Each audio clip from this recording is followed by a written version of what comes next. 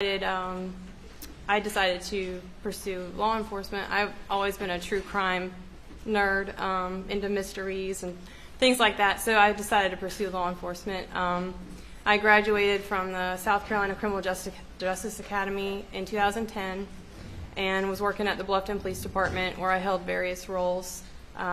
Started on patrol, became a detective, then I was promoted to supervisor, where I supervised a patrol shift, and then eventually supervised the detective unit at Bluffton PD. My husband and I decided we wanted a lot of kids. So after I had my third baby, I decided to try my civilian job, get out of law enforcement for a little bit with a better schedule. So I briefly worked on Paris Island as a sexual assault victim advocate for the Sexual Assault Response and Prevention Program. Realized I missed law enforcement, so I wanted to get back. So, especially investigations. I first tried Beaufort Police Department, but it would take several years for them to have an opening in criminal investigations. So then I came to the Colleton County Sheriff's Office, where they were seeking experienced detectives. And so I joined Colleton County Sheriff's Office in September 2020, and February 2021 I was transferred to the Criminal Investigation Division, where I currently am now. My main focus is child crimes, which means children of sexual and physical abuse. Those are the cases that I predominantly work, as well as I'm a South Carolina ICAC task force member, and what that means is it's Internet Crimes Against Children, and that's a task force that's partnership with the Attorney General's office, and we basically battle online child predators, child pornography, those types of cases. We do rotate homicides in the detective division among 9 of us. At some point, did you work at Paris Island? I did, yes, sir. Tell these folks what you did there. I was the sexual assault victim advocate for civilians on the base. And your training in law enforcement's been what, detective? It's been various things. It's been basic training to advanced training, you name it. I've attended several advanced trainings hosted by other law enforcement agencies, state and federal. How many children do you have now? We have 4. Okay. And does your husband work? He does. Does he work at home? He does. Mm-hmm. So you started full-time with Colleton in what year? 2020. Okay. And what was your role when you first started with Colleton County Sheriff's Department? I started on patrol to familiarize myself with the county. And then did you work yourself, or not work out, but you become a detective? I did, yes. Okay. When was that? February 2021. On June 7th of 2021. Well, let me ask before you get there. Where do you, not to pry, don't want the world to know, but they're going to, where do you live? I live in Ridgeland. Okay. Now, on June 7th of 2021, were you on call? I was. Okay. How far is it from Ridgeland to here? 45 minutes to an hour, depending on traffic and what part of Colleton County I'm going to. Did you receive a call to respond to a double homicide? I did. Okay. And where was that? Where were you supposed to respond? Okay. Initially to the scene, 4147 Moselle Road, but due to my long commute, it was better that I stopped at the sheriff's office first and I be the one to prepare the search warrant for the property. And who were you coordinating with during that? I mean, who was your boss? That's Captain Jason Chapman. And after you'd received the call, did you confer with Captain Chapman? I did. Okay. And as a result of that, what did you do? I went to the sheriff's office, prepared the search warrant, was finally able to track down a magistrate. I had to wake him up out of his bed to sign the warrant, and I was able to secure a search warrant for the property. Okay. And for 4147 Moselle? Yes, sir. Okay. What did you do after you got the search warrant? I notified everybody over the radio that I had the search warrant signed because I wasn't sure if the SLED crime scene unit was waiting on me, and it was still going to take some time to get out there. And then I made my way to 4147 Moselle Road with the warrant. Had you been out there before, to 4147 Moselle? Never. When you went out there, did you know what your role was going to be as you were going out there? I did not. When you got to the scene, tell us what happened. So when I pulled up, I noticed there were several SLED agents as well as Colleton County deputies at the scene. I was basically the last one there. And I met with my supervisor, Captain Jason Chapman, and presented them with the search warrant as well as SLED. He asked me if I knew the Murdaugh family, to which I replied I did not. They then asked me if I was familiar with a boat accident that had happened in Beaufort, and my reply was, I've heard of it, but I don't know the details. So with that information, they said, okay, you're going to be assigned as the liaison with the lead SLED agent on the case, who was identified as Senior Special Agent David Owen, and that my task was going to be to assist him with anything he may need that evening at the scene and throughout the investigation.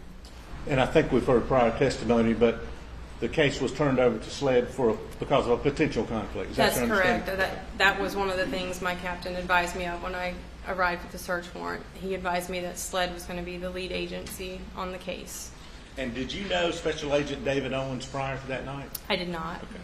But did you get to know him and actually get to work with him some? I did, yes, sir. And let's start out with that job.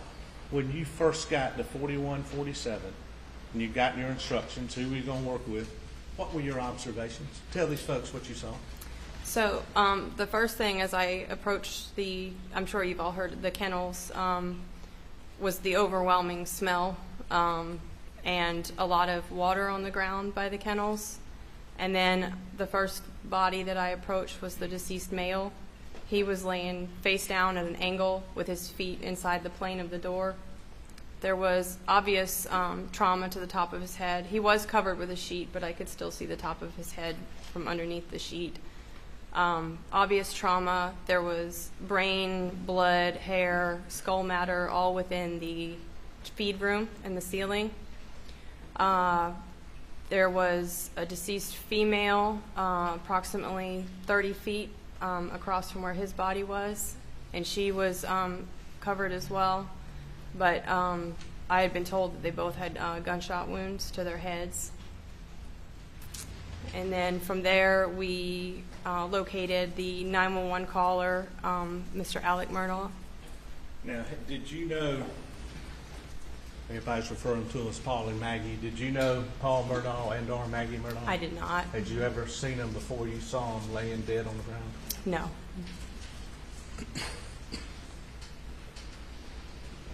At that point, did you walk any of the rest of the scene? Not at that point. Okay. Well, tell the folks what you did do after that. We located Mr. Murdaugh, Alec, standing at the back of there was his Suburban, and then there was, I believe his brother Randy had arrived at the scene at that point, and they were standing behind Randy's truck, so they couldn't see the scene anymore. So we approached him and asked if he would speak with us. He introduced the man standing next to him as his personal attorney, Danny Henderson, and he agreed to speak with us. By this point, it had started to rain, so we utilized Agent Owen's vehicle to do the interview. Now, before we get to that, had you made any other observations about bullet holes or shell casings prior to that? Yes, there were shell casings in front of Maggie's head area, in front to the left on the ground. In between, there was like a gravel area in between the two buildings. Had you seen what's been referred to as the feed room? And Yes. okay, what did you observe in there, if anything? Inside the feed room, I did observe body matter that had been on the ceiling, as well as covered in items inside the feed room. There was shotgun wadding on the floor inside the feed room, as well as droplets of blood on the concrete. Did you see any holes in the window? Yeah, there was a window to the back of the feed room that had several holes in it. I want to skip the statement for a second. All right. Mm-hmm. After you took the statement, we're going to get into that. Did you go back and look at the scene with either Captain Chapman, and I say the scene, the shelters, the dog kennels, did you and or Captain Chapman or anybody else have an opportunity to go back and look? I did. Okay. Tell the ladies and gentlemen, first of all, why you did that and what were your observations, please, ma'am? Well, it was such a large scene. I decided to canvas the outer part of the scene, and while I was doing that, keep in mind it was late at night. It was dark, so we had flashlights. So while I was doing that, I noted some what appeared to me to be fresh shoe impressions in a sandy part of the shed on the left side of the hangar, what we're describing as the hangar. In between some tractors and the wall of the shed, there was several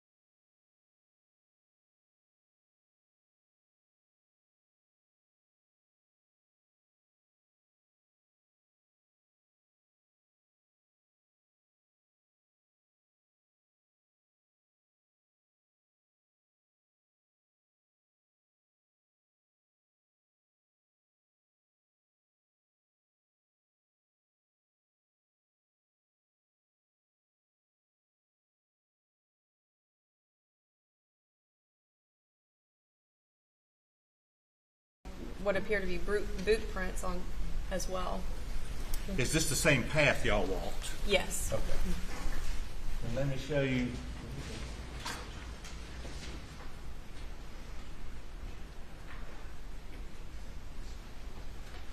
Stage 195, do you recognize this?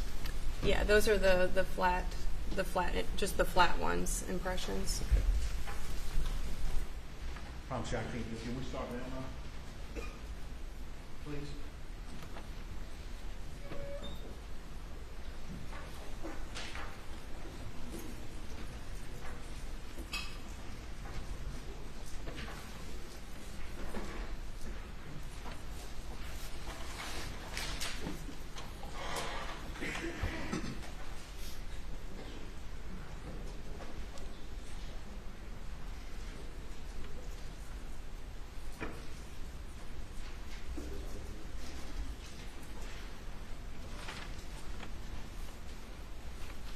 Show you what's marked Stage 22. Do you recognize this, and does it relate to your testimony? Yes, it does. Your Honor, Stage 22 without objection.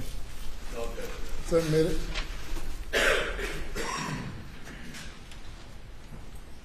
Are we on?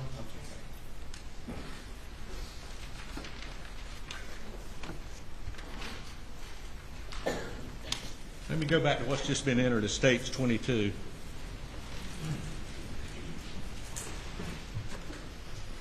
You said you recognize that. What is that, Detective? That's in front of the hangar, the building. So Maggie would be to the right, and the shoe impressions I'm referring to would be on the left. And getting a little closer view on States 194. Yes, that's the left side of the hangar. Can you show in this picture the prints you were talking about, the footprints? Yes. Can you come down here with the judge's permission? Yes. Sure, please.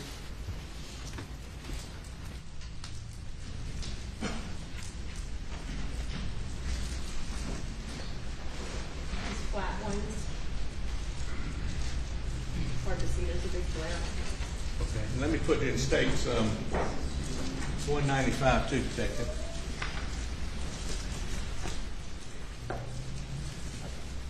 Yeah, these flat impressions, these flat ones. You will see. Were those the foot impressions you saw that night? The flat ones? Yes. Okay. Were there any other foot impressions beside the flat ones that you saw? No.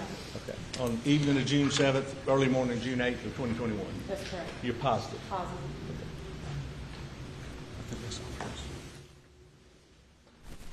And again, when you and the captain walked, how far were you from the sandals? A foot to the left. Don't take this any bad way, but could some of those other prints be yours or the captain's, or you don't It's know? possible. Okay.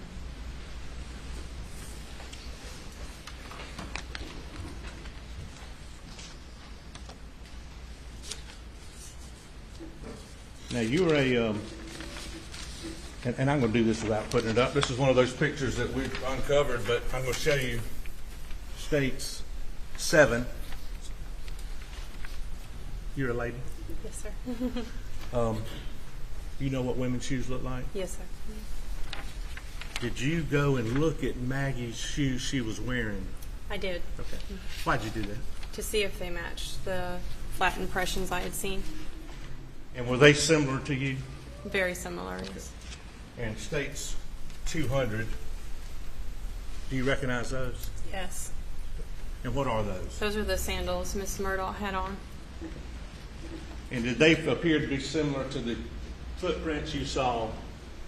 Yes, very.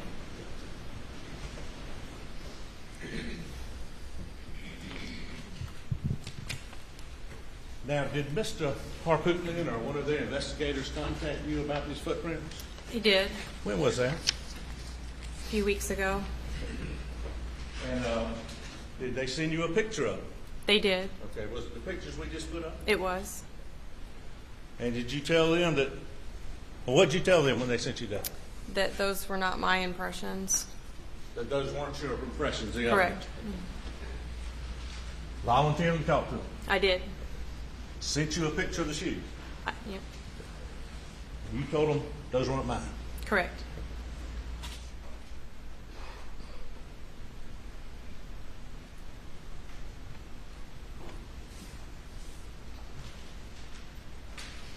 All right, let's get back to, I think you said, on the defendant, Richard Alexander Murdaugh, the defendant had said, introduced you to who before you started the interview? Danny Henderson said he was his personal attorney. His personal attorney. Yes. Did he want his attorney in the car with you? He did. Okay. And I believe you said it was raining? Yes, sir. So what did y'all do to get out of the elements? We sat inside Agent Owens with sled inside his vehicle. And please tell the ladies and gentlemen of this jury specifically where everybody was sitting. Agent Owen was in the driver's seat. Alec Murdaugh was in the front passenger seat. I sat directly behind him, and then Mr. Henderson sat to my left. Please listen to me. First time, was that the first time you met Alex Murdaugh? It was. Did he appear to you to be under the influence of alcohol, drugs, or any other intoxicant when you saw him? He did not. Did he appear to you to understand your questions and Special Agent David Owens' questions when y'all were talking to him? He did. Were his answers to either you or Agent Owens timely? Yes. Were they subject matter appropriate? Yes, they were. Did you have any trouble understanding the defendant when you were talking to him? I did not. Did he appear to have any trouble understanding you and responding to your questions? He did not. He may have asked twice to repeat a question, but he was understanding what was being discussed.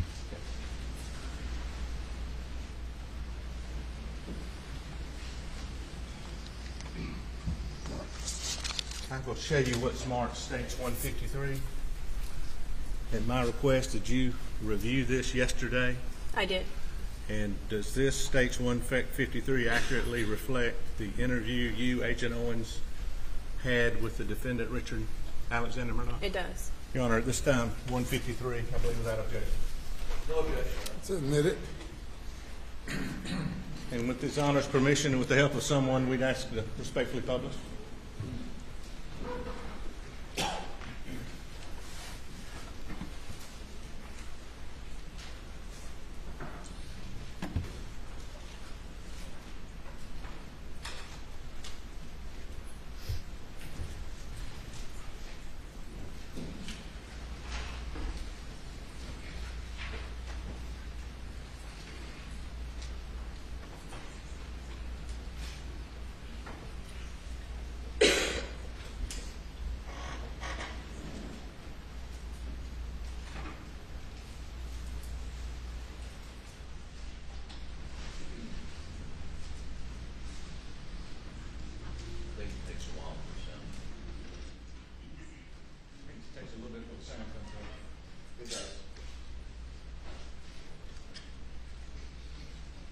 While we're waiting for the sound, is that the defendant, Alex Murdaugh? It is. Is that you back in the back? That is me. Who is that? That is Special Agent Owen. Who is that? Danny Henderson.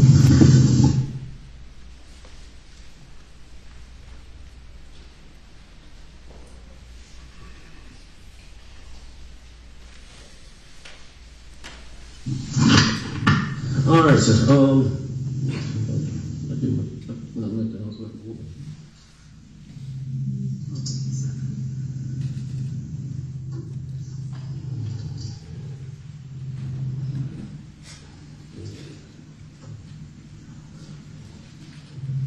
All right, Mr. Murdaugh, state your full name for me, please. Richard Alexander Murdaugh.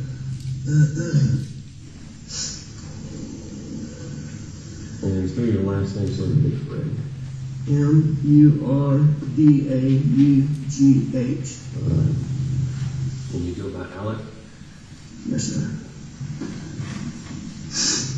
And date of birth, Mr. Murdaugh. May 27th, 1968. And your phone number for you. 803-942-1227.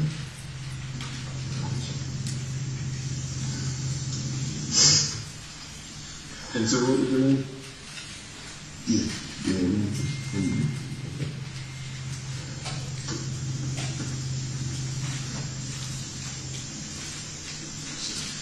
All right. As I stated, I'm David Owen, and I'm from Rutland with Colleton County. I'm with SLED. I hate to have to do this. I understand. Yeah. I totally Yeah. understand. Yeah. So you don't have any problem with it. So, just start at the top, take your time. Like when I came back here, I mean, I pulled up and I could see him, and you know, I knew something was bad. I ran out. I knew it was really bad. My boy over there, I could see it was.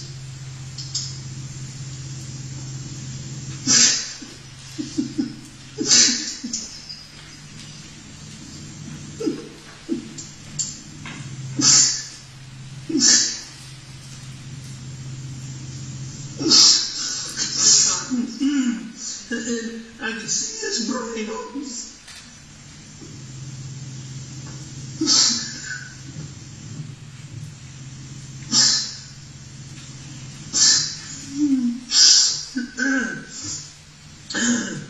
And I ran over to Maggie. Actually, I think I tried to turn Paul over first. You know, I tried to turn him over, and I don't know, I figured it out. His cell phone popped out of his pocket. I started trying to do something with it, thinking maybe, but then I put it back down really quickly. Then I went to my wife, and I mean, I could see.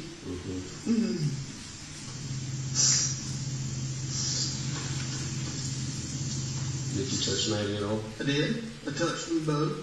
I tried to take, I tried to do it as limited as possible, but I tried to take their pulse on both of them. And, you know, I called 911, pretty much right away, and she was very good.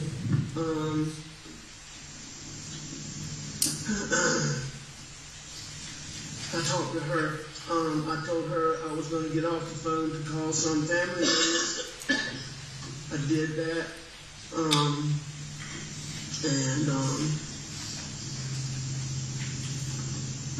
What family members did you call? I called my brother Randy, and I called my brother John.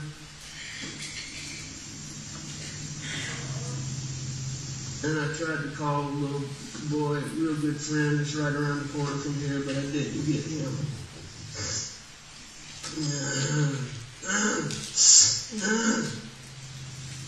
What all was around Paul when he walked up? Blood. Anything else?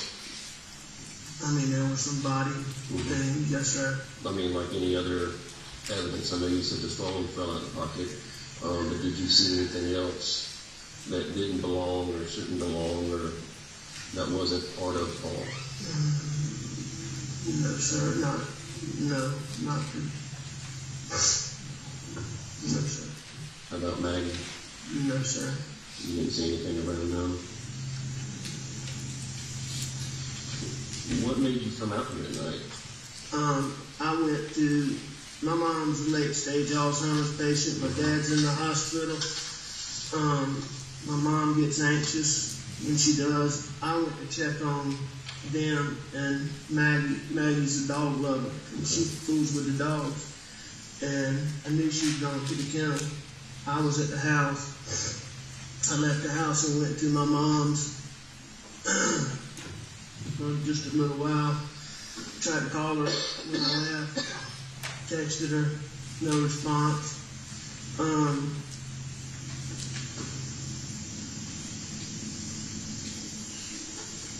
When I got back to the house was obviously nobody was in there. So I figured they're still up here fooling around. Paul's going to be getting set up to plant. Our sunflower seeds got sprayed and died, and he was refiguring to plant the sunflower seeds. So I came back up here and drove up and saw and called.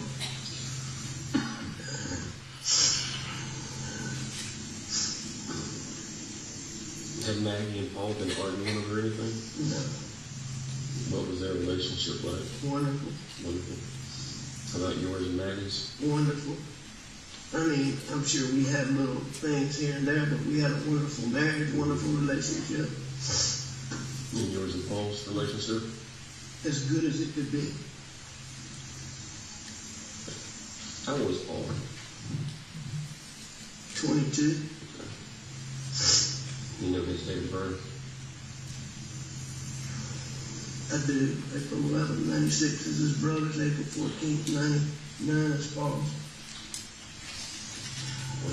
What's Maggie's full name? Margaret Brandstetter Murdaugh. Her date of birth, sir?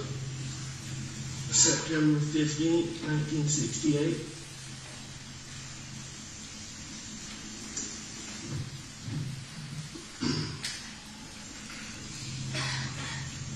Have y'all been having any problems out here?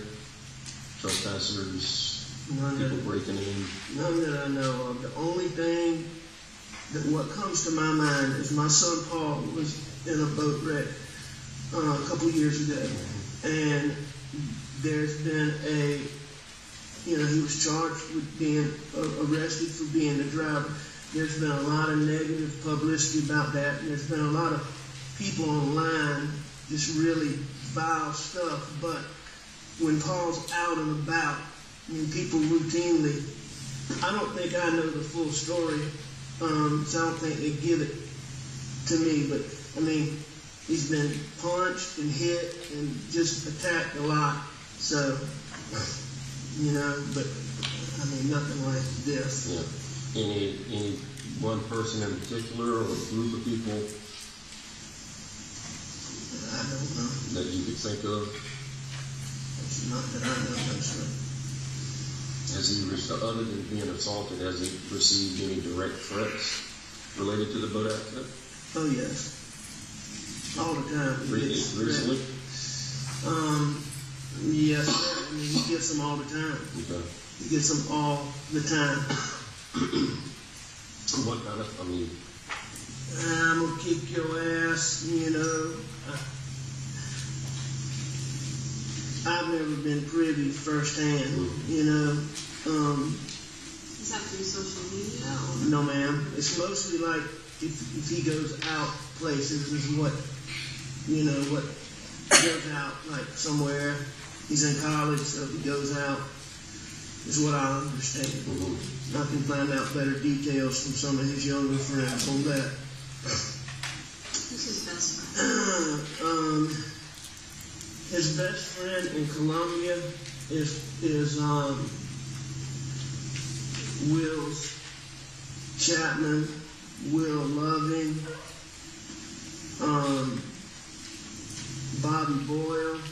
Bobby Boyle, Will Chapman, and Paul were getting ready to move into a house together in Columbia. You said Will Chapman and Will Loving? Will's with an S, Chapman, and Will with an L, Loving.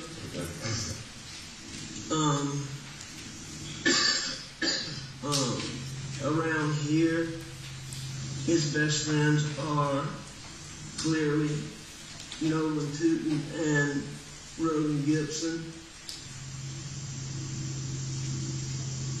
Tootin? Nolan Tootin? Yes, sir. And what was the other one, I'm sorry? Rogan Gibson.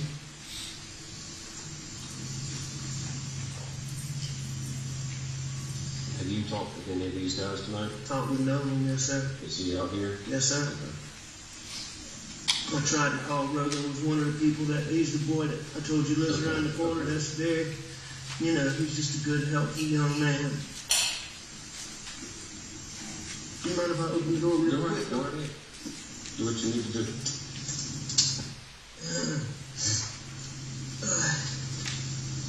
So is there anybody that you can think of that we need to talk to tonight? Is there a name that comes to mind?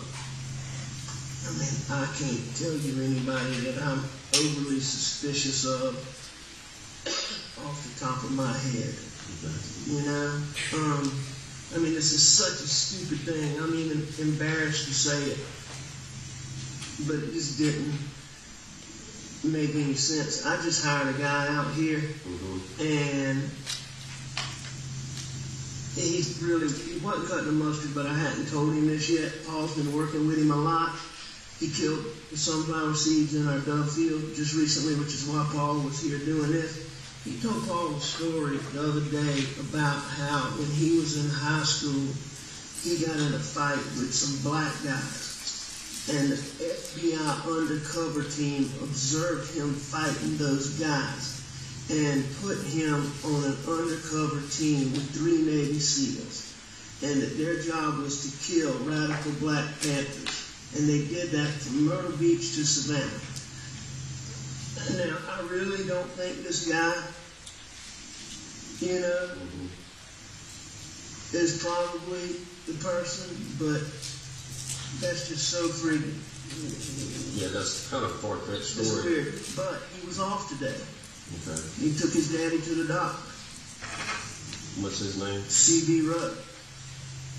R-O-W-E? Yeah, and I sent him a message to text me earlier today about the sunflowers, and he called me back when I was on the way to my mom's house. Did you talk to him at that time? Briefly, I was on the phone with a lawyer friend of mine named Chris Wilson from Bamberg, so I told him I'd call him back tomorrow, see him in the morning. When you briefly talked to Mr. Rowe, what was his demeanor or attitude? Or? I mean, it seemed normal. I mean, I asked him about the sunflowers and so, I'm sure he's a little bit. Where does he live?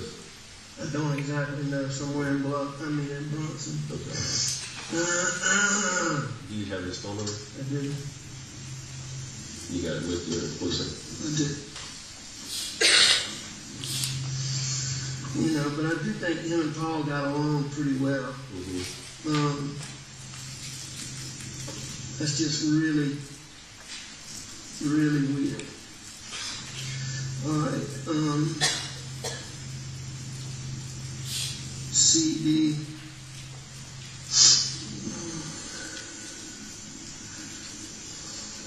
Right there. You glad? Yeah, I know. He called me, so I'll do that.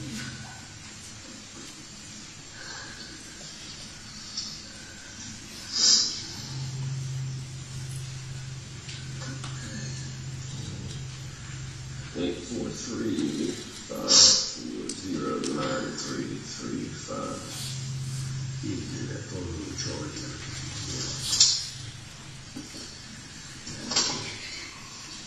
Is that an iPhone? Yes, sir.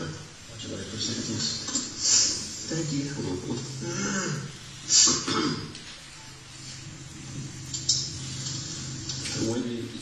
When did you tell that story to Paul? Sometime last week. Okay.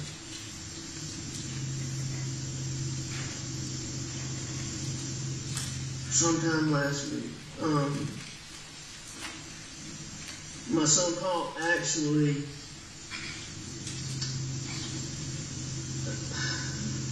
I really do not think, in all honesty, that it's him, but I know y'all got to check it out. But Paul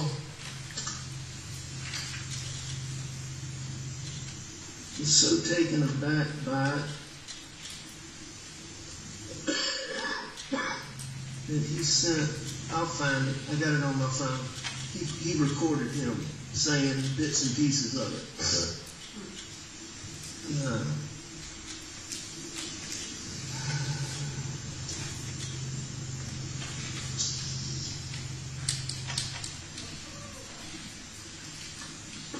But for all this weirdness, I mean, I do think they they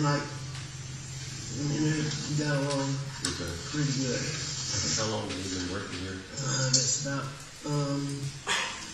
3 or 4 pay periods, so 8 weeks, couple months.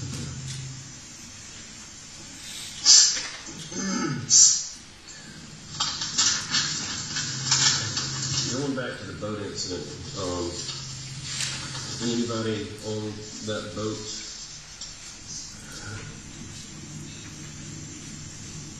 really have a hard on for Paul that you would think would come after him, or know of any direct threats from people on the boat?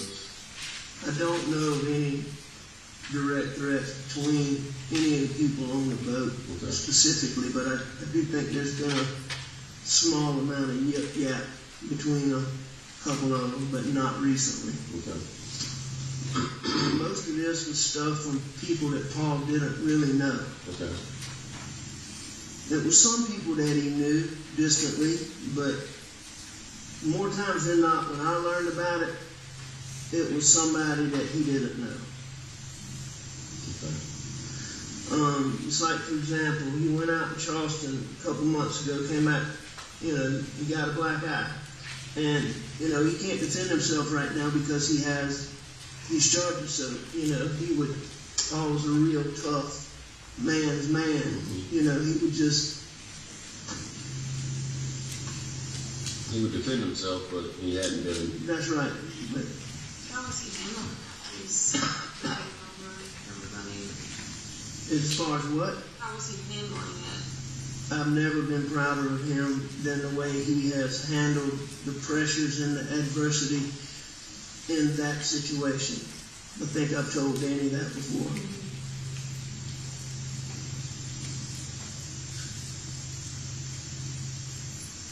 I mean, Paul is a wonderful, wonderful, wonderful kid. He can do almost anything. He gets along with almost anybody. Do y'all store any weapons out here? We don't store them, but they're frequently out here. I need to find out if there were any out here because I know there was a shotgun. There was a 12-gauge shotgun out here. I'll have to find out exactly when that was. I think it got put up, but I'm not positive. What did that shotgun look like? It was camouflage. I want to say it was a Benelli or maybe a Beretta. I can't remember which brand it is.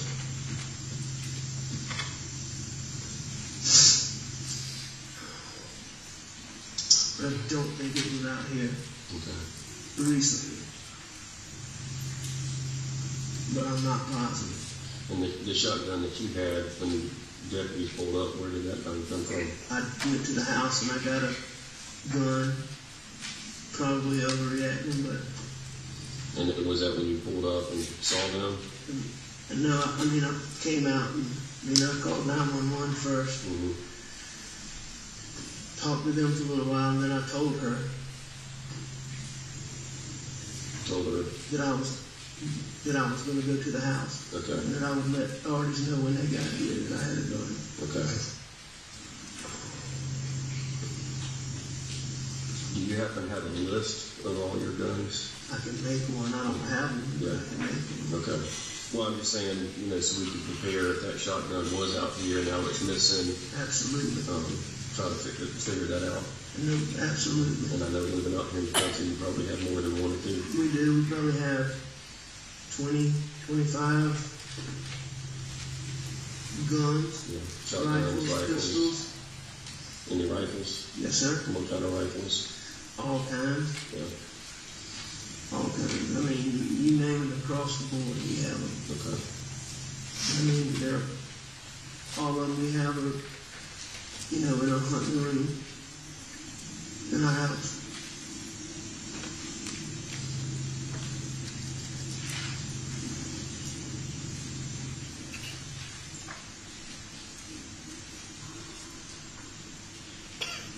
What was their schedule today? When did they get home? My son works for my brother, and he was coming home to deal with the sunflowers. He got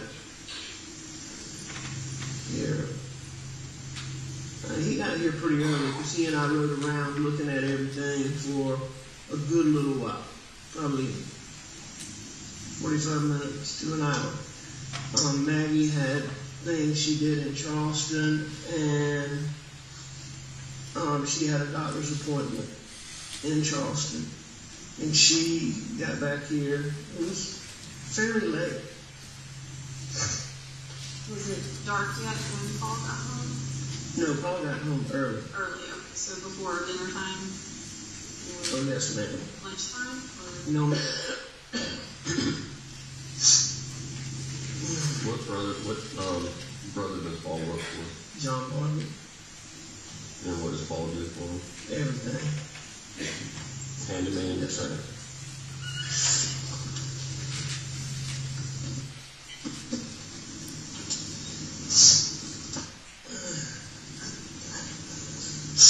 was it unusual for Maggie to feed the dogs this time of night or check on them? Oh, no. I mean, she played with those dogs all the time. And it's especially common for her to, she's been gone for a while, to come and let especially two of them out to run. Okay. So she pretty regularly comes out here in the evenings. Very regular. Comes out here a lot.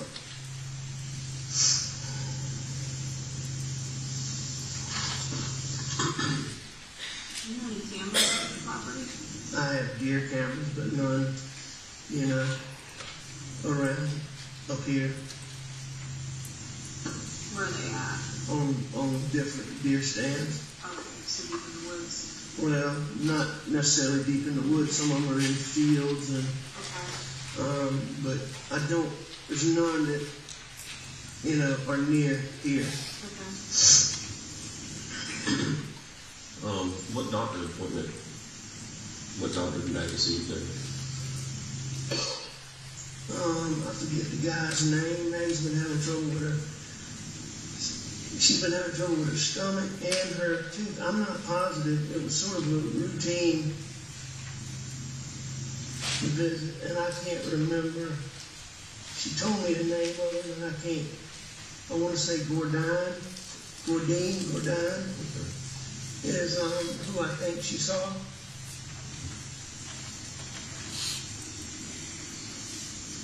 So was she back home around supper time?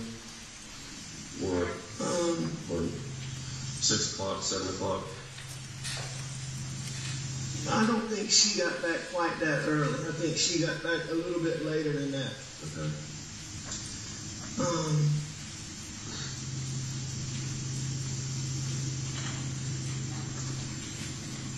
What did you do today?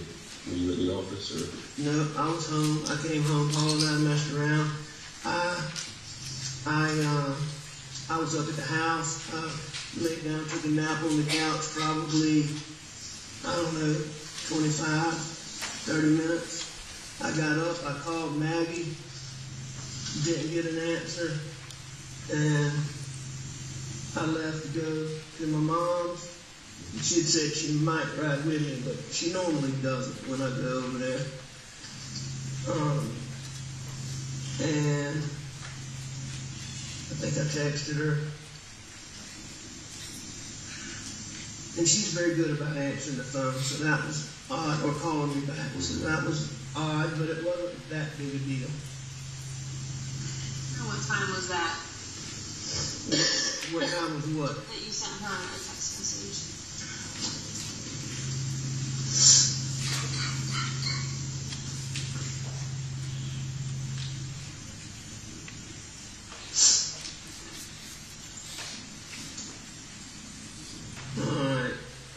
I texted her at 9:08, wanted to check on him, be right back. And then I texted her at 9:47, that must be when I started to come back. I think I called her before that.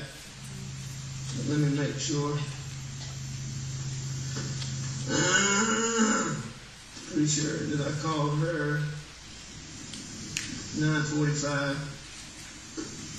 And then I tried to call. And then, no, I think that was riding. I think that might have been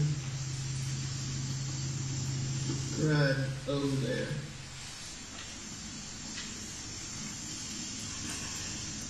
Two, three.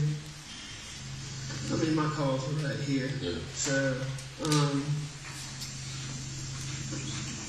obviously this is when I, at 10:06,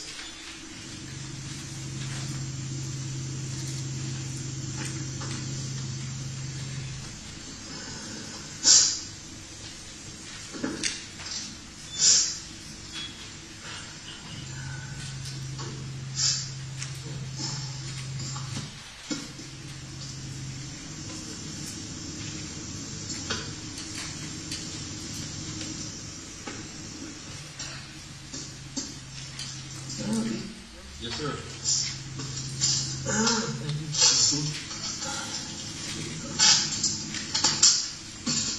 Anybody else want some gum?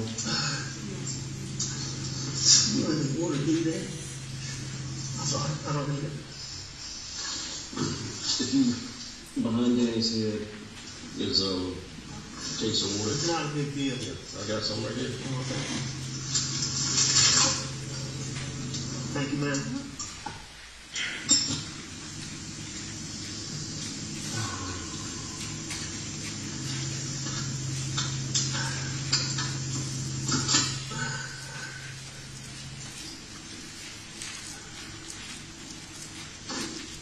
I'm sure we're going to have much more questions. I'm available at, you let me know.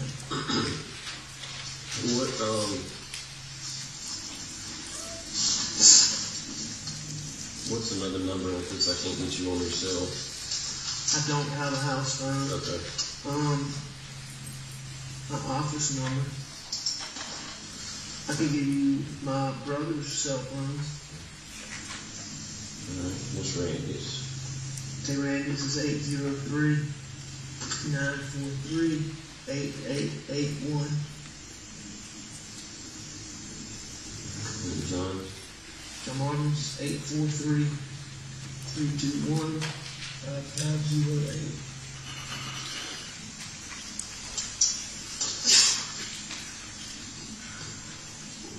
And you said your dad's in the hospital? Yes, sir. Which hospital? Charleston or? Savannah County, St. Joseph's.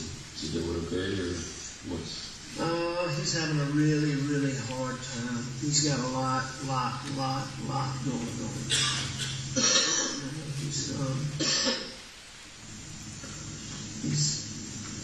He's doing okay, doing everything, but he's got a lot going on.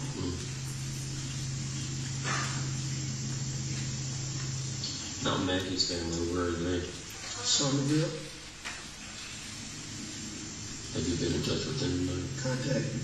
Yes, I had my brother call Bart, the wife of his sister, and the husband of Maggie's sister, so that they could go and tell Maggie's parents felt like they needed to hear it in person, and they were going there and calling me. So they must not be there yet. Maggie's parents in Somerville. Yes. And her mom just had a knee replacement surgery, and her dad really has trouble getting around nowadays. Do you have any other children? I do. I have a 24-year-old. That's right, you said. What's his name? Buster, Richard Alexander Jr. He goes by Buster. He goes by Buster. Is he here tonight? He's on his way.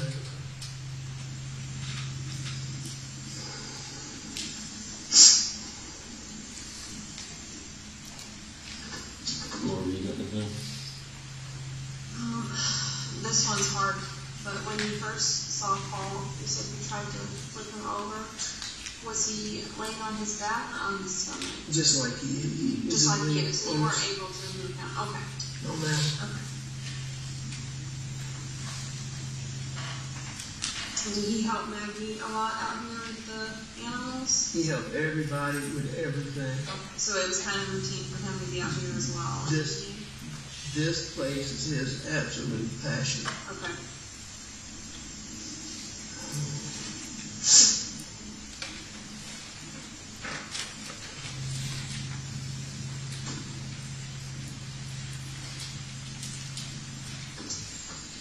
I try to turn him, and then I check, and then I think I already did, but I checked him. And when you first pulled into the property, did you come from this direction where all our police cars are, or which way did you come I in? went to the house, Okay. and then I came from the house This way. straight here. Yes, ma'am. Okay. I mean, where my vehicle was parked is probably, Is where it was. Okay. well, no, maybe not exactly, but it was pretty close, because I came back the same route That's right, because you went back to get your shotgun. when I came back.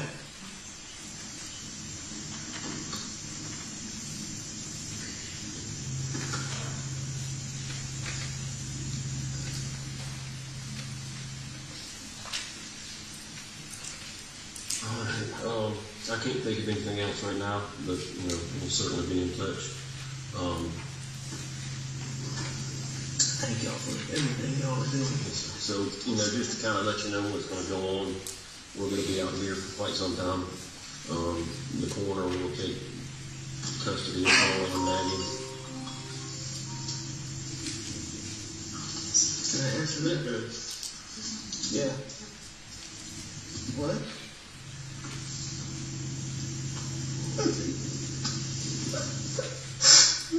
No, we're finished. Let me come out there where I'll be here when he gets here. No, don't let him come up here.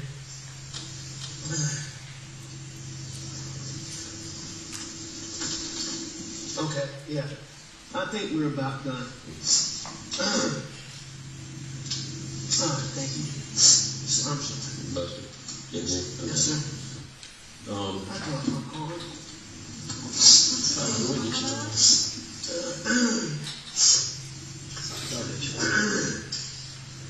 Thank you. So the coroner will come over and talk to you. They'll do the autopsy and everything, and then go from there. But we'll come to you before we leave. Thank you very much. Thank you, Mr. Rutland. Yes, sir. Thank you very much. Here, you want this water? Yes, please. Thank you. Yep.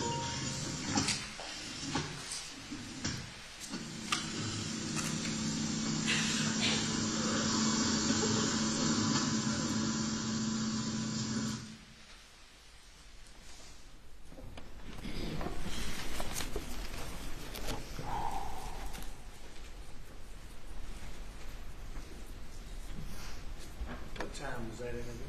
I think it was 1 a.m.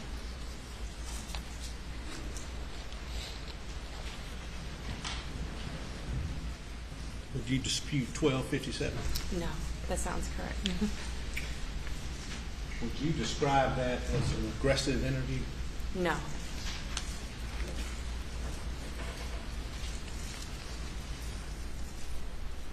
As a part of your investigating procedure, had you listened to the 911 tape prior to this?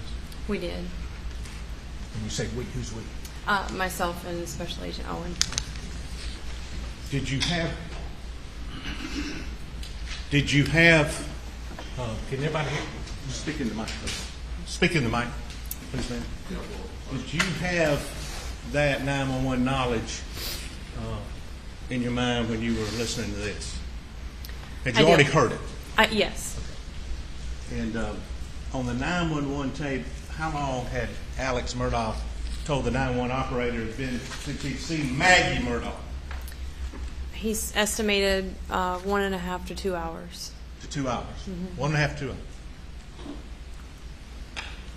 And on this tape, your interview, what had he said about seeing Maggie? When was the last time he'd seen Maggie Murdaugh? That she about 2 hours. Did he say he took a nap? He took a nap. Okay. Did he say where he went after that?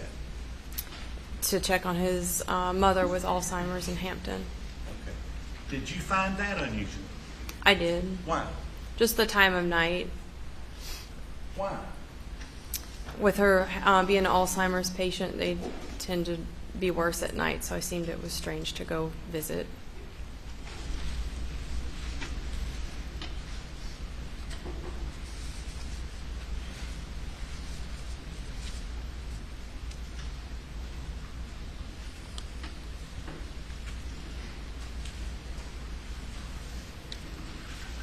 What time was the 911 call?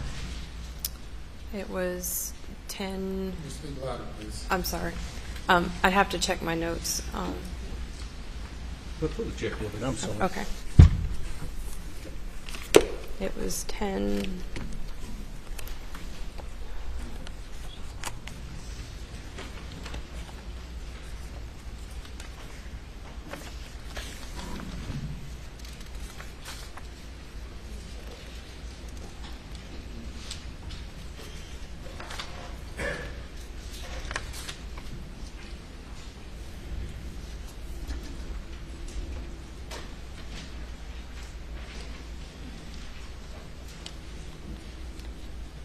$10:06. And this interview was 12:57? Yes, that's correct. In your interview, in Agent Owen's interview, did the defendant, Alex Murdaugh, tell you he tried to turn Paul over? He did. And did he say whether or not he had tried to check Paul's pulse and or Maggie's pulse? He stated he tried to check both. What did Mr. Murdaugh, the defendant, Alex Murdaugh, say about the phone, if anything, that was in Paul's possession? He stated his phone popped out of his pocket When? when he tried to check his pulse. Did he try to turn him over? That's what he said.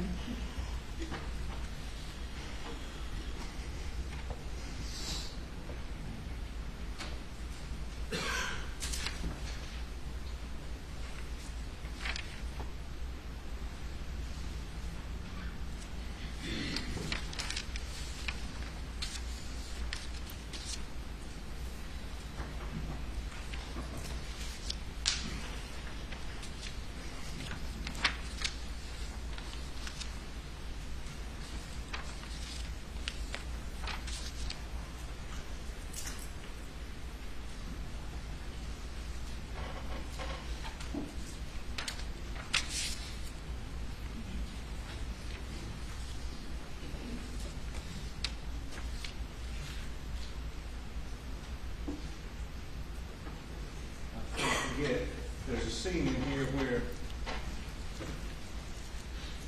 Alexander Murdaugh is looking at his phone. You remember that? Correct, yes. Okay. Can you actually see the phone in there and the times and the messages on the video that he's looking at? You can on the bottom left of the screen. And what was that in response to that he was looking at that? When I asked what time he texted Maggie,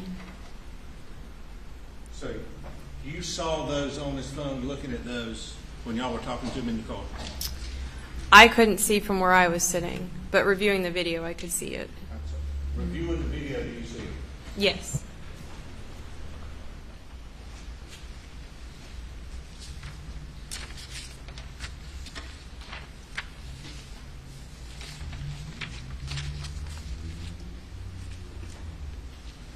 I've got a transcript here, but at the end of the video, toward the end of the interview, did Mr. Murdaugh say again he tried to turn over his son, Paul Murdaugh?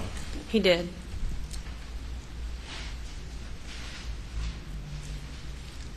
That he tried to check him? That's what he said.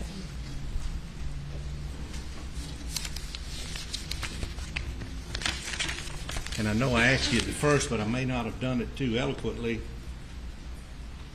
Did he first tell you he tried to turn him over? Yes, he did. And I figured it out? Yes, And his cell phone popped out of his pocket? that's correct. And everybody heard it, but then something with it thinking maybe, then I put it back down really quickly, then I went, and you can't really understand the rest of it. Yes.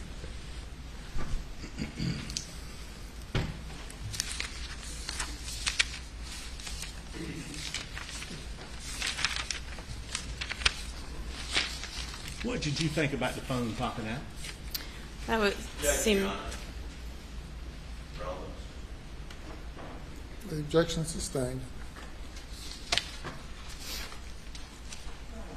Have you ever moved dead weight? I have.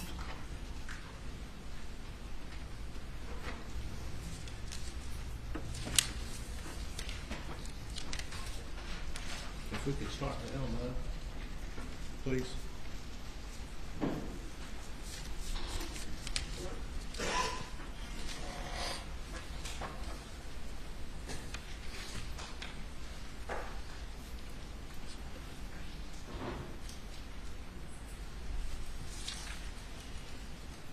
Judge, these are a couple of these pictures that I think that have this on top of it, just to warn everybody, these are graphic photos. First is number 2.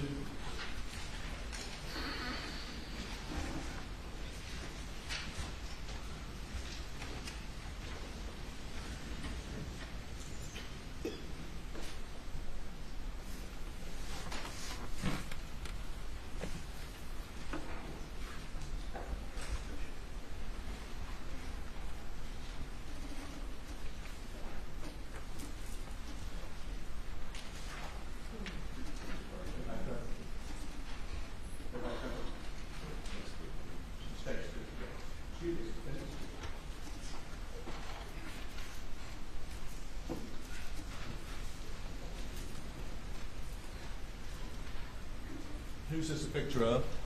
That's Maggie Murdaugh. Did the defendant say he checked her pulse? He did. Did he tell you where? He did not.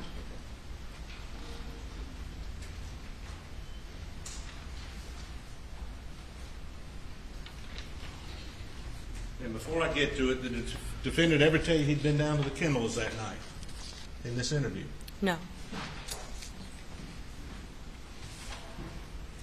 After his nap, where did he say he went?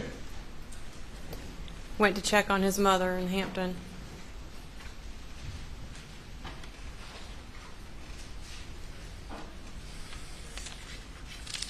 This again, if you keep your computers covered, please. Fence 1.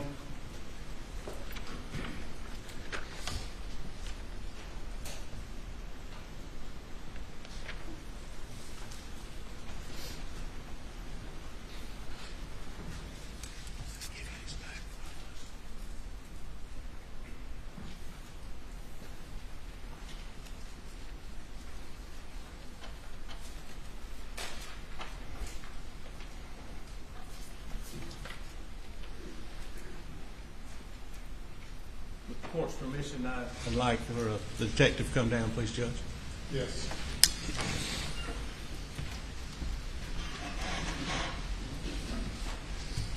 Detective, I'm going to get where you won't block and I won't block her.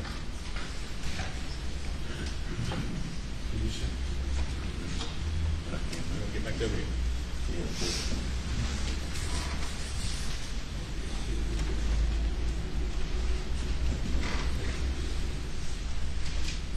Did the defendant tell you he tried to get the pulse of his son, Paul Murdaugh? He did. Did he tell you where he tried to get the pulse? He did not, just that he tried to turn him. Say that last He time. tried to turn him. And he told you he tried to turn him more than once, didn't he? Yes, he did. Objection leading, Your Honor. How many times did he tell you he tried to turn him? Twice. I think you've testified you tried to lift dead weight, right? I have. Can you describe what's around Paul Murdaugh? Blood and brain matter. And if you were to, where's his hands? Underneath his body. If you were to check the pulse of his hands, how would you do it? You would have to try to lift him up and get his arms out from under him. Underneath Correct. and rolling. Correct. By the way, where's his phone? It's laying on the backside of his shorts. Right there. Popped out, he said. Yes.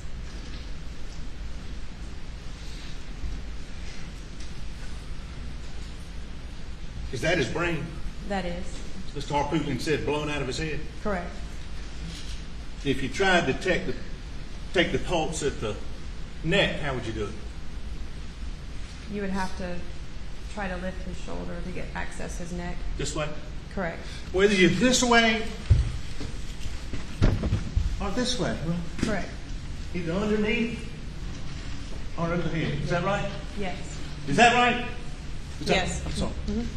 Sorry.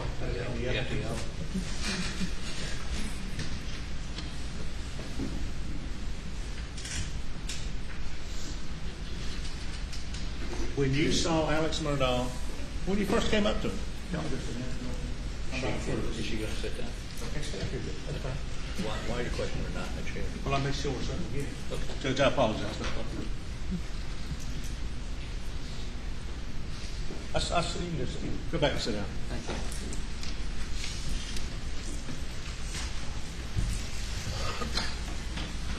When you first saw Alex Murdaugh at the car, did you observe him? I did. Why? Just to make mental notes of what he was wearing and how he looked. What were your mental notes? That he was clean. Say that again. That he was clean. When you were in the car with him, you were behind him. I was.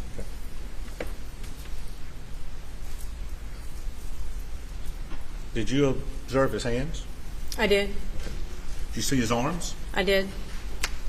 And when you were out on the side of the road beforehand, did you see his shirt, I did. his pants, Yes. his shoes? Yes. Now, when you were at this scene, when you first got there, did you see any footprints in the blood? No. Did you see any knee prints in the blood? No.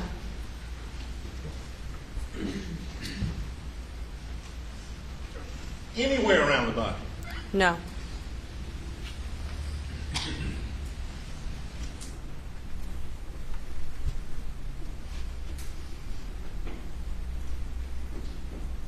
Did you look at his shoes? I did.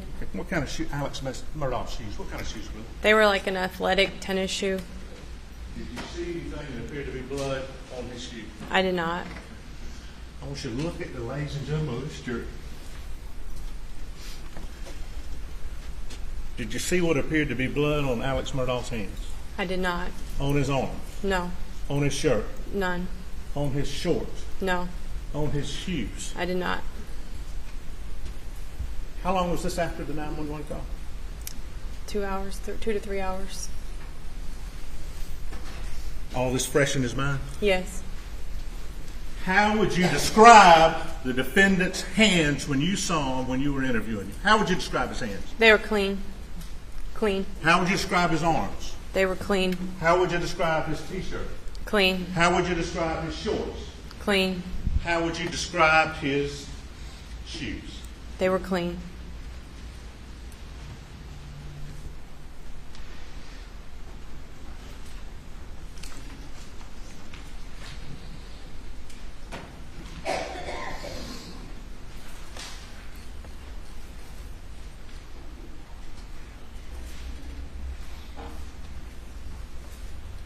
Hey, question, Don.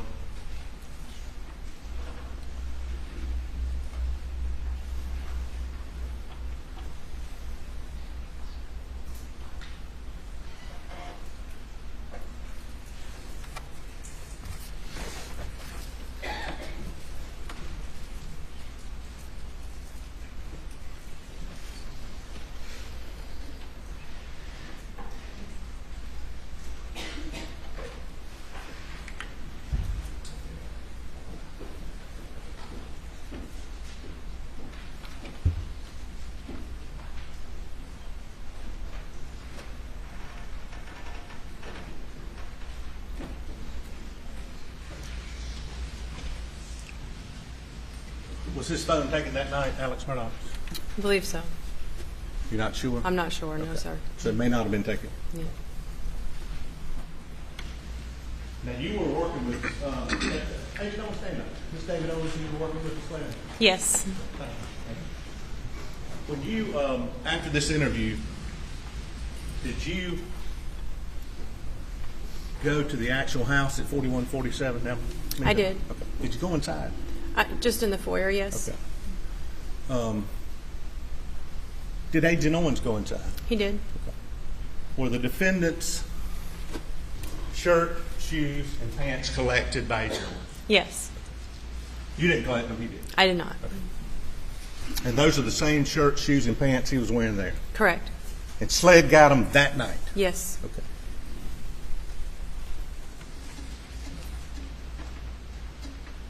After this, did you assist Sled in some things that came up in the investigation? I did. Okay. And I don't believe this will be objected to, but did you assist him with getting Maggie's car? I did. Okay. Some other cell phone evidence? Search warrants.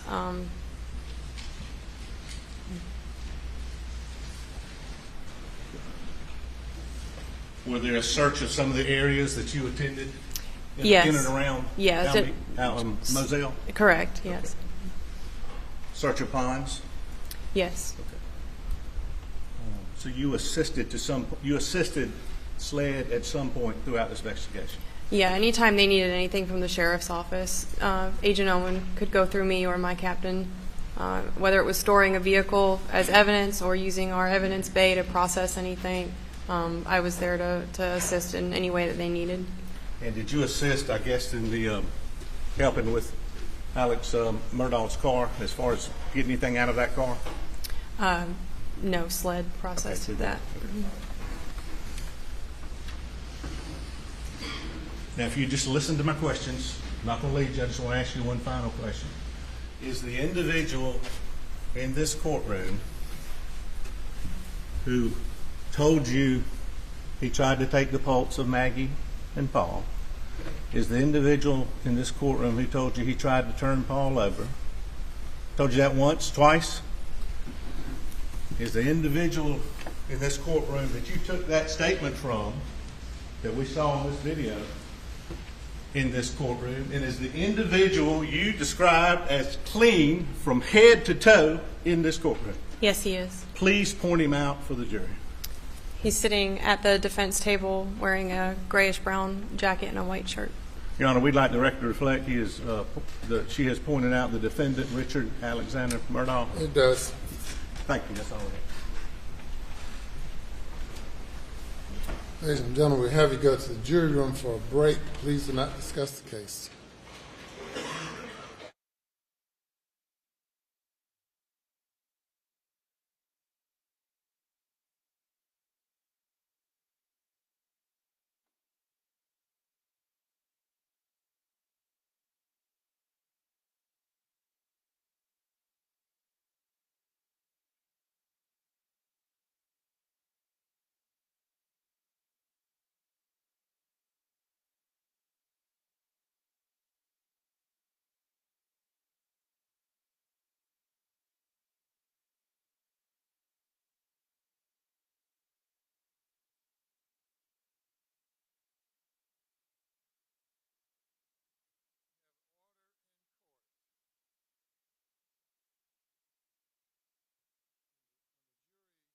Leaves the courtroom, that's not an invitation for conversations. until a recess takes place.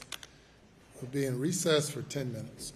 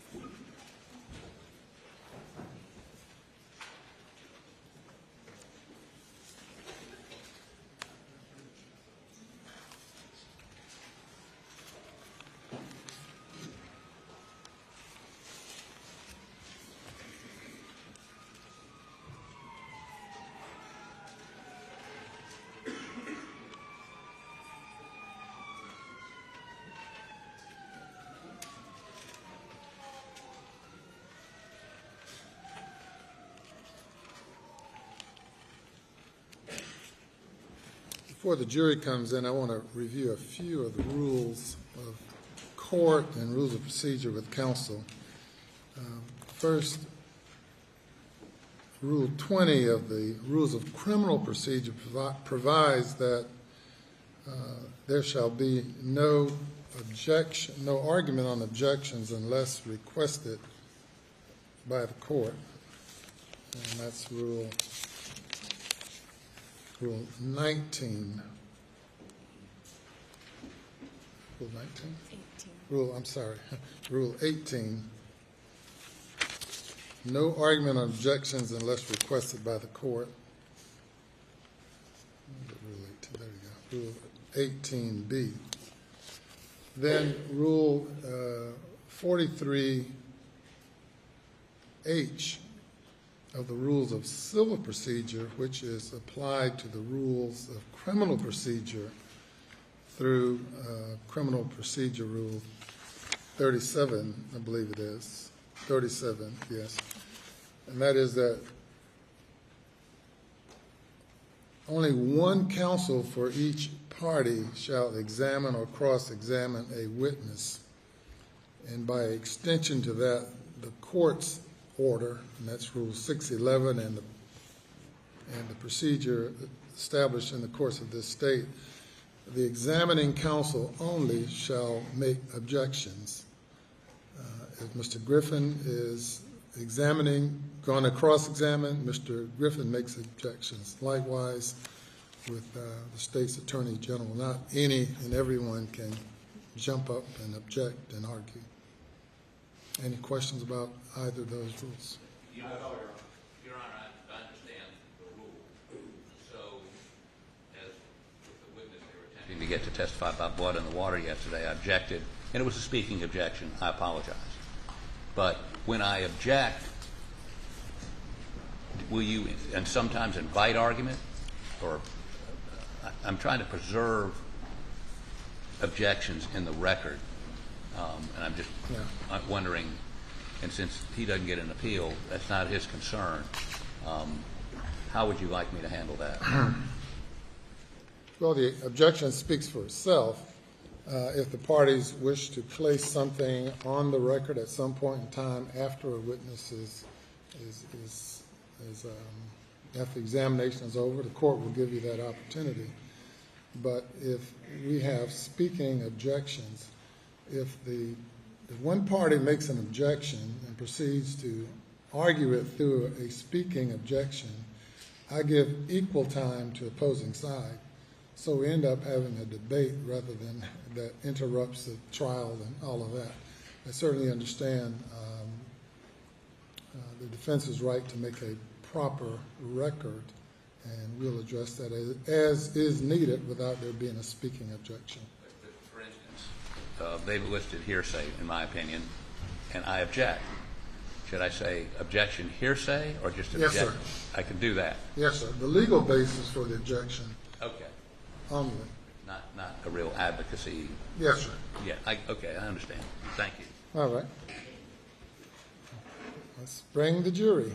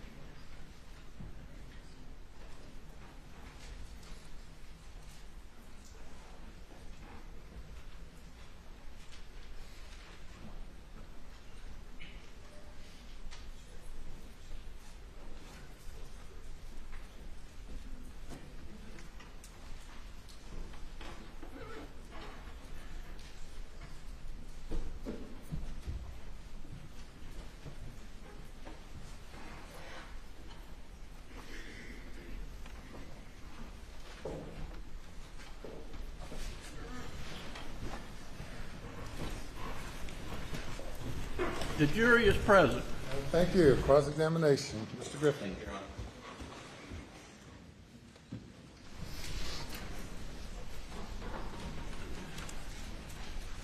Detective Cross, good morning. Good morning. My name is Jim Griffin. Detective Rutland. Jim? Rutland. Rutland, I'm sorry. That's okay. My name is Jim Griffin, and I represent Alec Murdaugh. You had testified on direct examination a moment ago that it was, you believe, somewhat unusual for Mr. Murdaugh to go visit his mother as late as 9:06 on a Monday evening. You recall testifying? I do. And you were sitting in the car when he was being interviewed, and you recall him saying that his father, Mr. Randolph Murdaugh, had just been put in the hospital that very day. That's correct. And that it was an unusual day because Mr. Randolph Murdaugh was not with Ms. Libby Randolph, and she gets anxious when that occurs. You remember that? I remember him saying Okay. something along those lines. And in that context, you don't criticize a son who goes to visit his mother who has early onset dementia on the very day in the afternoon that the father is admitted to the hospital. You're not here to criticize him for that, are you? No, I didn't criticize. I just made a mental note that was interesting. Okay. And you walked the crime scene when you arrived, and you made some mental notes and observations that you subsequently recorded in a report, did you not? I did.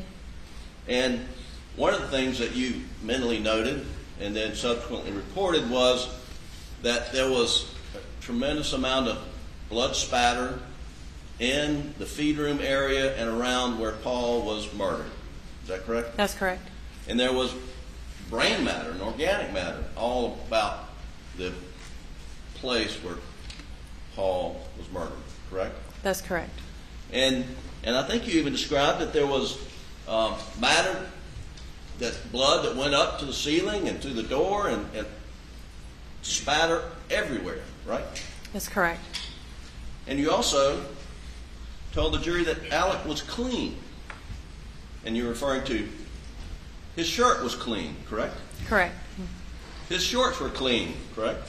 Correct. You remember the litany of Mr. Metters? Shorts, shirts, shoes were clean, correct? That's correct. He was clean, correct?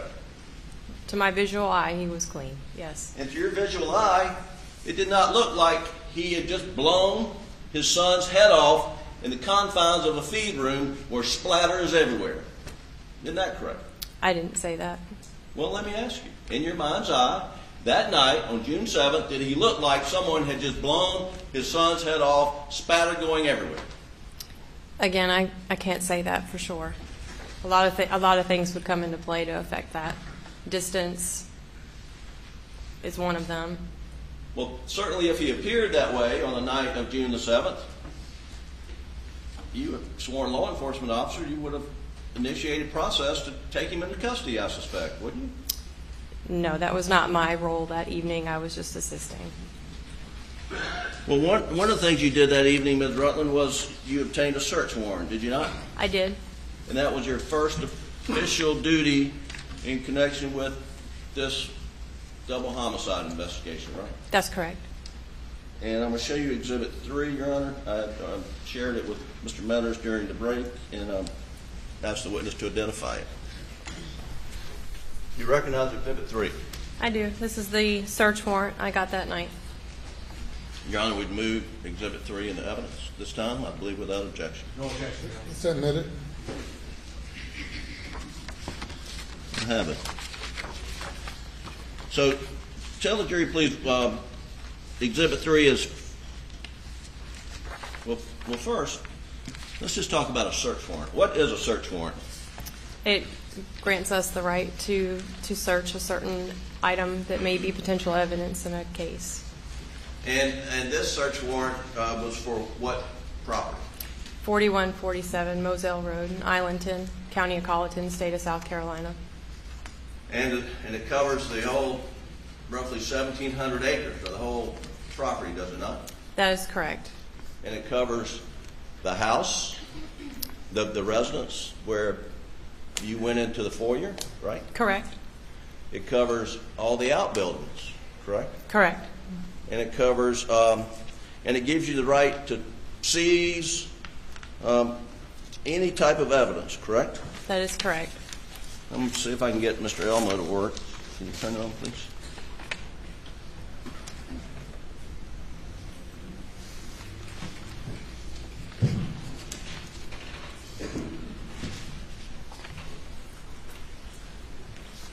I've got to turn sideways. All right. Let's see if we can read that document.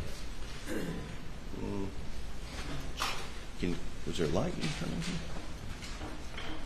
That's much better. And can we zoom in? All right. Okay. Got it. Thank you. So, and this is the search warrant, right? Yes, it is. And it says description of premises to be searched. And here it's 4147 Moselle Road, Islandton. And then there's a PIN number. What's the PIN number?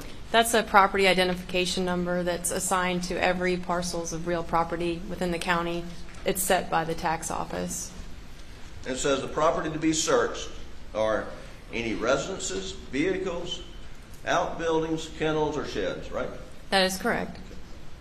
And then it says the description of the property to search and to be seized, and that's under the description of property, right? Correct. And you prepared this document for the magistrate to sign. I did. And here says evidence that may be used or taken during the commission of a crime of homicide to include but not limited any item, tool, clothing, gloves, mask, hats, hoodies, shoes, boots, jewelry, firearms, ammunition, shell casings, gunshot residue, weapons, identification documents, any paperwork, etc. It says any evidence inside vehicles on the property, any evidence found in outbuildings or sheds, any tire, shoe impressions, any and all DNA to include but not limited to fingerprints, touch DNA, etc. Any drugs, narcotics, drugs, paraphernalia, any and all cellular phones, phone records to include incoming, outgoing calls, text messages, voice messages, etc. And it goes on to talk about photographs and whatnot. It's all encompassing, isn't it? It is. And this is basically as broad of a search warrant that you draft because it's a homicide investigation and it gives you carte blanche on the property of the crime scene, correct? That's correct. And with the search warrant, you have the authority to go in the house and look for unclean, dirty clothes.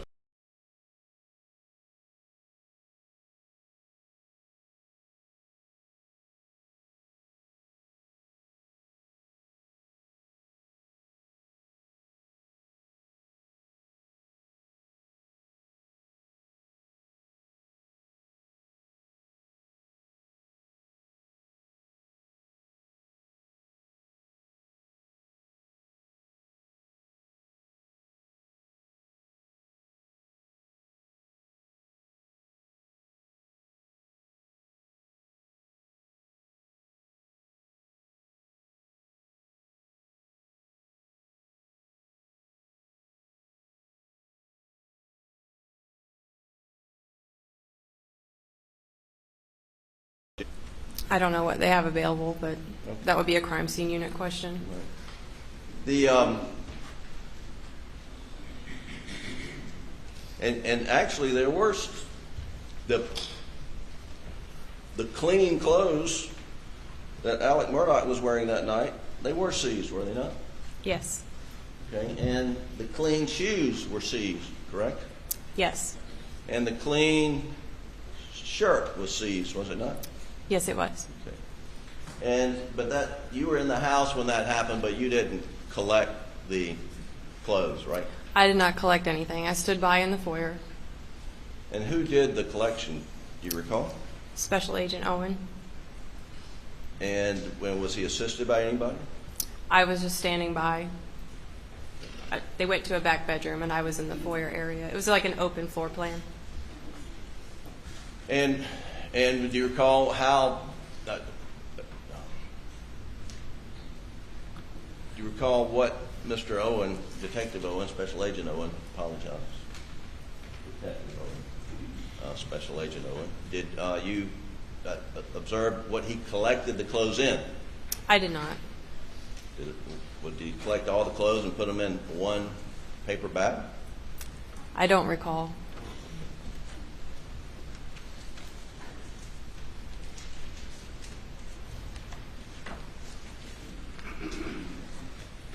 Now, the jury heard the complete video audio of the interview with Alec Murdaugh on the evening, early morning hours of June the 8th, and yet you were asked to repeat some of the things that he said, and I want to, I mean, the tape speaks for itself. I don't want anyone to misconstrue your testimony, so I just want to ask you, are you saying that Mr. Murdaugh tried to turn his son over 2 times on that tape, or that on 2 occasions he described one incident that he tried to turn his son over? The latter, that he explained twice, 2 different times. So in answer to your questions, if anyone would walked away thinking that Alec Murdaugh told you that he tried to turn him over 2 times, that would just be mistaken, and we've now clarified it, right? Correct. Okay. Now, you never asked, or Special Agent Owen never asked Mr. Murdaugh how he tried to turn his son over, correct? That's what. Correct. And so, you see Mr. Meadows crawling around on the floor down here as trying to reenact something, but that night he never was asked specifically, what did you do to try to turn your son over, correct? That's correct. We did not ask that. And that night he was not asked specifically how the phone popped out of his pocket while you were trying to turn him over, correct? Correct. And that night he was not asked specifically how far were you able to move Paul, if at all, when you tried to flip him over, correct? Correct. And in fact, did he really even say that I was trying to flip him over to check his pulse? I'd have to check the transcript, but I believe he said something along those lines. Or did he tell you where he tried to check Paul's pulse? He did not. So we don't know from your interview, or Special Agent Owen's interview, how he tried to turn him over, how the phone popped out, or at least how Alec describes it, because he wasn't asked, and where on Paul's body he attempted to check his pulse, correct? Correct.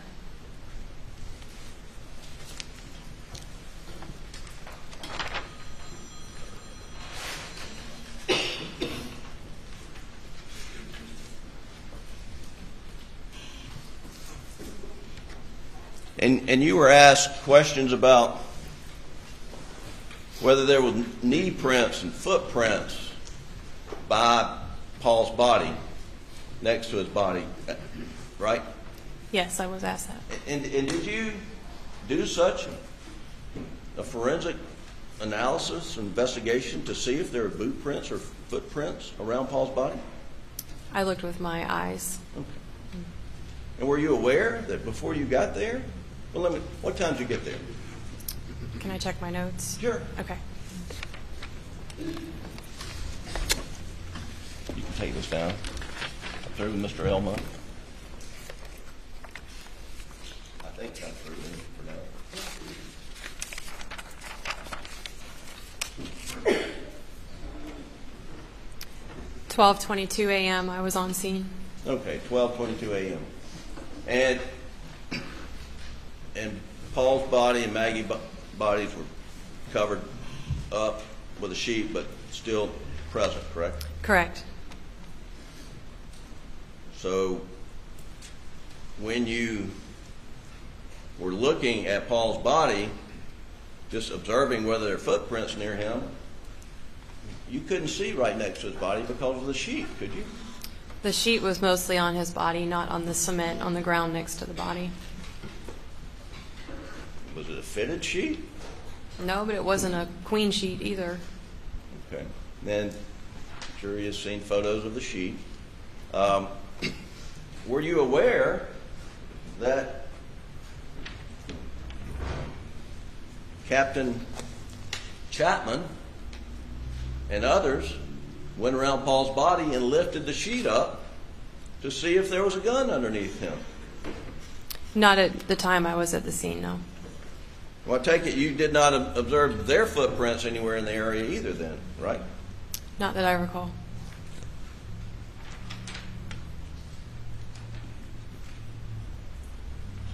And you said that Alex's pants were clean. Remember saying that?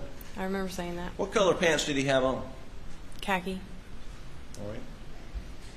And are you aware of any forensic testing that had been done to the pants to see whether there was blood on the pants That night? subsequently? No, there was nothing done that night forensically. That night, nothing was done forensically. Not before I interviewed him, no. Right. And you just did not observe any blood on his pants or in his pocket? No, just simply speaking with him like this, looking him up and down, I did not see any blood on him. And he didn't look like someone who had just been within feet of blowing Paul's head off, right? Again, I can't say that. There's so many different factors that you would have to take into account. Now,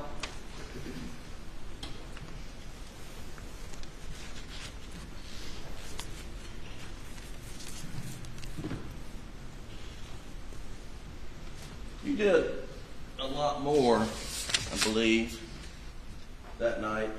After you left, well, let's go back.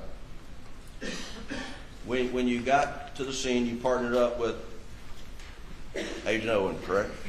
That is correct. And you saw inside the shed, and you observed there was wadding on the floor near his feet, Paul's feet. Correct. And when you say wadding, what are you talking about? The internal components of a shotgun shell. And then you saw in the rear window of the shed there were several holes, right? That is correct. And you described in your report that you saw large amounts of blood spatter and brain skull matter were on the door to the shed and on the items within the storage building. You saw all that, right? That's correct.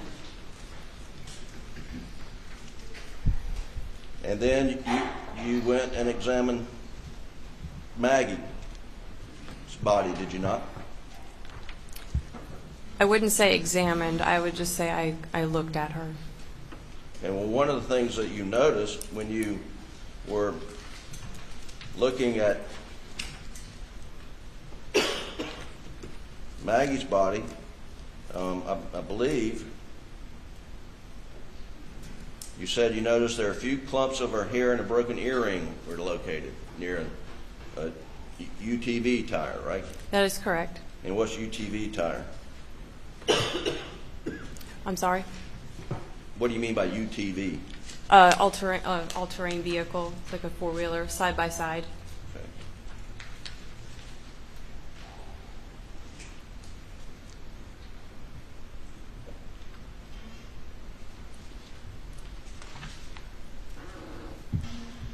And and you talked about these foot impressions that you observed, right? I did. And I said I was done with Mr. Elmo, but I'm not. Can we put these back up, please?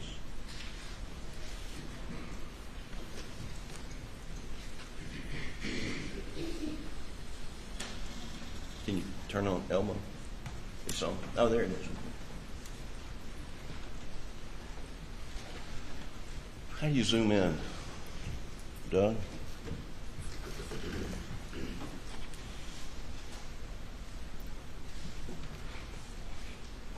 Let's just change the color. Make it light. Okay. All right. I think that's good. Okay, hang on.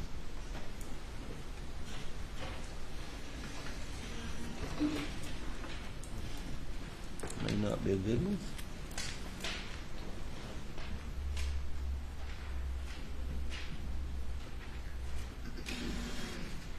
That's okay. Thanks. You mentioned that you told investigators that worked for me and Mr. Harpootlian that the boot prints were not yours in these photos, right? That is correct. But now you told the jury that the boot prints are yours. That's incorrect. Those are not my boot prints. Okay. Whose boot prints are they? I don't know.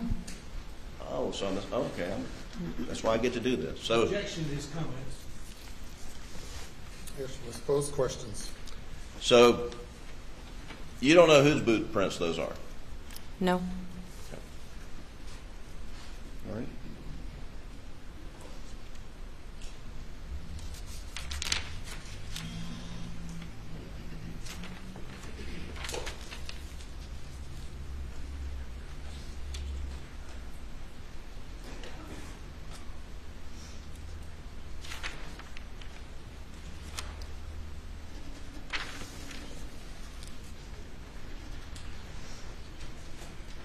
Now, one thing about this search warrant that I asked you about earlier,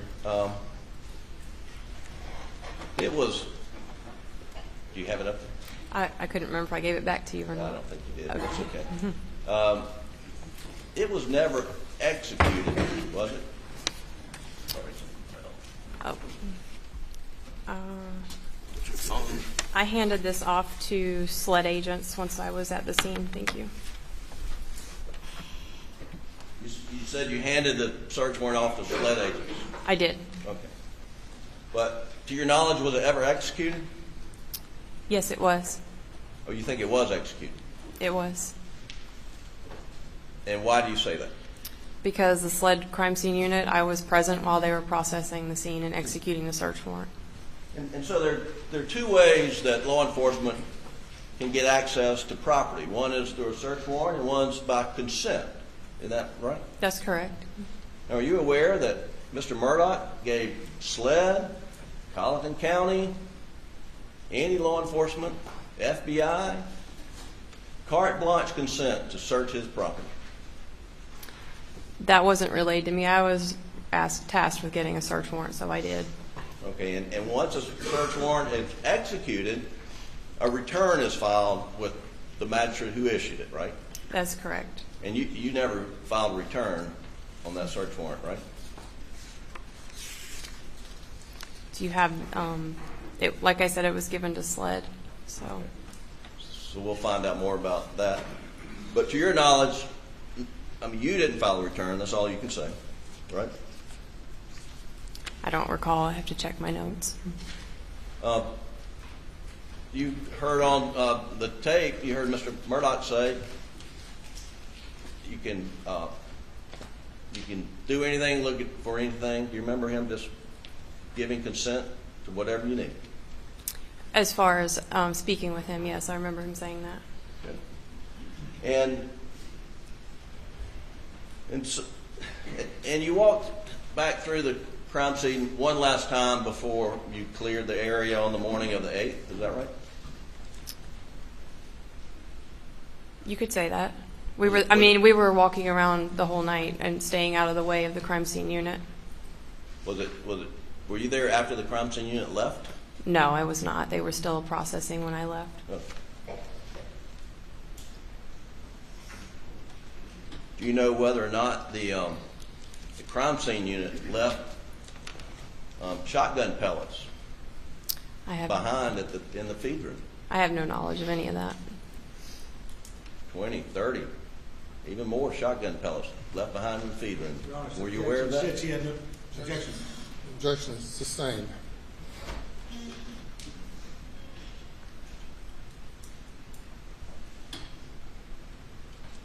On Thursday, June 10th, 2 days, 3 days, Thursday, June the 10th, you went with SLED, a number of SLED agents and law enforcement agents, went to meet with Mr. Murdaugh, Mr. Murdaugh's brothers, Randy and John Marvin, Mr. Murdaugh's son, and they all agreed to meet, and y'all found a location in outside of Barnville, I believe. You remember doing that? I do. I remember doing that. And that was during that. I believe you and a SLED agent interviewed Mr. Randy Murdaugh, correct? That's correct. And Mr. Randy Murdaugh agreed to allow the download of his cell phone, correct? That's correct. And gave consent, right? He did. And Mr. Alec Murdaugh, to your knowledge, gave consent to download his cell phone, correct? To my knowledge, yes. And Mr. John Marvin Murdaugh did the same, correct? Correct. And Mr. Buster Murdaugh did the same, correct? He did. And everyone gave a voluntary interview that day, to your knowledge, right? They did.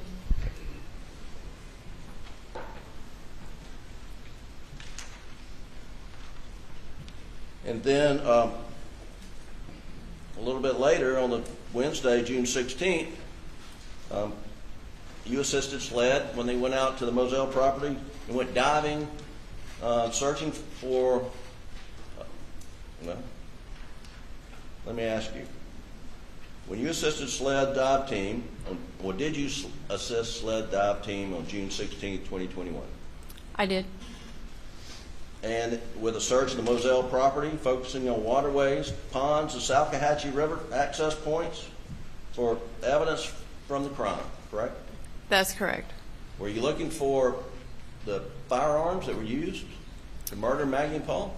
We were looking for anything that could have been linked to their murders.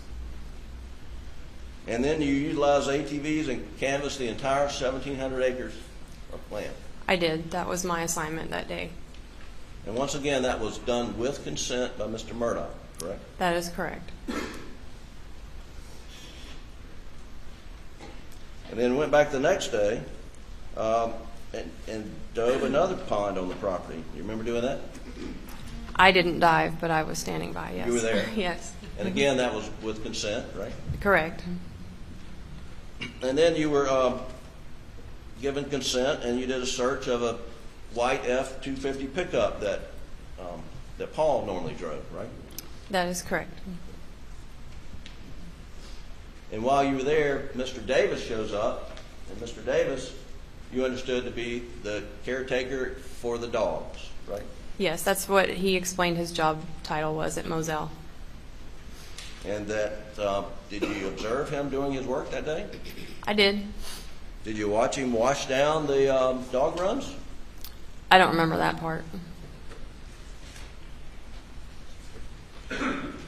But you were able to look at his tire marks and make an assessment as to whether they appeared to match the tire marks that were seen under the shed portion next to the old airplane hangar, right? That's correct. He parks under the canopy next to the UTV.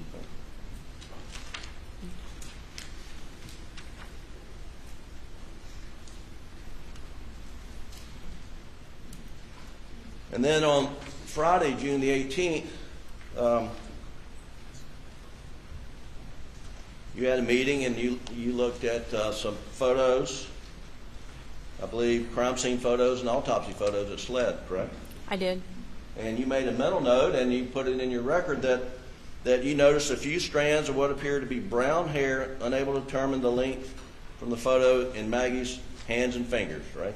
That is correct. And you thought that possibly was indication of a struggle, that Maggie had grabbed someone, had their hair in her hands, right? I didn't say that in my report, no. Well, so why did you note it in your report? Because it was an observation.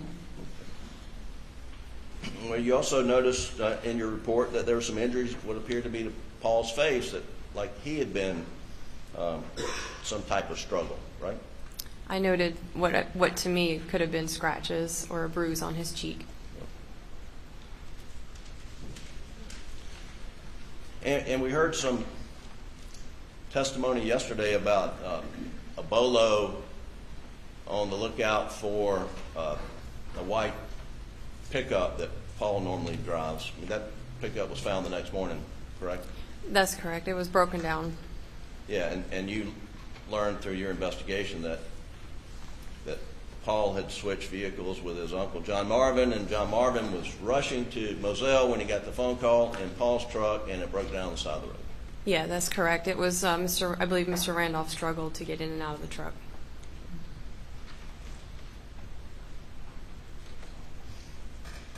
Did Colony County Sheriff's Office put out a statement to the press on the morning of June the 8th that there's no need to public to be alarmed? I don't believe that came from our office. It did not come through CID for approval. I never seen that press release. So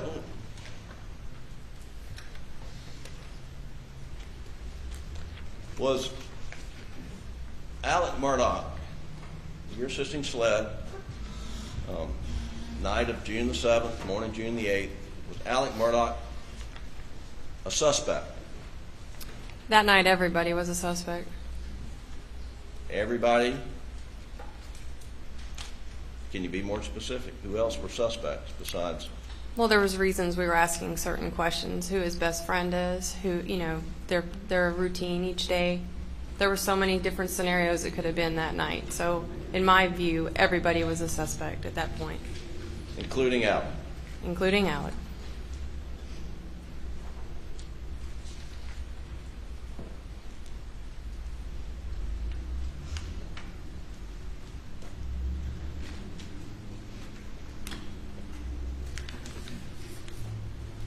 May I beg the court's indulgence to consult with that?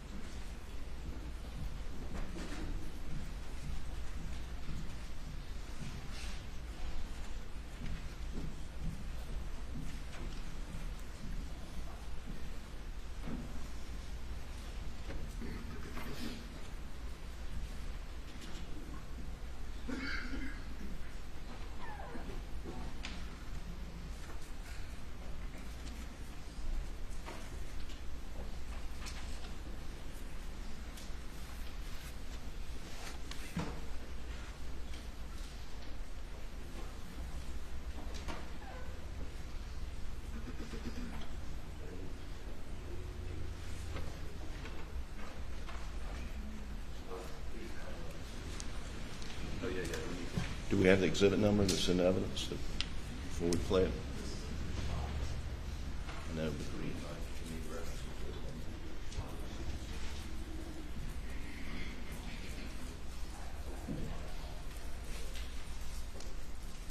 Which one's green?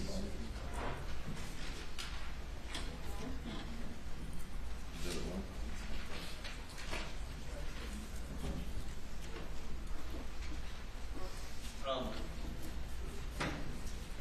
Your Honor, we're going to play a portion of Exhibit 1. We need to cover our screens. It is a portion of sensitive matter.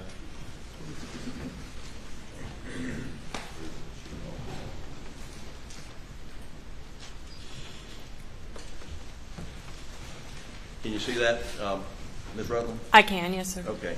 Well, let's just stop right there. You see how far that sheet is on either side of Paul's body there? At this point in time, yes, I see how it looks. Is that roughly how far it was across Paul's body when you got there? No, because I could see the top of his head. Well, I'm talking about the width. of his body? Was it that far across? I don't recall how it was because I could see parts of his body, but it was still on him. Okay. Will you go ahead and play?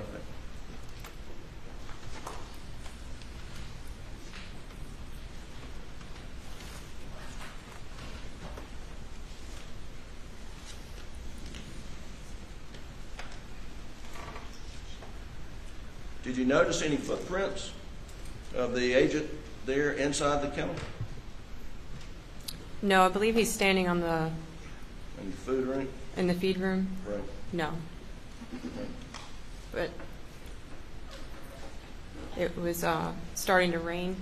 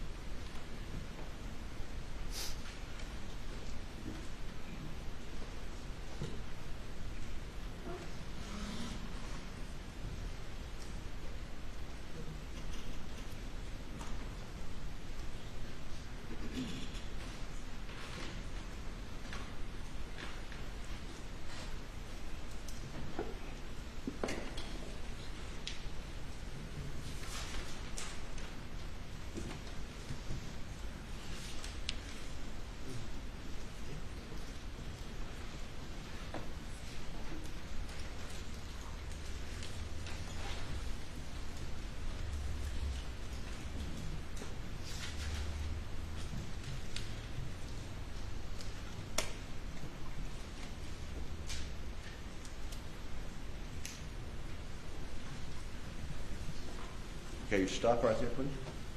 Can you back it up just 5 seconds? Yeah, play it. Okay. As soon as it goes down, a little bit further. All right, please stop. Was that how far across the sheet was when you observed Paul's body?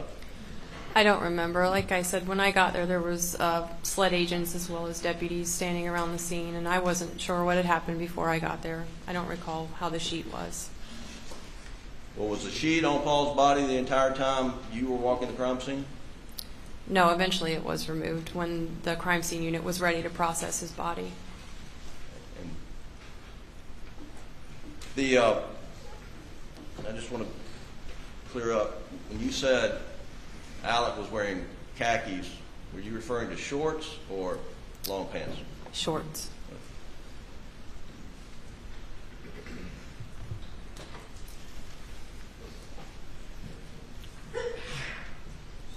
Is this from the video from the interview? Your Honor, we're going to publish a small portion of the video in the car, which is their last exhibit. Well, excuse me, that's from number 1. Those the shorts he was wearing? Yes. Are those khakis or green? Khaki style, green. Okay. All right. That's all. You can take it down. That's all the questions we have, Your Honor. Can you read that right? Yes, sir.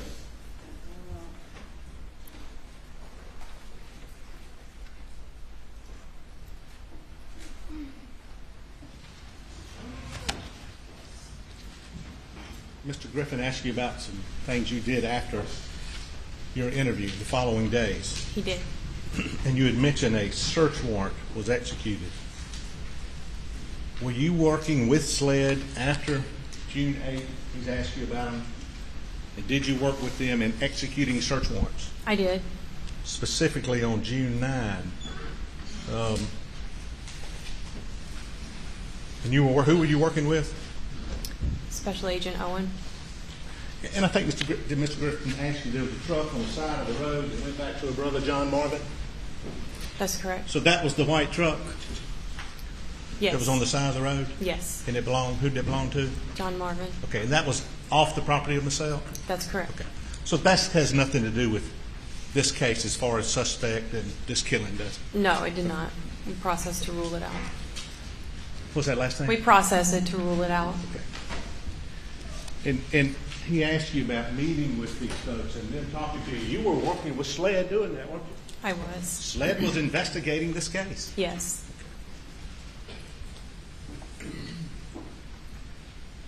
getting swabs? Getting swabs from folks? In general, Yeah. getting swabs? I was present when swabs were taken, yes. I'm not trying to say Yeah. you took them. I'm No, just following up on his that's question. correct, yeah. Were you present when interviews were taken? I was present, yes. And who was leading those interviews? SLED. Who was in charge? SLED. Were they investigating? They were investigating.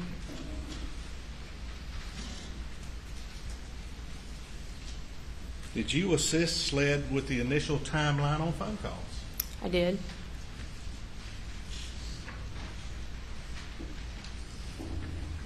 On June 12th, did you assist SLED in removing an internal computer black box of a Chevy Suburban? I did, by standing by. On June 14th, did you assist SLED in obtaining a search warrant for Maggie Murdaugh's Mercedes? I did. And was Lieutenant Gant in charge of that? He was. And Was SLED investigating? SLED was investigating.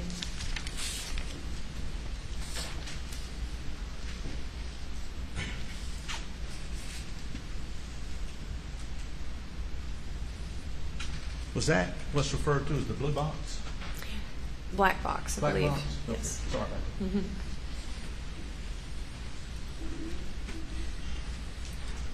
Were you with SLED when Maggie Murdaugh's Mercedes was towed? I was. Did y'all have a search warrant for that? We did.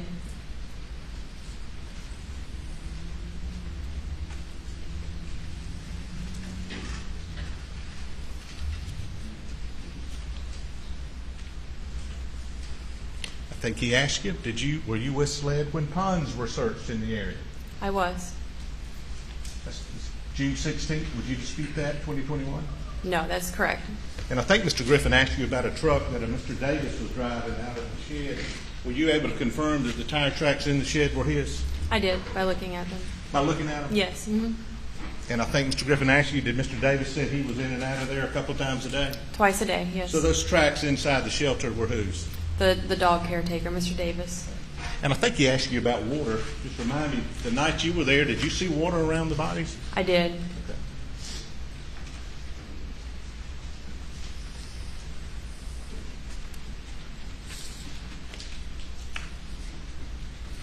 He asked you about some injuries, I think, that you had noted in your report. How did Paul fall? Face down at an angle outside the feed room. On what? On his hands and arms. Okay. But his face hit what? The gravel.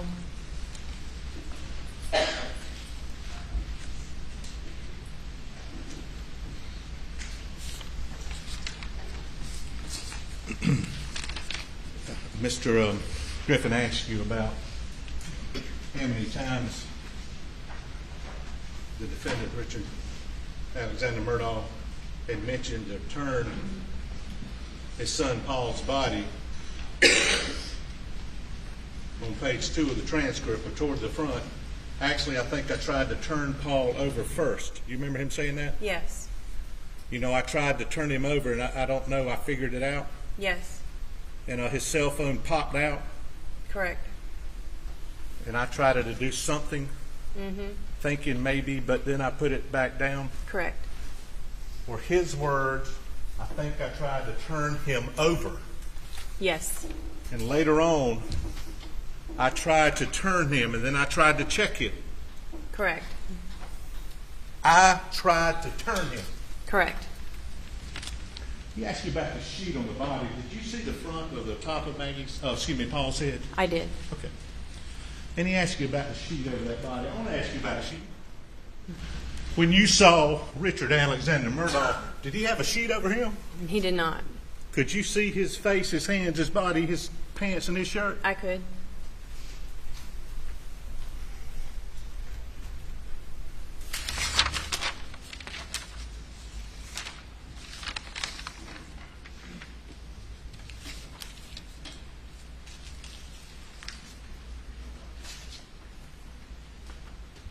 Did he look like somebody who had just changed his clothes? Yes. Objection, Your Honor. Basis for the objection. No basis for that opinion. Response, Mr. Meadows. I couldn't hear what he said. I'm sorry. No basis for that opinion. Did those clothes appear to be fresh, They did. like they'd just come out of the laundry? It could be. Objection overruled. That's all we have. Further questions?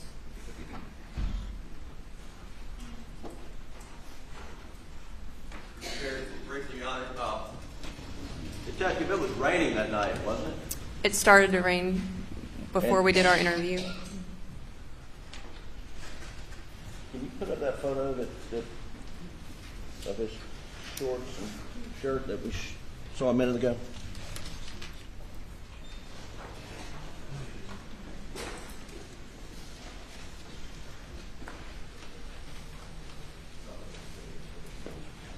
What's that? Waiting for it. No signal.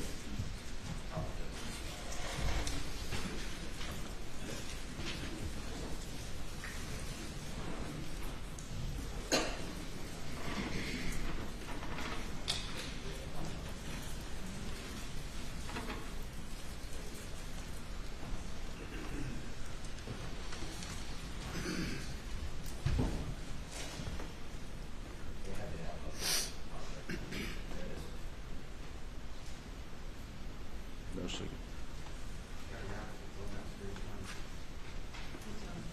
Oh, here it is. Thanks.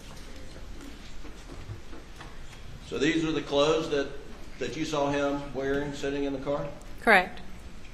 And it's your testimony those clothes look like they're freshly washed. He's sweating and they are dry, so I would say yes. Okay. Thank you. You may step down.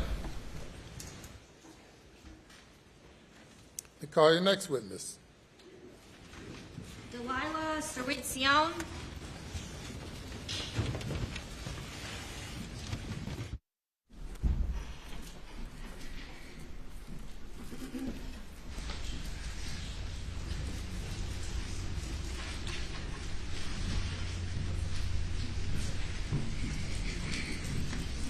Raise your right hand. Left hand on the Bible. Do you affirm this testimony about to give the court in this trial shall be the truth so help you God?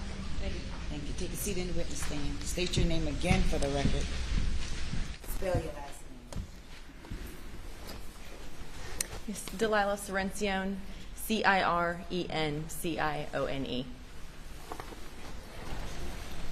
Good afternoon, Agent Serencione. Good afternoon. Could you tell the jurors where you work? I work for the South Carolina Law Enforcement Division, or SLED. I'm currently in the Behavioral Science Unit, but was formerly in the Crime Scene Unit. Now,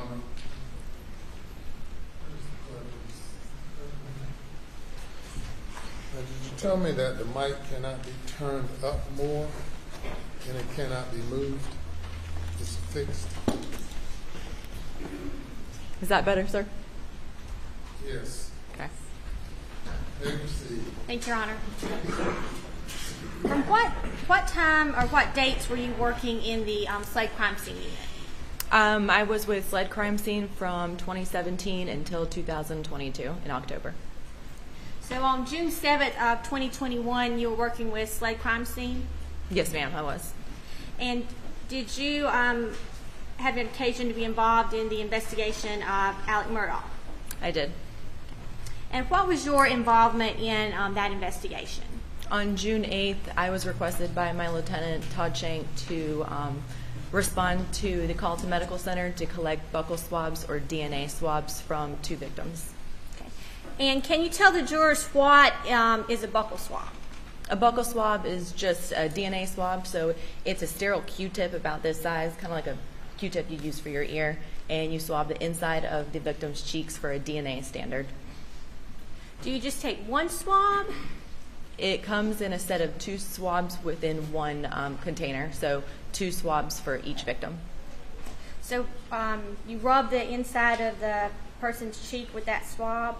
Yes, ma'am. Okay, and then what do you do with the swabs? Then it's placed back inside the sterile container, and it's put into a coin envelope where it's sealed, dated, initialed, and the time of the collection is written on the envelope. And it is sealed and dated and initialed to ensure that it is not tampered with. Would that be correct? That is correct. And if someone else analyzes or manipulates that swab, they should note that on the packaging? I'm not sure how it goes after it's out of my control, but I chained all that over to Lieutenant Todd Shank once I went back to the SLED Forensic Laboratory. So where did you turn those buccal swabs in? After I left the medical center, I went back to SLED to the Forensic Laboratory and did a chain of custody with my lieutenant, and it was then in his custody. And going back, just to be clear, who did you collect buccal swabs from? One female victim, Margaret, and one male victim, Paul Murdaugh.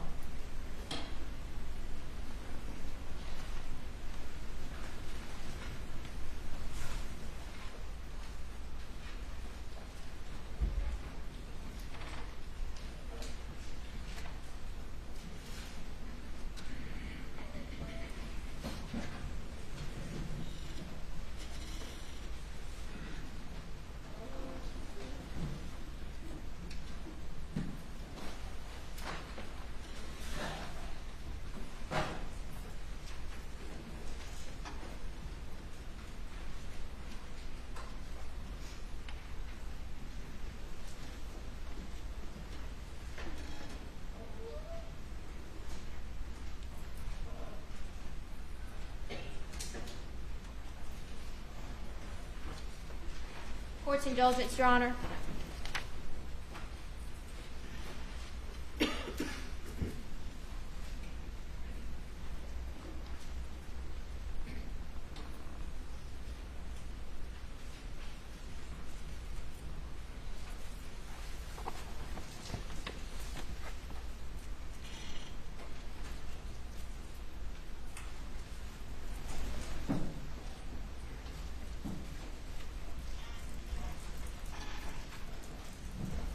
Ladies and gentlemen, let's stand for a moment.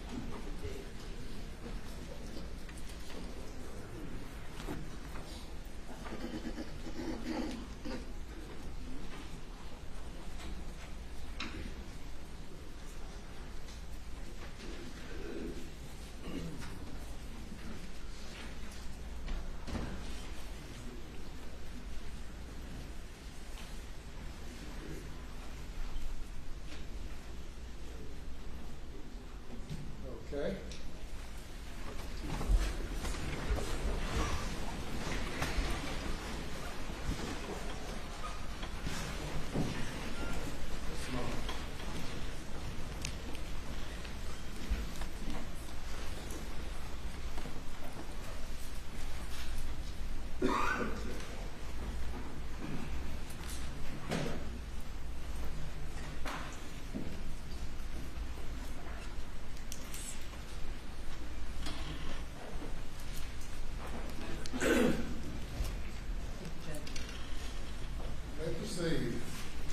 Thank you, Your Honor.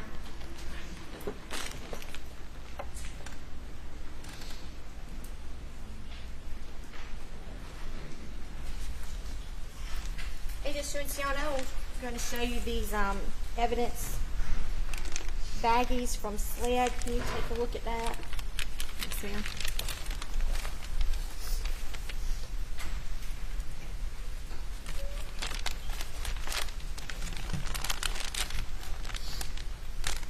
Yes, ma'am. Do those appear to be the buccal swabs that you collected from Paul and Maggie Murdaugh? They are. And how do you know that? Both of these have my initials, the date, and a description on them, and they're sealed with my initials and the date. And looking at those, can you tell if anyone else? Yes, ma'am. There's a additional lab number, an item number, and 2 other initials on them. So once you collected those, it would appear that someone from the lab performed analysis on those swabs. Yes, ma'am. Thank you.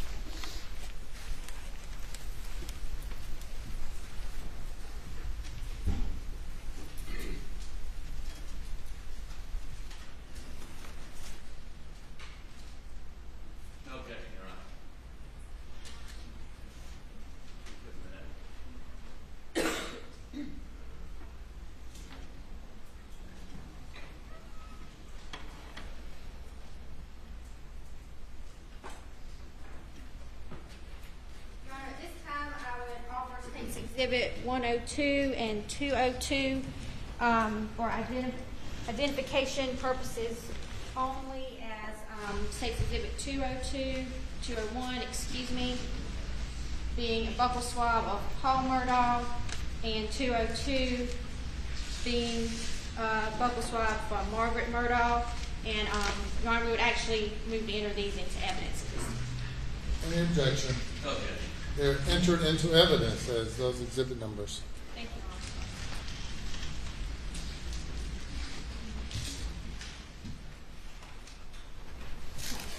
Your Honor. Agent Serencione, did you do anything else in regards to this case? Yes, ma'am. Once I cleared from the Carlton Medical Center collecting the buccal swabs, I was requested by Captain Ryan Neal with the SLED Low Country region to respond to the initial scene of the crime scene and collect a cell phone that was collected by their agents via chain of custody. And whose cell phone did you collect from Ryan Neal? Do you know? I'm not aware of whose cell phone it was. It was a iPhone cell phone with a clear case.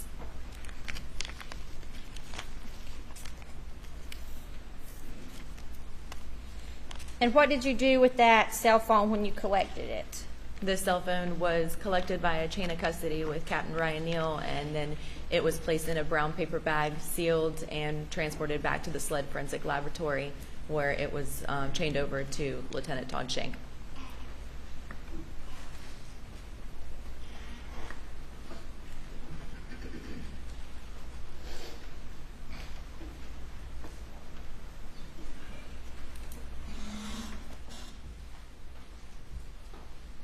No further.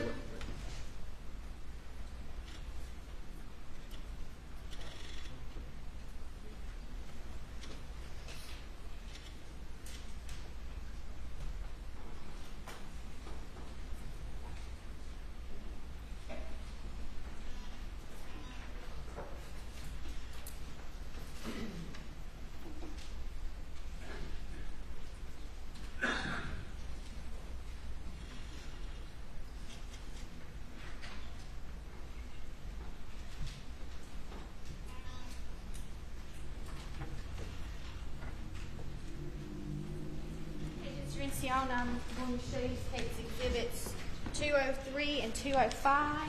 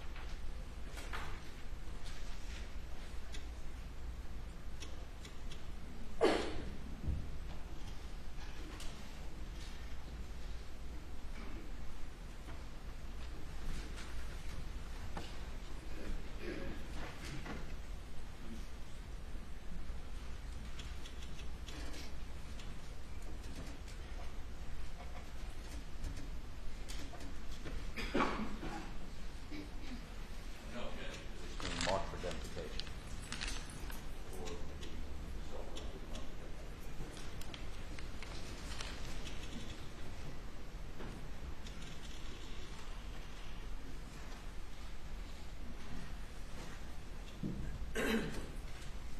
Agent Serencione, this is State's Exhibit 204, which is the cell phone, along with a paper bag here.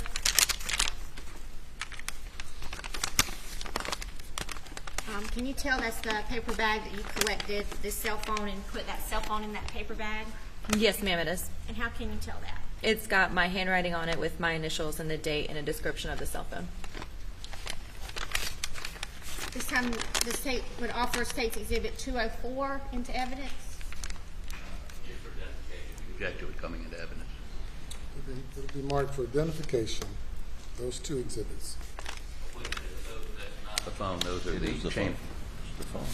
that the phone or is that the chain of evidence? State's Exhibit 204 is the cell phone. I marked for identification, Your Honor. We have no objection to it being marked. For identification. And Agent Serencione, if you could take a look at State's Exhibits 205 and 203 and tell us what those appear to be.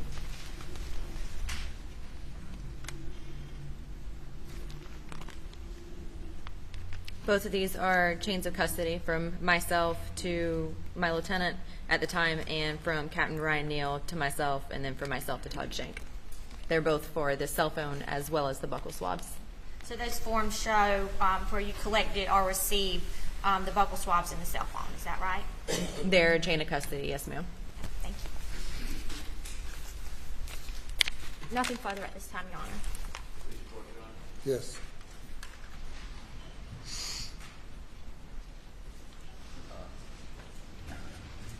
Ma'am, what is it you do for SLED? I mean, I understand you receive things, you take buccal swabs, but do you transport things, or do you have another role at SLED? I'm currently a special agent with the Behavioral Science Unit. Okay. At this time, in June of 2021, what were you doing? In June of 2021, I was a agent with the Crime Scene Unit. With the Crime Scene Unit. Okay. Yes, sir. You help process crime scenes. Yes, sir. I respond to the state and process crime scenes, collect evidence, document evidence, write reports, and so on, and testify in court proceedings. And did you do any crime scene processing other than receiving these items in this case? No, sir, I did not. Okay. So, what happened to, where's that cell phone? All exhibits, once they've been marked for identification, they remain with the court reporters.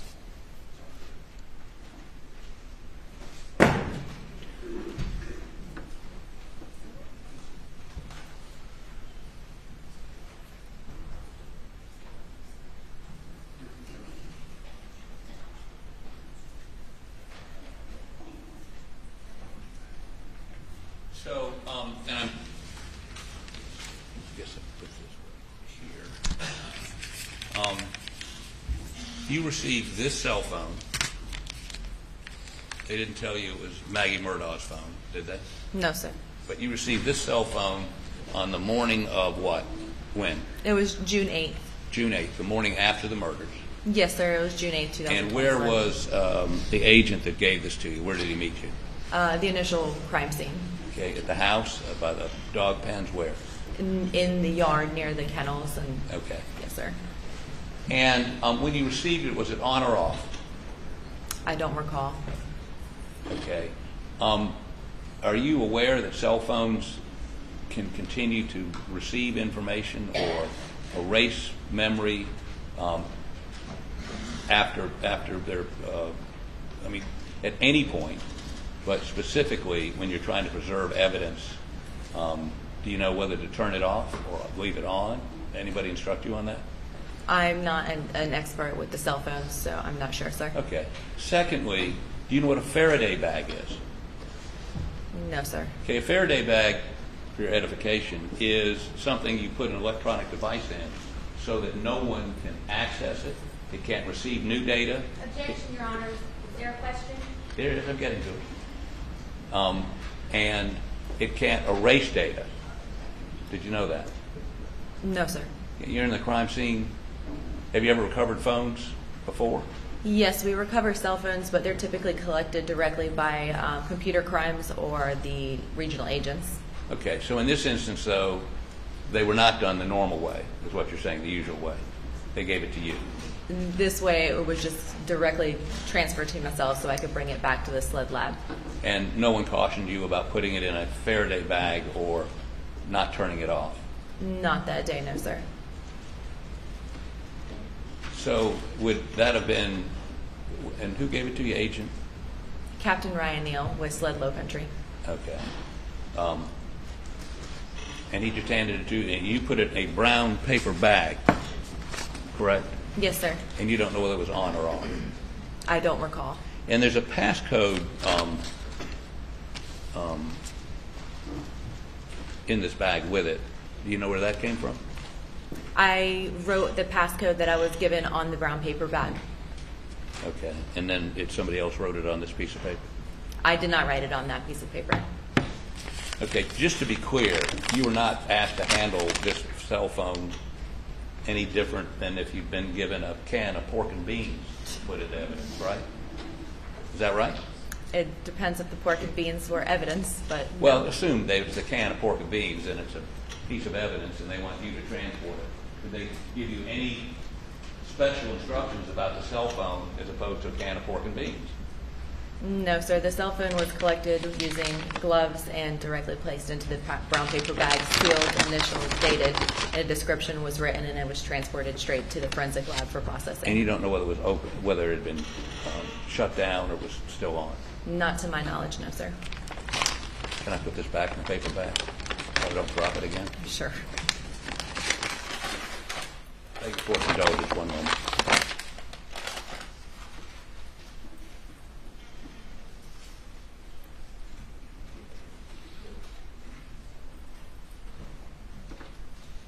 Thank you, ma'am.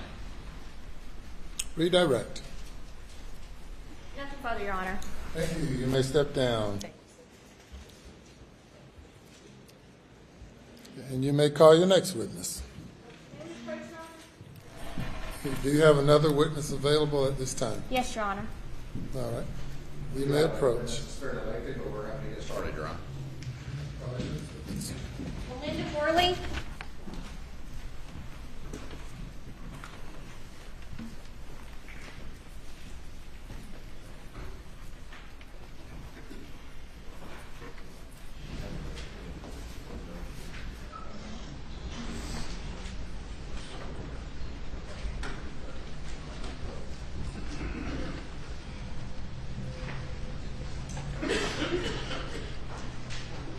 Raise your right hand and left hand on the Bible. Do you affirm the testimony about to give the court in this trial shall be the truth so help you God?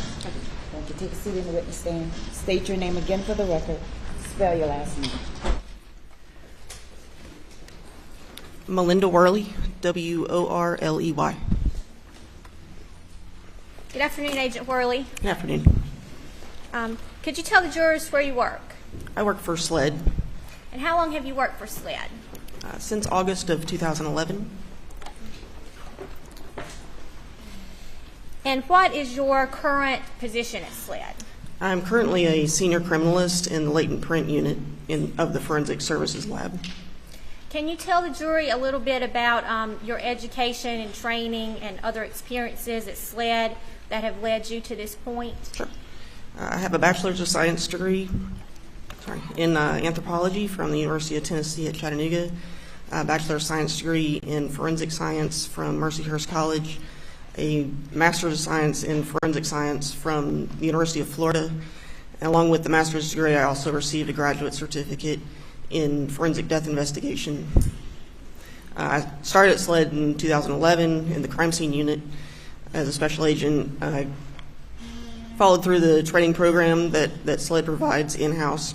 I finished that, I believe it was July of 2012, and at that point I was able to take cases as a crime scene agent.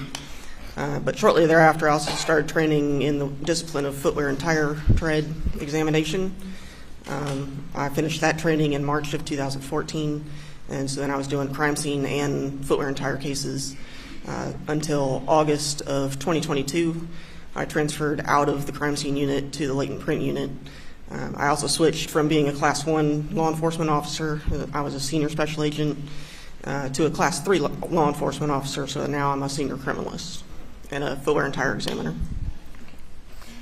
And so, I mean, as far as crime scene goes, can you tell us about any special training that you have pertaining to crime scene specifically? I've taken several courses in bloodstain pattern analysis, shooting reconstruction, archaeology, forensic archaeology, and clandestine graves, photography. And back in 2021, you were a crime scene investigator, is that correct? That's correct. And now you are in the footwear and tire examination, is that correct? That's correct. Okay, and what would be the appropriate title for that? Footwear and tire examiner. Okay.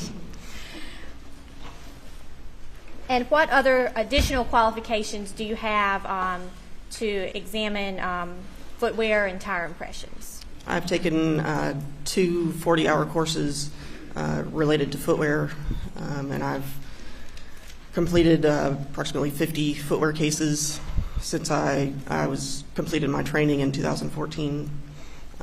I've testified as an expert witness 9 times, qualified. Is that in state court? Yes, ma'am. And you said about how many, I guess, cases have you had where you have examined footwear and tire impressions, if you could give us an estimate here? As far as the actual scenes I've worked that had footwear, or just in general footwear? In general. I think it's around 50 cases. Your Honor, at this time I would move to qualify Investigator Worley as an expert in footwear and tire examination. Says the defense.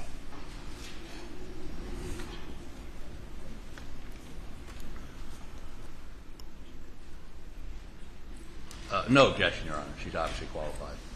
All right, ladies and gentlemen, where a witness, by virtue of their education and experience, become what the court considers an expert in some field, that witness can give opinions where lay witnesses typically cannot. And this witness has been qualified and now is accepted as an expert witness in the field of, is it footwear examination and what else? Tire impressions, Your Honor. And tire impressions. And you may proceed. Thank you, Your Honor. So, Agent Worley, back in June of 2021, what was your role at SLED again? I was in the crime scene unit. As a crime scene investigator? That's right. And can you tell us just some of the general procedures of a crime scene investigator who responds to a crime scene? Sure. We are requested to respond to crime scenes anywhere in the state.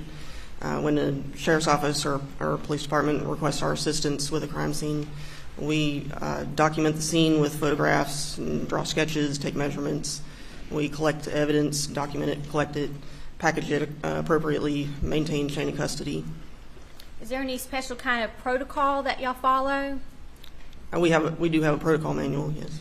Okay. Do you ever wear any type of gowns or coverings or anything like that out to a crime scene? We always wear gloves, no matter what. Depends on the scene, I guess, as far as if we're going to wear any booties or anything else. Okay. Would it be normal protocol to wear booties to an outdoor crime scene? Not the way we've operated now. Okay. Why not? It's not usually, not usually necessary, I guess, as far as watching where you're stepping and not stepping in blood or any tire or footwear impressions or anything. We just don't normally wear booties. And when you're at a crime scene, are you looking for microscopic evidence? Well, we don't carry microscopes. Other than swabbing items at a scene, we would collect potential evidence that way by swabbing it. All right, let's move on to your involvement in this case. Did you have the occasion to respond to Moselle Road on June 7th? I did. Okay. What time did you respond out there? I believe we arrived around 12:07 a.m. Okay. And are you aware of what time this the crime occurred? I'm not sure about the time it occurred. I know the time I was notified. Okay. And what time was that? We were notified around 10:33 p.m. Okay. So it took you roughly 2 hours to get out to the crime scene. Why was that? We respond from Columbia. All right. So what did you see when you got out there? The scene entailed the area where the kennels were located. There was a large workshop with an overhang on between the workshop and where the dog kennels were. There was a sort of gravel driveway between the kennels and that overhang. A the sheriff's office had brought out a canopy to cover Maggie's body to protect her from the rain. And what were the weather conditions? It was raining lightly. Okay. What is one of the first things you did when you got out there? We met with David Owen, Special Agent David Owen, and regional agents to kind of get a little more information about what the scene entailed. And then we did a little initial walkthrough to see the sheriff's office had marked some potential evidence. So we walked around to see what was what and see if we could find any additional evidence before we started taking photographs. Do you recall collecting a shotgun from Agent Daniel Green, or excuse me, Officer or Sergeant Daniel Green? Yes, I did. Okay. And how did that occur? He had maintained custody of a shotgun and needed to transfer it to me. So he brought it over to my truck and we put it in a gun box. We took photographs of it and rendered it safe. Was that gun loaded or unloaded when you took custody of it? It was loaded.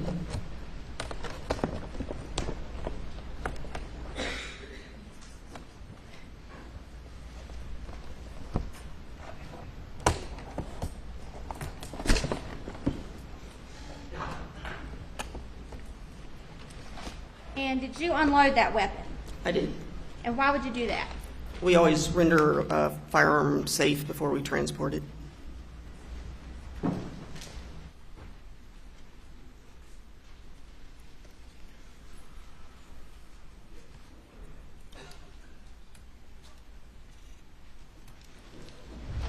Agent Worley, I'm going to show you what's already been entered as Tate's Exhibit 4, along with the rifle, or excuse me, shotgun that was collected.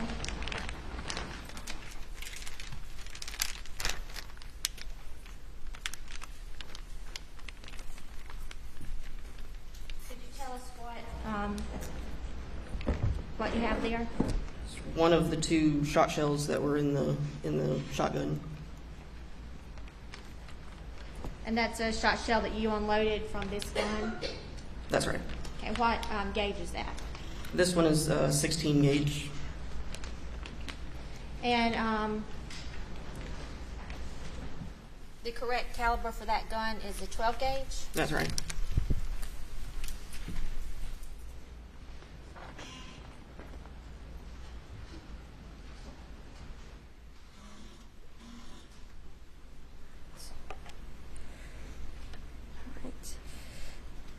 Since Daniel Green collected that gun, did you take a buccal swab from him? We did, yes.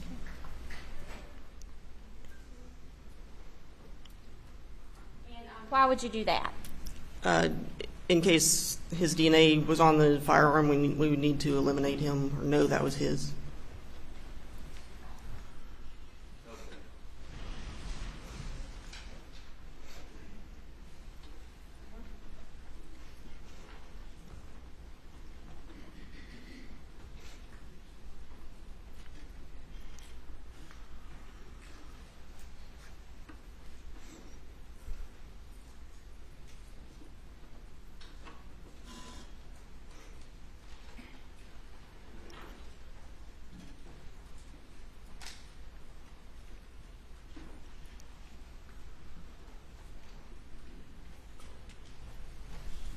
Agent Worley, this is Tate's Exhibit 249.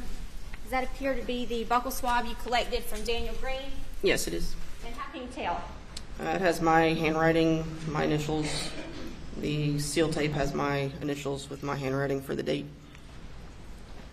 At this time, this tape would offer Tate's Exhibit 249 into evidence. It's admitted without objection.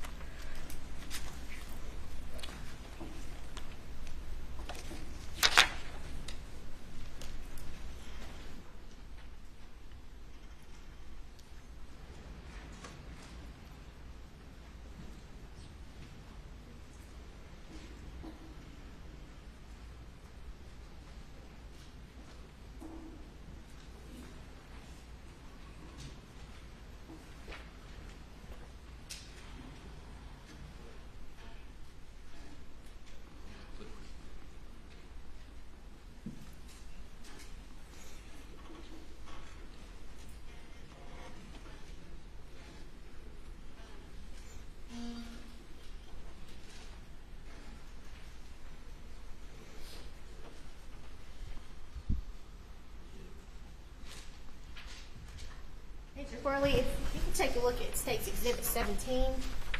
Do you recognize what is in that picture? I do. Is that a true and accurate representation? It is. Got it. This time I'll move State's Exhibit 17 into evidence. Could you identify what it is before we do that? I mean, no objection, no objection, no objection. What is it? It's the shotgun that I took custody of, and the 12 gauge and the 16 gauge shot shells that I removed from the shotgun. Submitted without objection. And if you could, for the jury, could you tell us which shells we're looking at here? The one on the left is the 12 gauge, and the one on the right is 16 gauge. And those are the shells you unloaded from that gun? They are.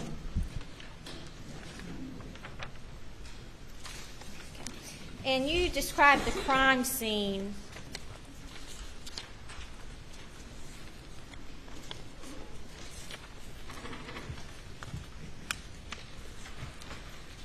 If you could, State's Exhibit 22 has previously been entered.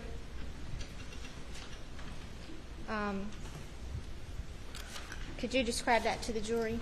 That's the large overhang on the side of the workshop, the doghouse that's just outside that overhang, and the Maggie's body is lying there underneath that canopy.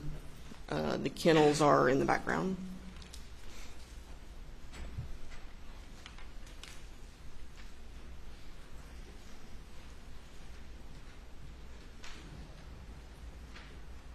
How did you discover Paul's body or observe Paul's body? He was when we arrived, he was still covered with a pink sheet, but we could tell he was lying face down just outside the feed room. And when you, how did you process the area around him? We start with documenting the area with photographs, photographing the evidence that the sheriff's office had already marked, do overall mid-range and close-up of each item of evidence, photograph the victims as they were when we arrived before the sheets were moved or anything.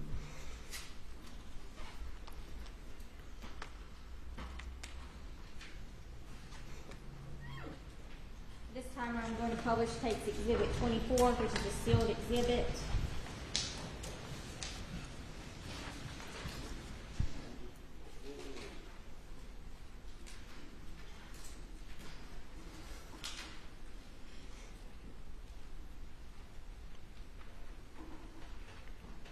Does this picture show how you found Paul's body? After we documented him with the sheet over him and the coroner removed the sheet, yes, that is what it looked like. And he appears to be laying outside of a feed room. That's correct. Did you process that feed room? After he was removed from the area, we went in the room to process the room. And if you look at that picture there, it appears that there's something laying on the back of his shorts there. Yes, that's right. And what was that? I was told that was his cell phone. This takes Exhibit 25. Do you recognize that picture? Yes. And what is that? That is the cell phone on the back of his shorts. This time the state would move State's Exhibit 25 into evidence. No objection, Your Honor. Submitted.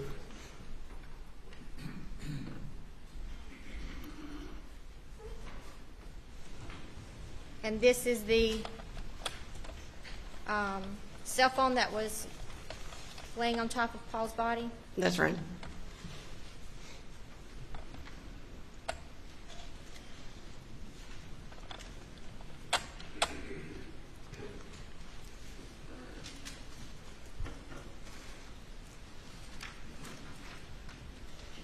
Now, did y'all process the inside of the feed room?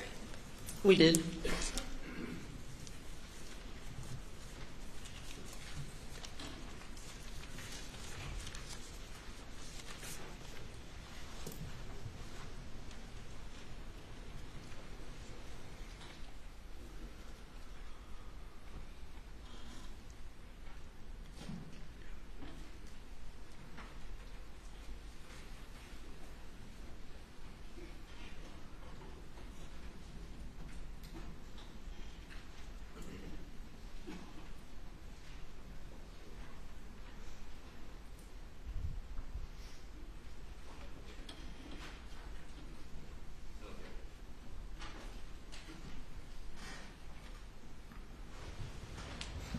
Agent Worley, I'm going to ask you to take a look.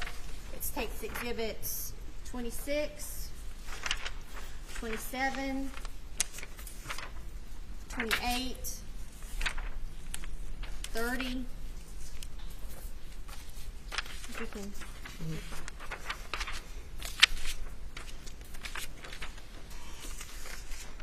31, 32, 35, 198, 199, 38, 39, 40, 42, 43, 44, and 45, please.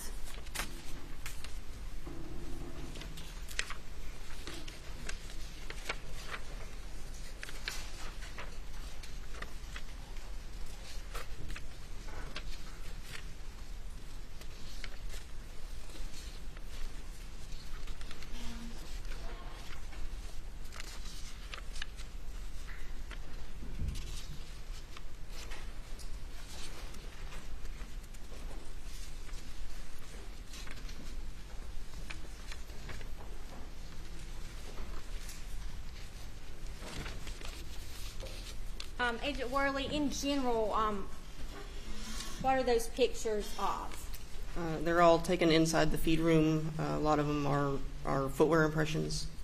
And are those true and accurate representations of the feed room as it was the night of the murders on June 7th? Yes, they are. Your Honor, at this time, I would offer those exhibits into evidence.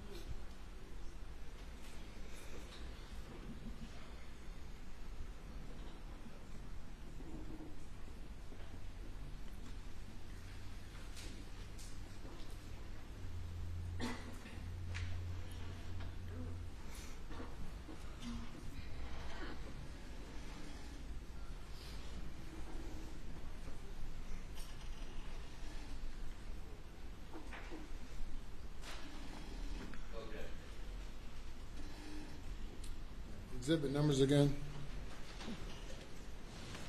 Your Honor, that takes exhibits 27, 26, 30, 28, 31, 35, 32, 198, 199, 38, 39, 40, 42, 43, 44, and 45. They are admitted without objection.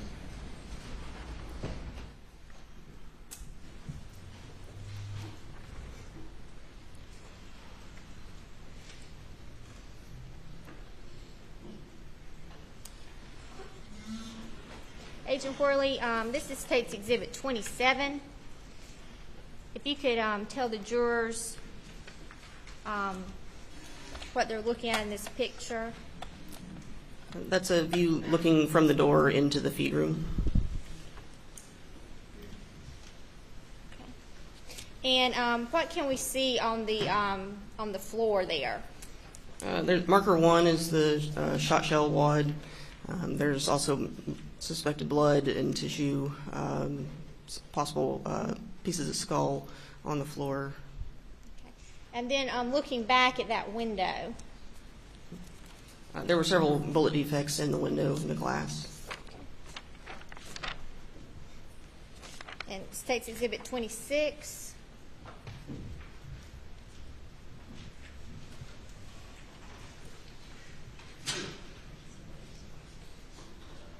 That's showing the feed room also, but it's showing more of the door, the outside of the door.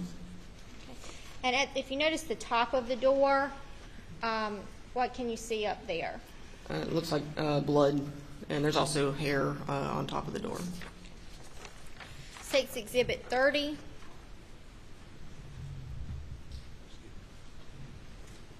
That's behind the door to the feed room. Okay. And what's back there? There were two 12-gauge shot shells on the fired shot shells on the floor behind the door, and also there was hair behind the door.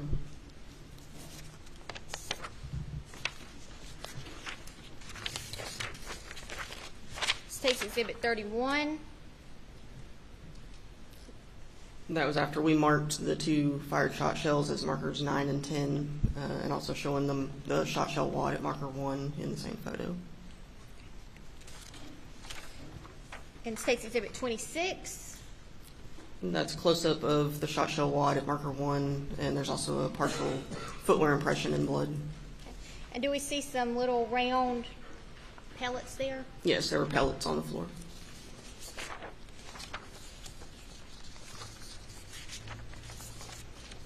.32. And that's close-up of the shot shells at 9 and 10.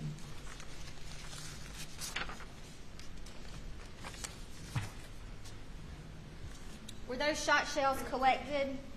Yes, they were.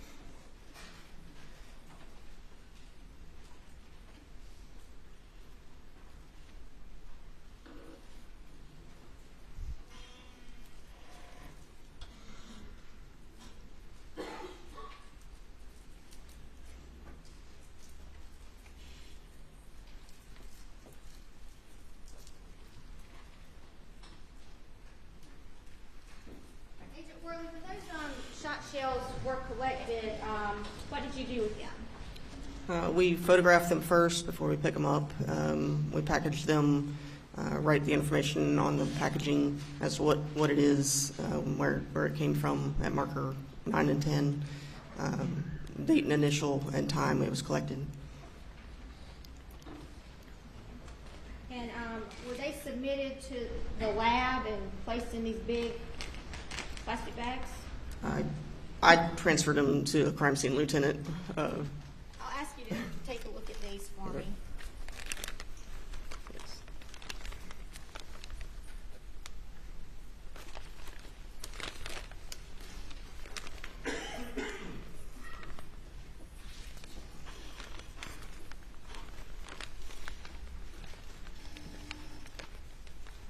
Do those appear to contain item 1 and items 9 and 10?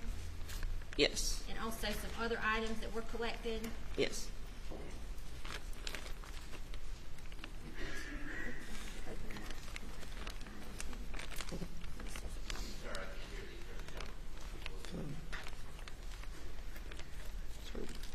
Way to open them. Your Honor, this time we'll have Agent Worley open the bags and remove items 1 and items 9 and 10.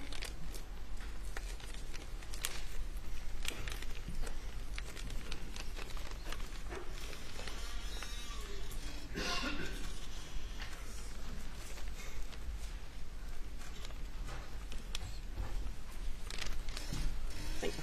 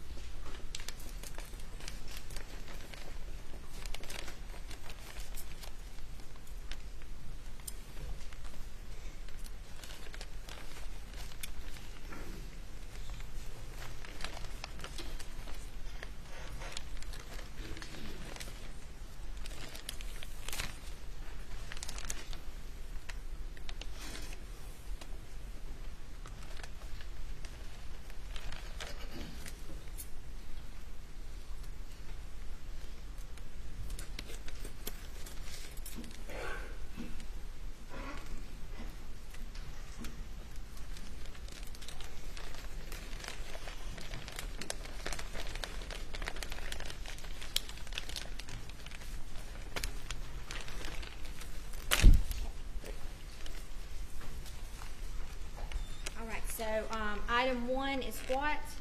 That is the shot shell wad that was at marker 1. Okay.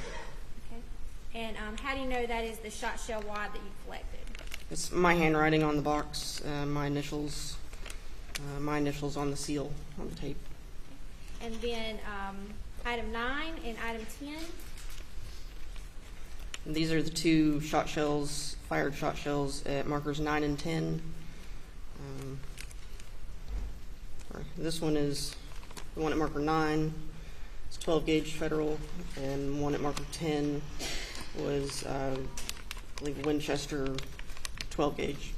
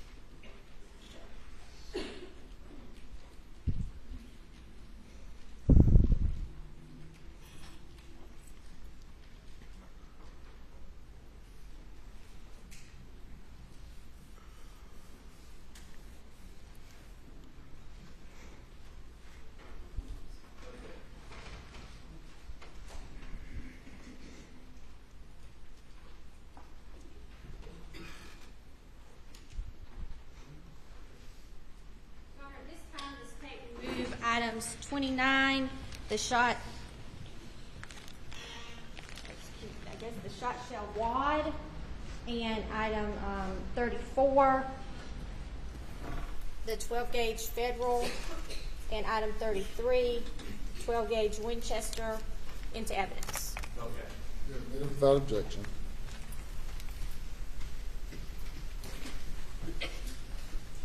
All right, also in that feed room, we were looking at what appeared to be some bloody footprints. Is that right, Agent Worley? That's right.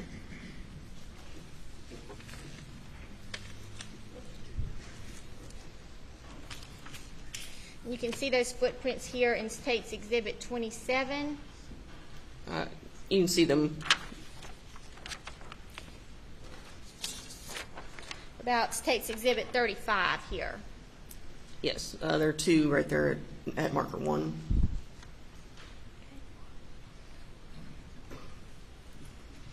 So right down in here. Yes. All right. So in your training and experience as a footwear examiner, did you have occasion to examine those footprints? I did. And did you have some shoes to compare those footprints to? Yes, I took custody of the shoes that Paul was wearing when I attended his autopsy. I was able to compare those to the footwear impressions in the feed room. And now how do you do that? We make test impressions of the shoes after they've been photographed with ink on the bottom of the shoe. I have someone similar who wears the same size, usually wears the shoe and steps on a piece of cardstock paper. We make as many test impressions as we need to make sure I've gotten all the area of the bottom of the shoe. Then I reprint those test impressions on transparencies. It makes it easier to overlay those on top of the photographs of the unknown impressions at the crime scene. And I compare the unknown impressions from the crime scene to the overlays that I place of Paul's shoes. So you make a transparent overlay and you place it on pictures to determine if they correspond. That's right.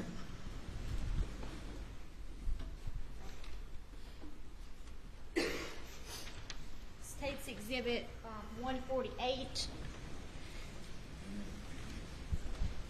What is that? That is a printed version of the test impressions that we created of Paul's shoes. And State's Exhibit 199. That one is the right shoe. The first one was the left shoe. And there are, I guess, two impressions of each shoe there? That's right. All right, so using the impressions you made in the photographs, did you make any determinations? I determined they were corresponding consistent with the outsole design of Paul's shoes. And we'll look a little closer here. It takes Exhibit 38. I'm sorry, there appears to be some kind of shadow here on the Elmo.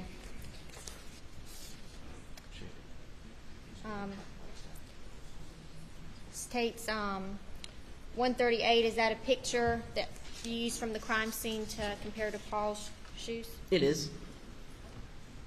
And what did you determine regarding that?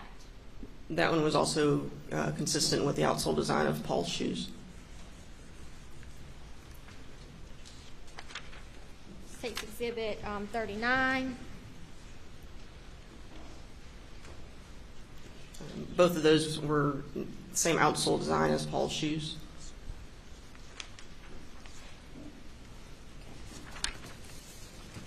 And we'll go back to States Exhibit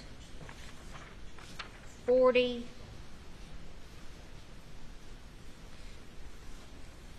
And if you're standing in the feed room, what position are those shoes facing? Those are facing the window. Facing the window. Right.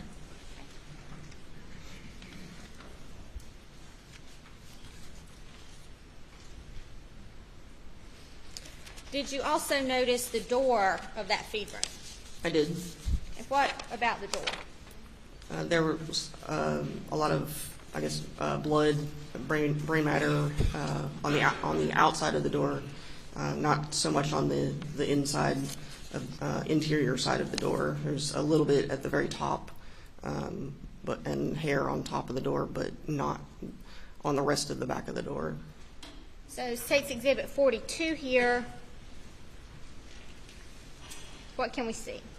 That's a picture of the exterior side of the door. You can see the blood toward the top of the door.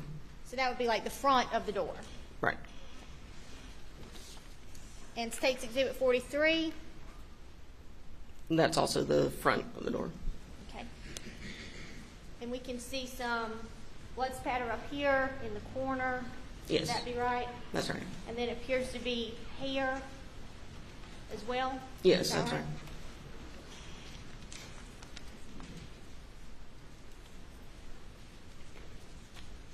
And we mentioned the defects in the window. States Exhibit 44 here. Yes. What can we see there? Can you see a hole in that window? Yes. And States Exhibit 45. Yes, you can see one of the defects. Okay. And do you recall how many defects were in the window? 6, I believe.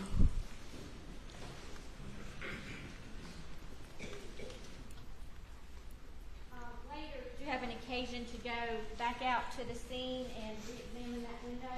I did. At that time, can you tell us what you did when you examined the window? We went to further document, take more measurements of the area. We scaled the defects and took several more measurements of where those defects were in the window. I'm going to show you States Exhibits 114 and 115.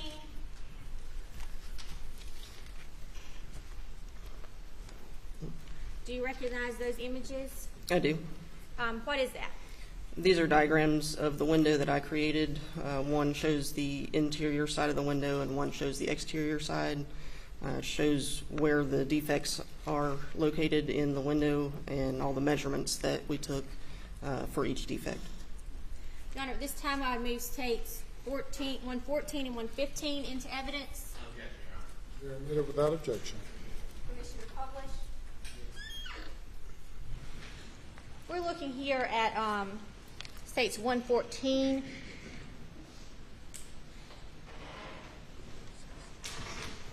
Do I have that in the correct orientation, Agent Worley? Yes. Okay. And can you kind of explain to the jurors the defects we're looking at here? Sure. There's defects A through, I believe, G, starting from top to bottom. So it's like where it says defect A, defect B, what Right. is that? Those were the locations of where the bullet defects were in the glass. So those are holes in the glass. Right. Yes. And that is from the inside of the feed ring. That's right. And State's Exhibit 115 here, what is that? That is the exterior side of the window. Okay. So those are the same defects, but from looking from the exterior, like Yeah. from the outside of the room. Right. And what was kind of the purpose of that? In the event reconstruction would ever be done of the scene, it's necessary to have specific measurements to be able to place those bullet defects, those holes back in the window where they were based on measurements.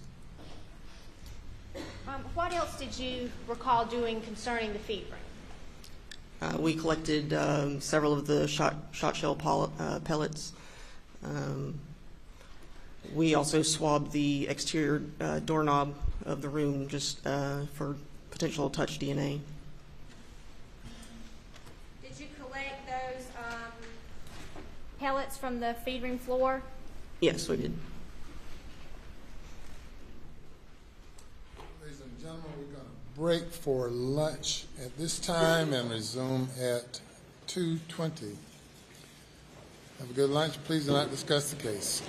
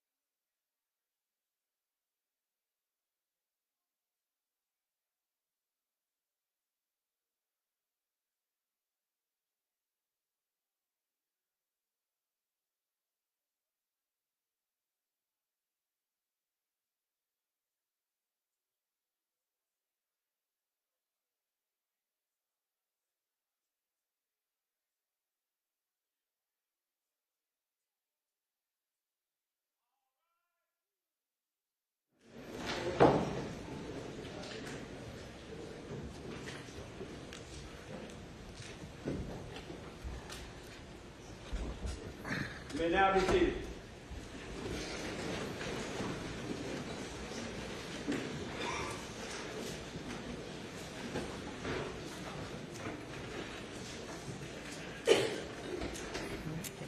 And they bring the jury.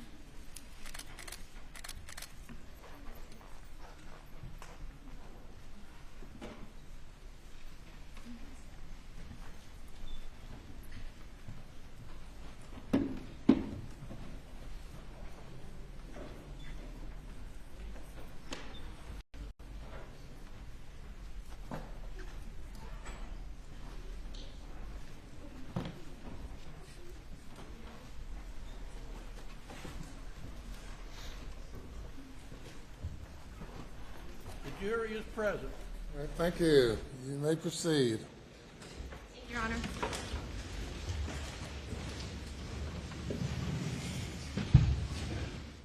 All right, Agent Worley.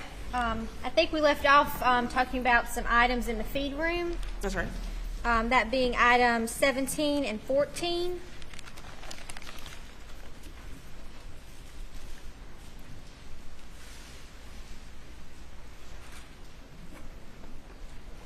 I think in this baggie that you had cut open earlier, item 14 is in that bag.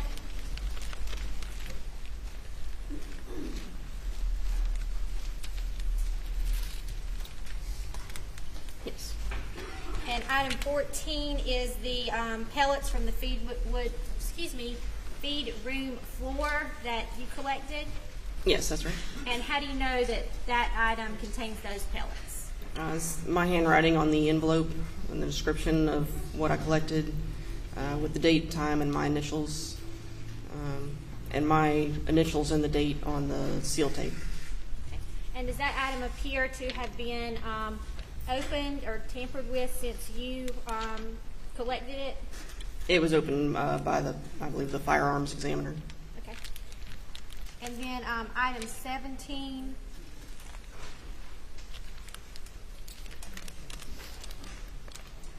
Yes.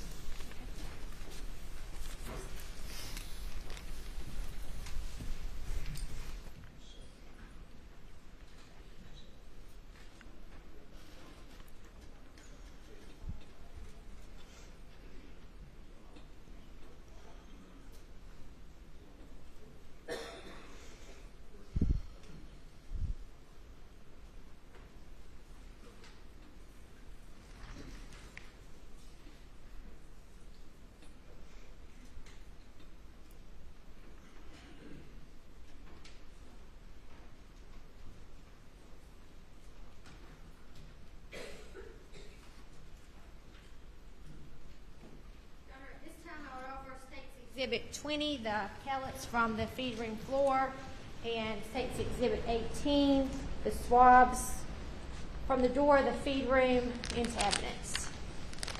Says the defense. Sorry, no objection. You're admitted. All right, Agent Worley, let's move on to Maggie. Did you have a chance to observe her body? I did. And where was it located? She was just past the workshop overhang near the doghouse. And when you first got out there, could you see her body or was it covered? It was covered with a pink sheet.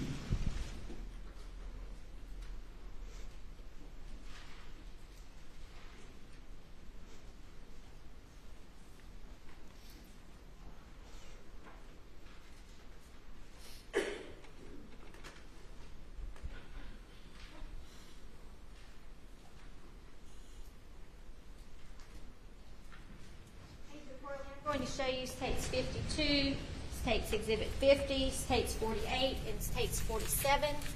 If you could take a look at those and tell us what, in general, they just depict.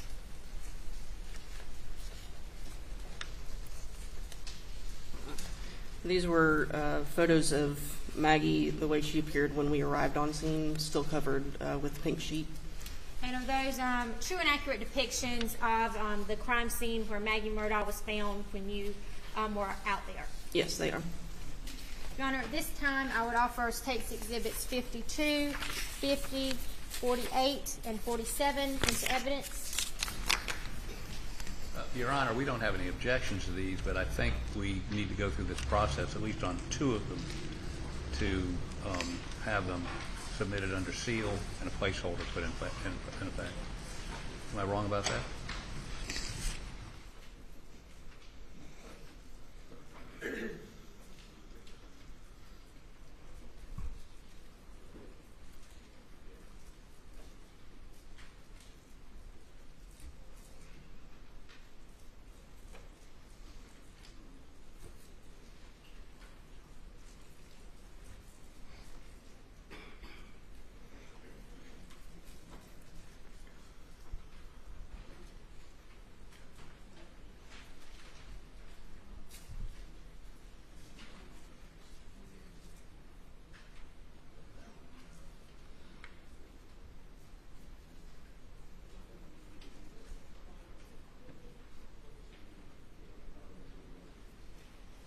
Your Honor, at this time, we would move States 52 through 48 and 47 into evidence.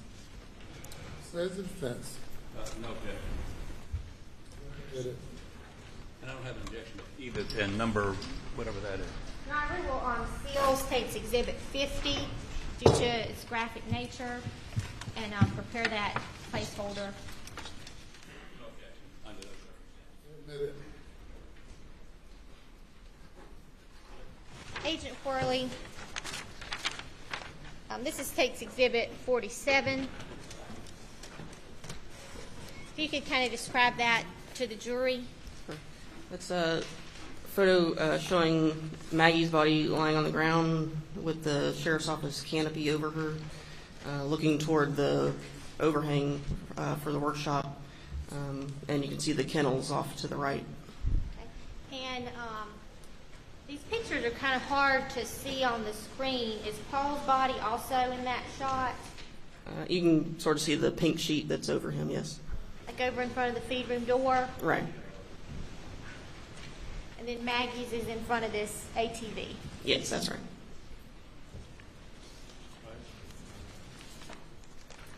And States Exhibit 48. That's looking from a different angle of Maggie, the doghouse in the background, the workshop overhang, and the ATVs to the right. And then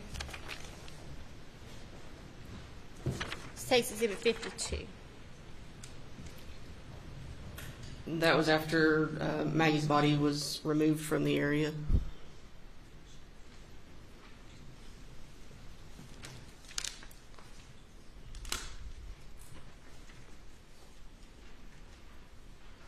This is States 50 submitted under seal.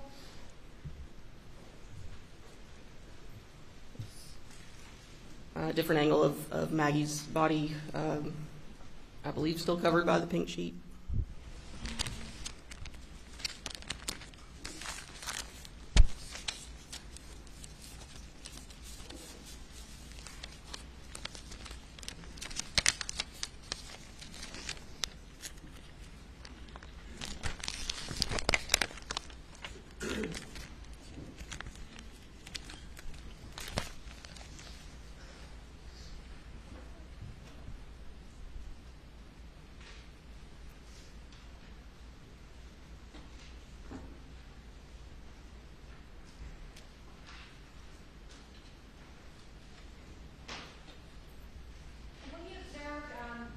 Maggie's body, where was she actually, what wounds did you observe?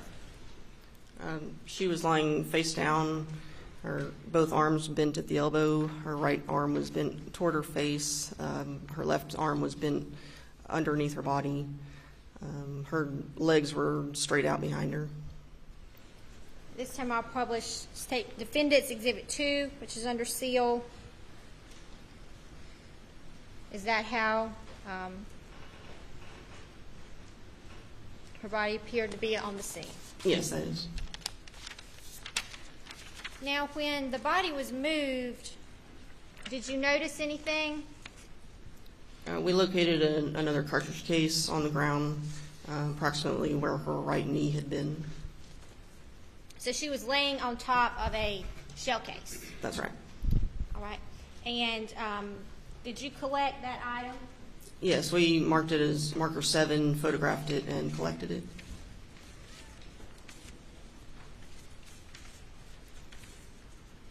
And what, do you recall what kind of round that was? It was a 300 blackout.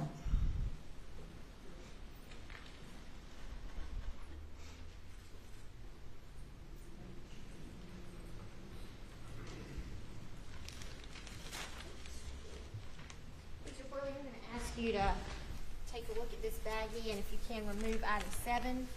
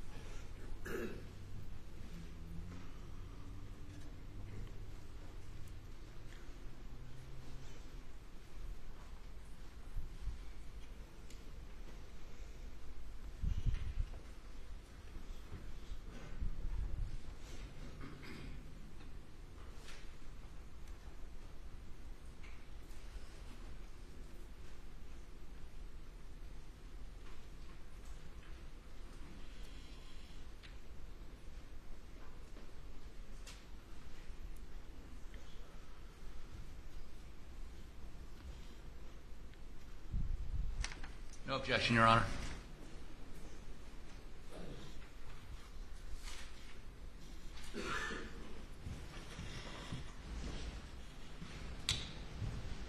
Agent Worley, State's Exhibit 68, item 7, the 300 blackout recovered under the knee of Maggie Murdaugh. How do you know that is that? This my handwriting on the envelope, date, time, and initials when I collected it. My initials and the date on the seal tape. And I'm going to show, this time I would move State's Exhibit 68 into evidence. Submitted without objection. I'm going to show you State's Exhibit 61. Do you recognize that picture? Yes. And is that a, what is that a picture of? It is item 7, cartridge case, located at marker 7 before we collected it. Okay. Is that a true and accurate depiction of that casing at the crime scene? Yes, it is. Your Honor, at this time, the State would move State's Exhibit 61 into evidence.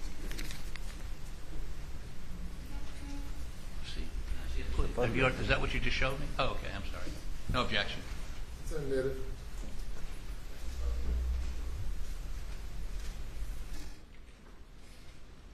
And this is the shell casing here, shell case? Yes, it is.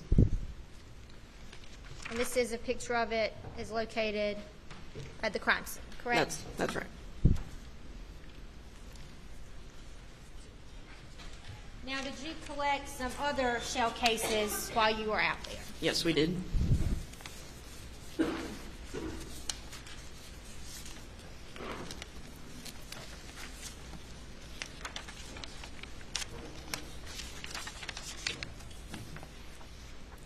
And if we're looking in some of these pictures, you see the little yellow placards there.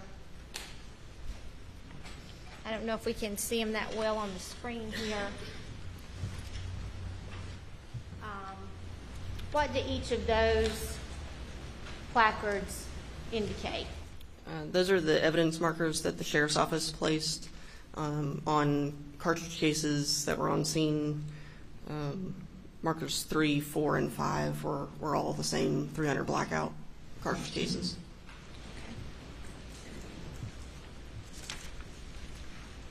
So,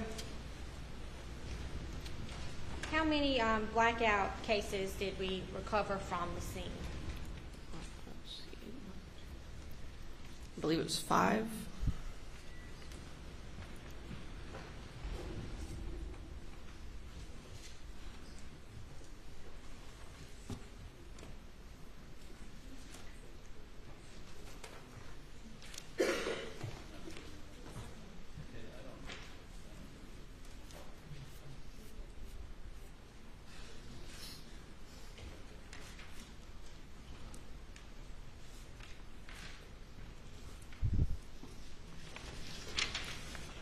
And did you collect the cases that were at the scene? Yes, I did. And that would be items 2 through 6? 2 through 7, yes. 2 through 7. And we already have items 7 up there. So do you have items 2, 3, 4, 5, and 6 there?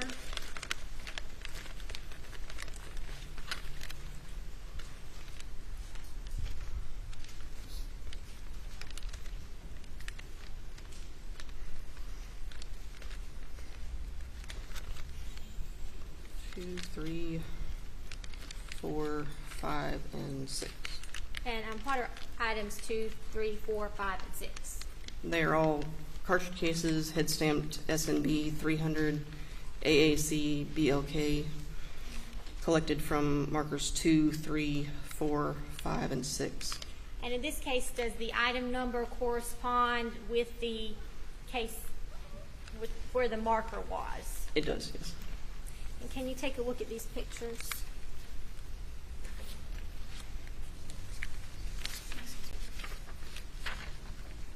That's going to be State's Exhibit 60, 62, 59, 58, 57, 56, 55, and 54, and also 53.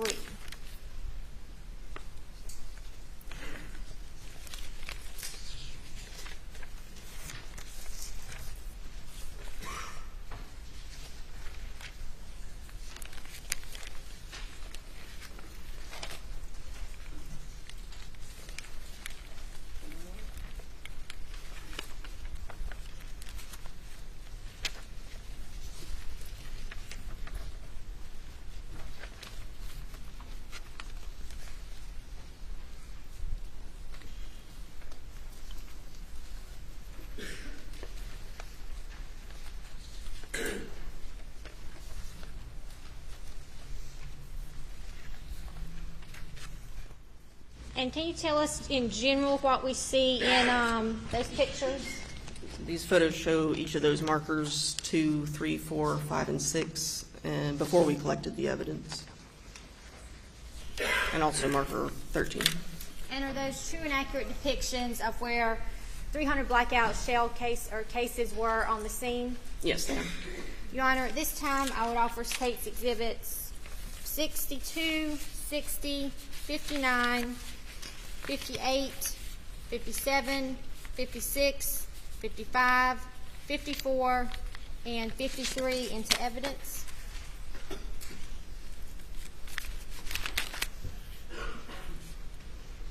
Show them to the defense. Yes, Your Honor. Are those the ones that you saw? Okay. You're admitted without objection.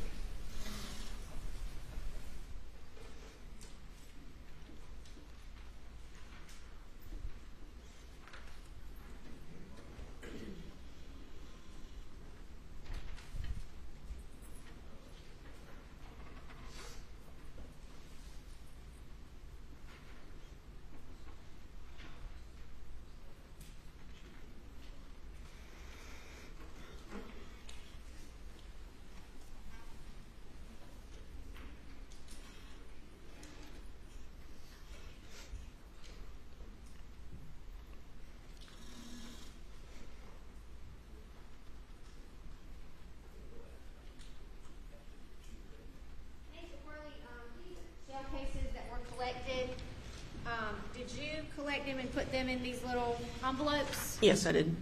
No objection, Your Honor. They're admitted.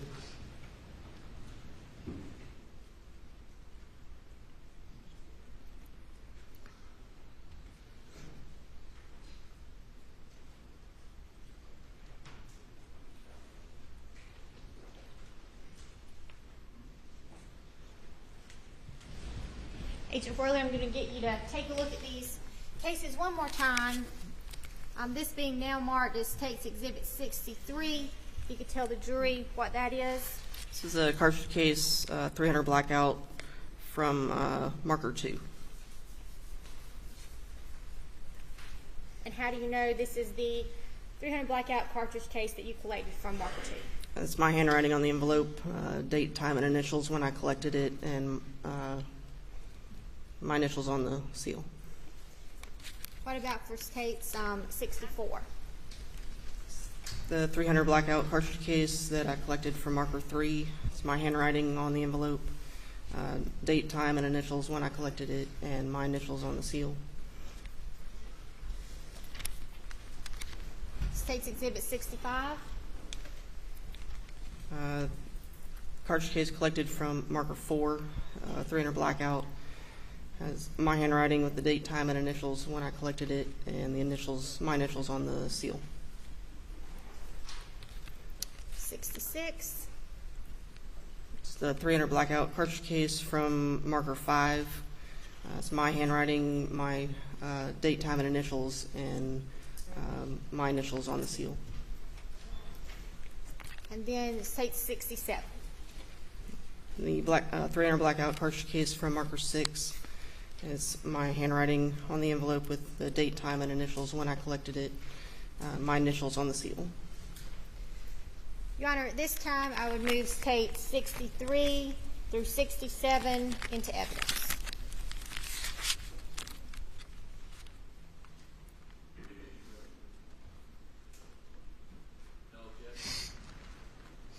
They're admitted. And Agent Worley, what did you do with these cases once they were collected on the scene? I sealed them in those coin envelopes that are in there with them. I transported them to the lab at SLED. And when you got them to the lab at SLED, what did you do? I transferred most of the evidence from the scene to one of the crime scene lieutenants, Lieutenant Todd Shank. And does he take those items and put them in some sort of secure location, or what happens to them? He would have logged them into our database and transferred them wherever they were going in the lab for analysis. Right. I'm going to turn your attention now to what's previously been admitted as State's Exhibit 49, which I believe is admitted under seal. Now, if we take a look at this picture, you can see those yellow placards.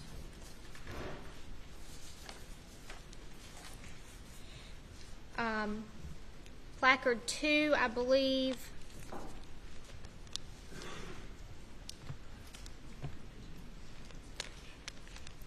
would correspond with item 2, which has been marked as State 63. Yes, that's right. And State's Exhibit 53 here, what are we looking at here? That's that cartridge case at marker 2 before we collected it. And State's Exhibit 54, That's a close-up of the same cartridge case at marker 2.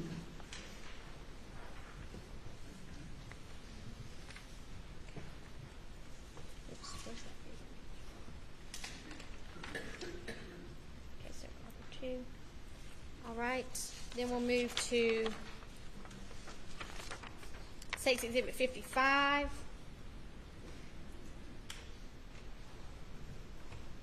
So, markers 3 and 4, the cartridge cases at those markers before I collected them. Okay, and I don't know if the jury can see those cases there.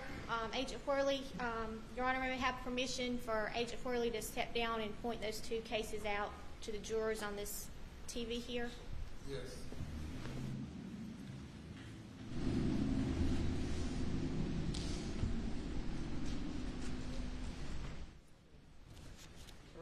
here is the one at marker 3, and then the one at marker 4 right here. Okay. And while you're here, Agent Worley will put up State's Exhibit 58. And in that picture, if you could point out any items of interest for us. These are the cartridge cases at markers 5 and 6. And Not sure if I can see the one at 5. The one at marker 6 is right here. okay. And State's Exhibit 59 is a close-up there of Yes, this is the cartridge case at marker 5. All right, Agent Worley, if you can take your seat, please. Thank you.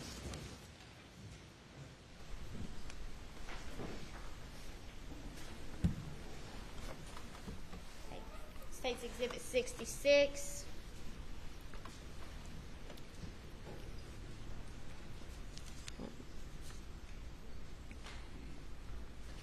Yes. And then let's go back here to State's Exhibit 58. Also in that picture, does it look like we might have some brain matter and some hair in that picture? Yes.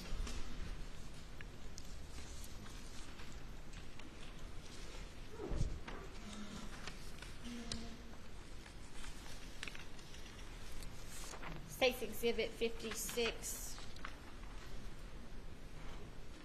It's the cartridge case at marker 3 before I collected it. And then State's Exhibit 64 is the actual shell case that was collected. That's right. State's Exhibit 57. That's the cartridge case at marker 4 before I collected it.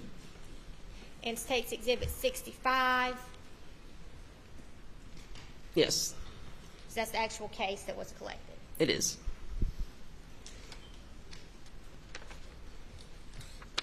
And then finally here we have State's Exhibit 60. That's the cartridge case at marker 6 before I collected it. And what is also in that picture? It's possible brain matter. And State's Exhibit 67. Yes, that's the same cartridge case. That's the cartridge case that was collected. Right.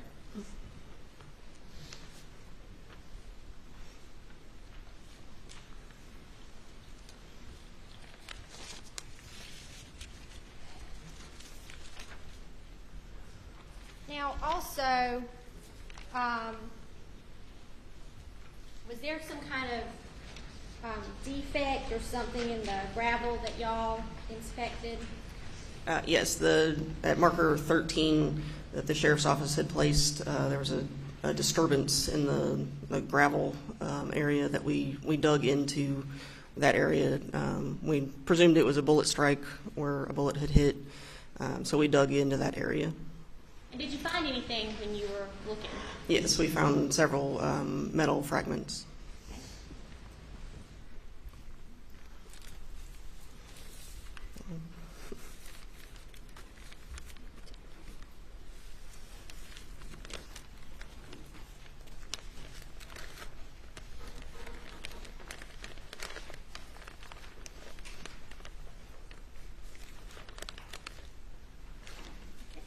And Agent Worley, what did you just remove from this baggie from the crime lab? These are the metal fragments that I collected from in the ground at marker 13. And how do you know those are the metal fragments you collected? They look familiar. It's my handwriting on the envelope, date, time, and initials when I collected it, and my initials on the seal. Thank you.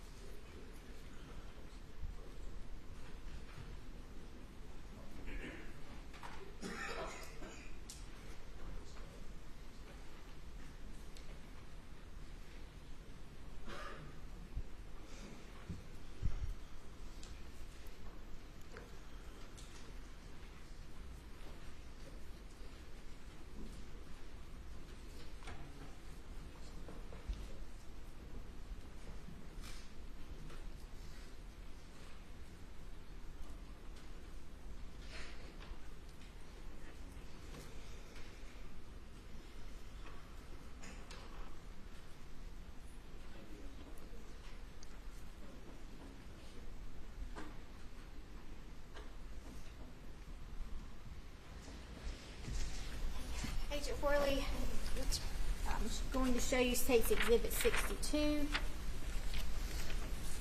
Do you recognize that picture? I do. Is that a fair and accurate depiction of bullet fragments at the crime scene? It is, yes. Your Honor, at this time I would move State's Exhibit 62 into evidence. Okay. You admit it?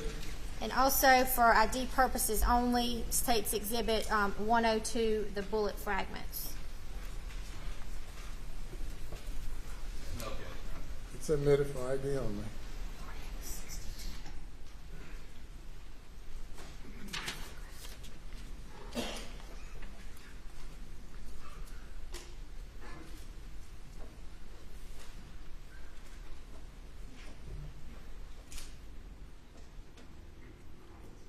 And Agent Worley, State's Exhibit 62, you could tell the jury what is on that placard there. Those are the metal fragments that we collected from the ground at marker 13. All right, so what else did you see around Maggie's body while you were investigating the scene? There was in the doghouse, the side that was facing her, there was appeared to be a bullet defect in the side of the doghouse. Okay. Was there an ATV parked under that shed? Yes, there were two. Did you notice anything about the ATV? There's appeared to be suspected biological material on the front of the ATV, sort of low down on the front of it. And where was that ATV in relation to Maggie's body? I believe it was off near her left side. I showed you State's Exhibit 49. Would that be the ATV? Yes, that's it. Okay. And on the front of that on the ATV, there appeared to be tissues, you said? Yes.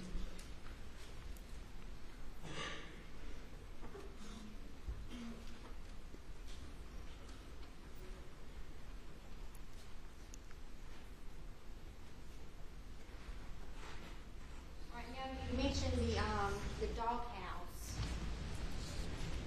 I'm going to show you what's been marked as State's Exhibits 75, 74, and 73.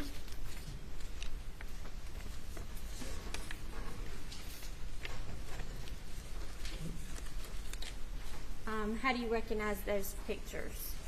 These show the front of the doghouse and then a projectile that we collected from a dog bed that was inside the doghouse. Are those true and accurate depictions? Yes, they are. Your Honor, at this time I would move State's Exhibit 75, 74, and 73 into evidence.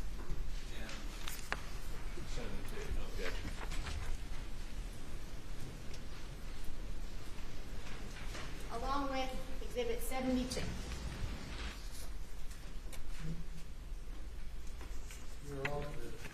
Thank you, Your Honor.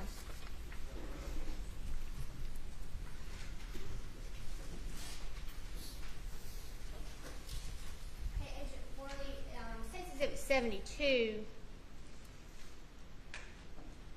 if you could tell the jury where that doghouse you were talking about is that in that picture? It is. It's more in the background of that picture. And again, these pictures are kind of hard to see here. It would be in this area right here that I'm pointing to? Yes, that's it. And State's Exhibit 73. What is that? That's the front of the doghouse.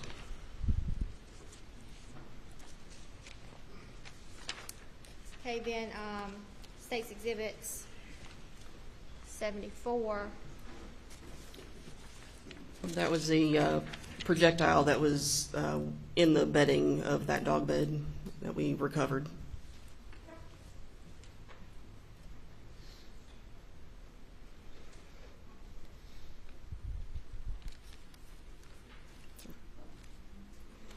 And then State's Exhibit 75. And that is the projectile that we collected from the dog bed. And I believe that projectile maybe in this bag you have here.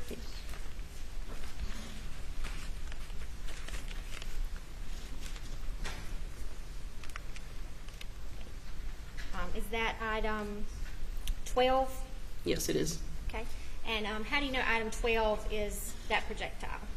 It's my handwriting on the envelope, date, time, and initials when I collected it, and my initials on the seal. Okay. Do you know anything else about that projectile besides that it's the one that you collected from the doghouse? No.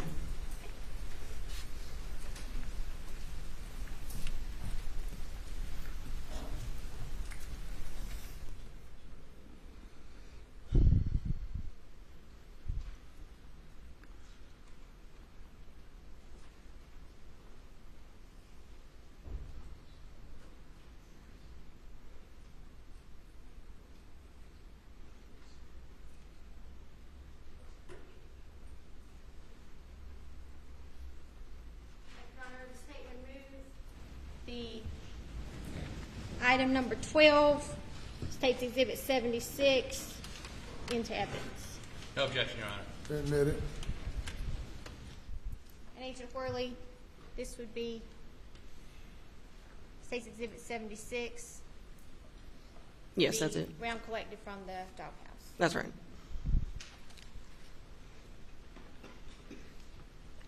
All right, now, after you had went out to the crime scene, did you make a diagram to kind of, piece together the evidence where you could see everything and how it kind of relates to each other? I did. On scene, I do a rough sketch showing where evidence was located, where the victims were located. I take measurements to show where things are in relation to each other. And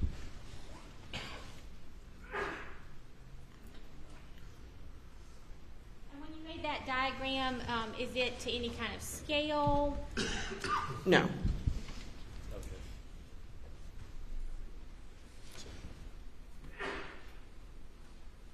Honor, this time the state removes State's Exhibit 77 into evidence. No objection. Submitted. Permission to publish. Okay, Agent Worley, is this the diagram that you created after being out there on the crime scene? That's the final diagram I created with a computer, yes. Your Honor, may Agent Worley step down to kind of go through the diagram with the jurors? Thank you.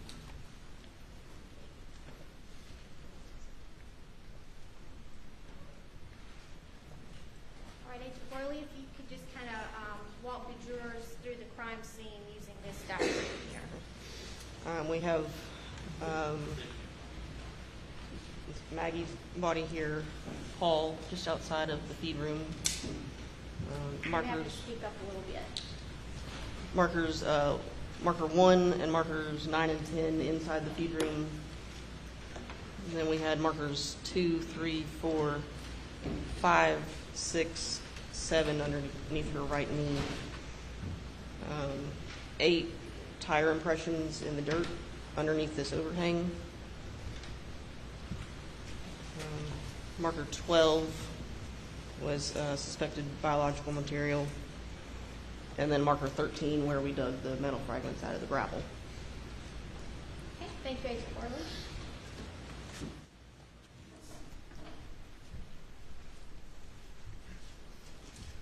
Now, you just mentioned some tire impressions being here at item 8. What do you know about those? They went straight through where the overhang was, went from one end to the other. Did you do any kind of analysis on those tire impressions? We photographed them with examination quality photographs on scene. I never had any, test impressions of any tires to compare them to do actual comparison in a report, no. And why was that? Why didn't you do any analysis on the tire impressions? We concluded basically the gentleman who took care of the dogs, I forget his name, He parked there regularly, and his tires were consistent with the design of the impressions that were there in the dirt. So you essentially, they figured out who the tire impressions were. Right. And it wasn't necessary for you to do any analysis there. Yes. Were you aware of any other tire impressions on the scene that you analyzed? No. As far as tire impressions in wet grass go, how would you analyze those? All I would be able to do with that would be photograph it. That's not going to leave any kind of design characteristics from the tread of the tire in the grass. So I can't really do an analysis, a tire analysis of tire impressions like that. All right, while you were on the scene, did you receive any items of evidence from Colleton County Sheriff's Office, Murdaugh? Yes, I did. And what was that item? I took custody of a GSR kit and gunshot residue kit that was collected from Alex Murdaugh.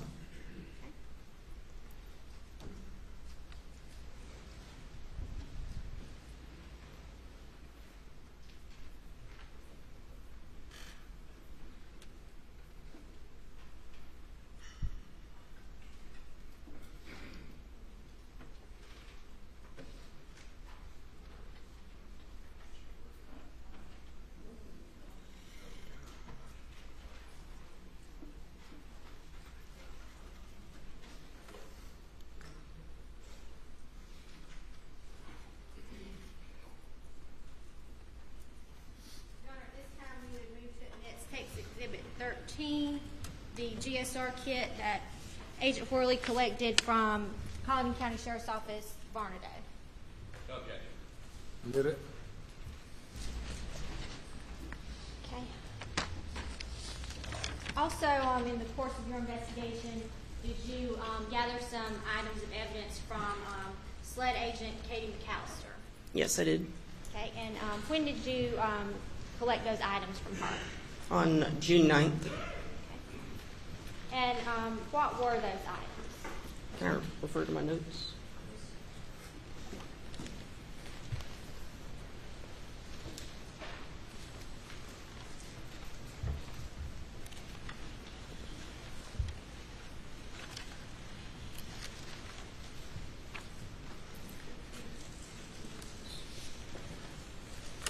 I took custody of 3 shotguns, a rifle, fired and unfired ammunition, and empty boxes of ammunition. And what did you do with those items when you took custody of them? I transported them to the lab at SLED and submitted them to the lab. And all of this would, of course, be recorded on a chain of custody sheet. That's right, yes. All right, moving on.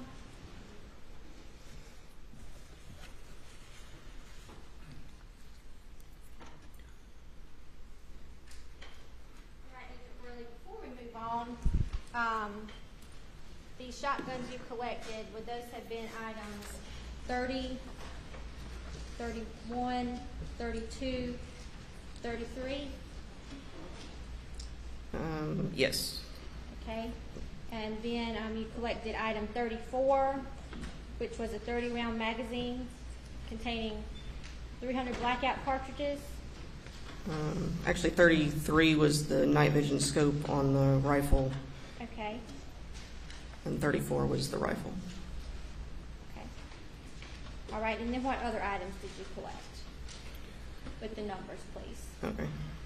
Items 35, 36, 37, 38, and 39, 5 cartridge cases, head-stamped S&B 300 AAC BLK that were collected from the ground at side entrance door.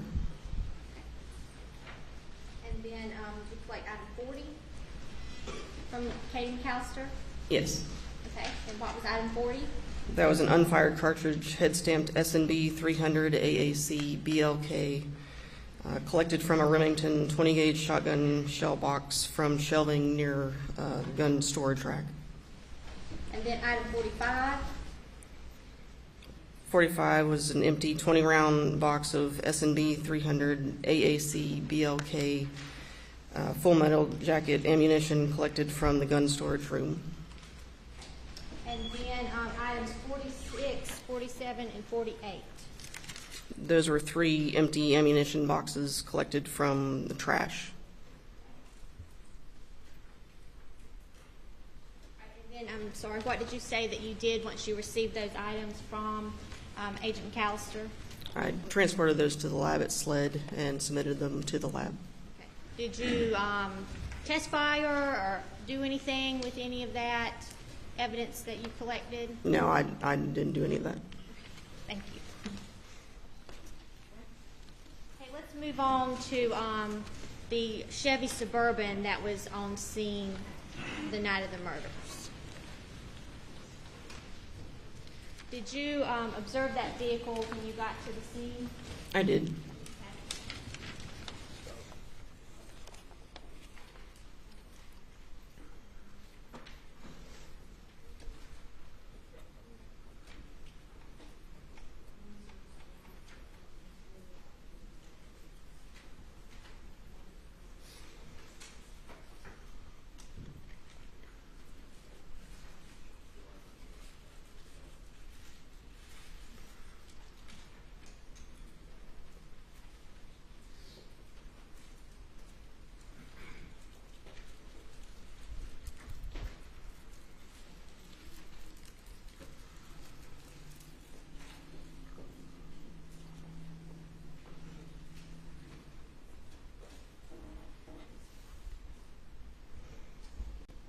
I'll stand for a moment.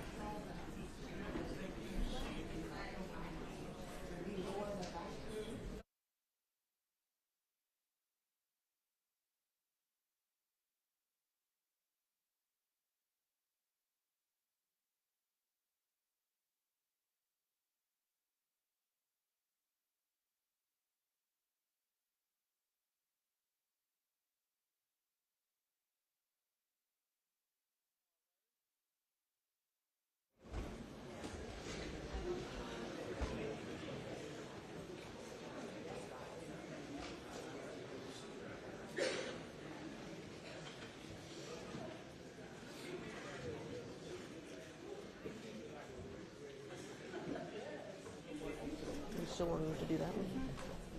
Are you still wanting to do that one? From the jury, what is the problem with the projector? Blurry? Your Honor, With the overhead light on the L on out, I think we'll be able to see better. Without that light on, there was a shadow, it was difficult to see. All right, thank you. I think over the weekend, we're going to go like split so that the lights go down.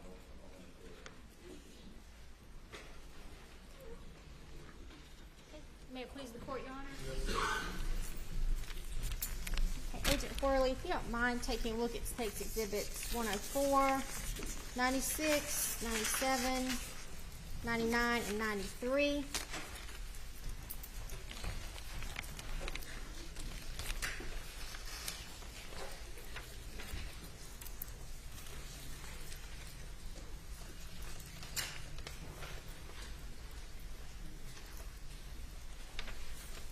Okay. Or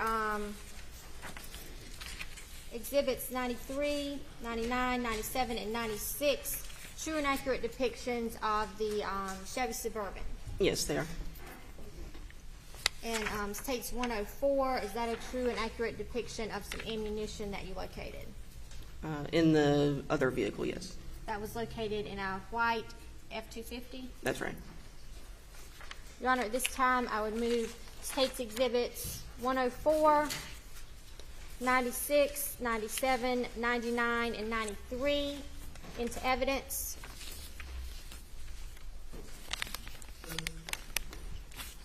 No objection, We would also State's Exhibit 95 for ID purposes.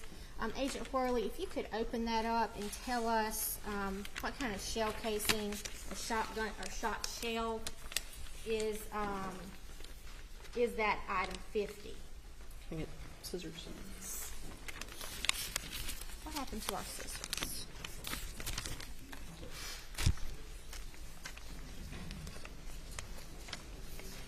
I think they're gone. Thank you. Thank you.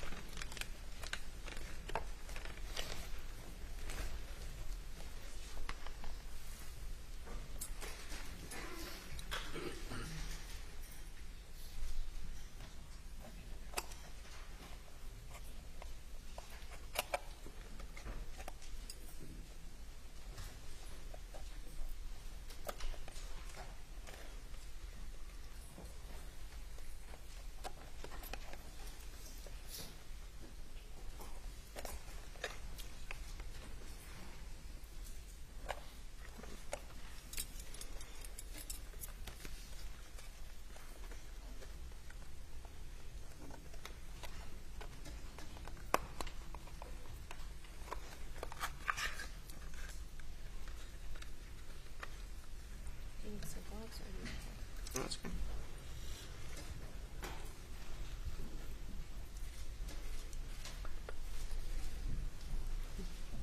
Okay, so what is State's marked for ID is State's Exhibit 95? It's a 16 gauge shot shell, unfired. A 16 gauge shot shell. That's right. Okay. Now I think when it was collected, it was marked as a 12 gauge shot shell. That's right. So what happened there? I just made a mistake and I wrote 12 gauge instead of 16 gauge. It's clearly a 16 gauge. Okay, and that is the shot shell that was collected from the floorboard of the Chevy, the back floorboard of the Chevy Suburban? That's right. Okay, and like you said, it is a 16 gauge instead of a 12 gauge. That's right. And it was just marked incorrectly. Yes. At this time, the State would move State's Exhibit 95 into evidence.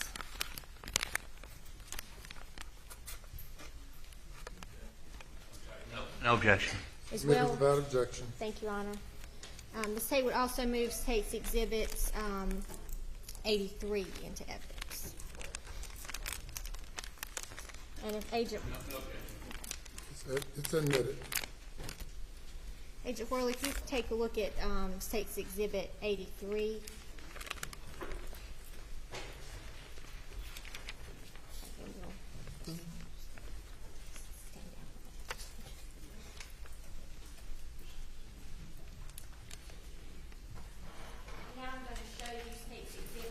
93. All right.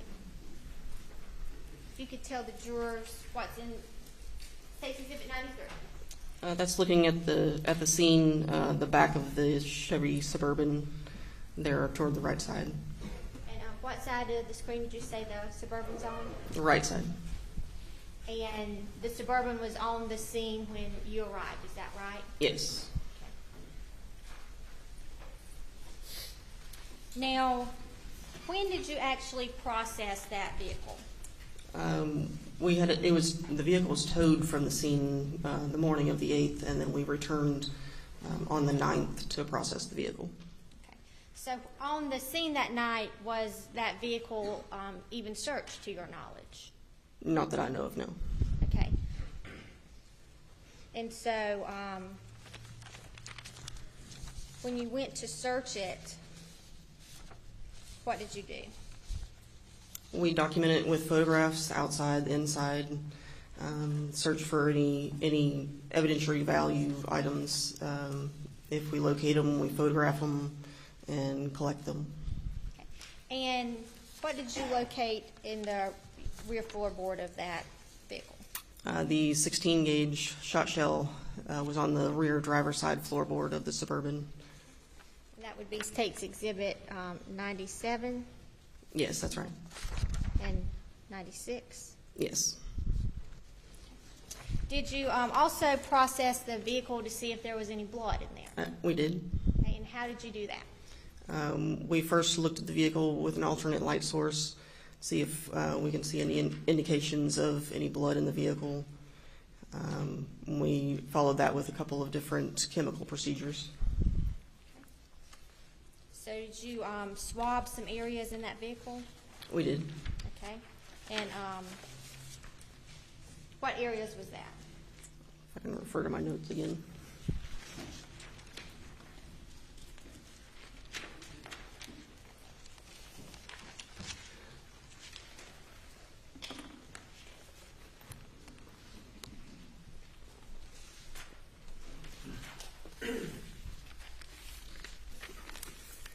There were 10 areas total. It was the lock, unlock buttons on the driver's door, the driver's door armrest, the driver's side running board below the driver's door, the driver's floorboard, the front edge of the driver's seat,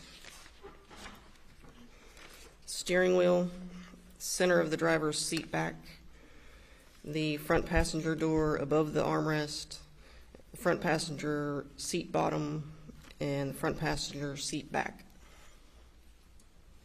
And State's Exhibit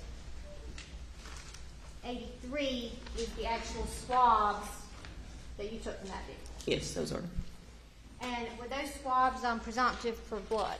Yes, they were. Were those swabs presumptive for blood? Yes, they were.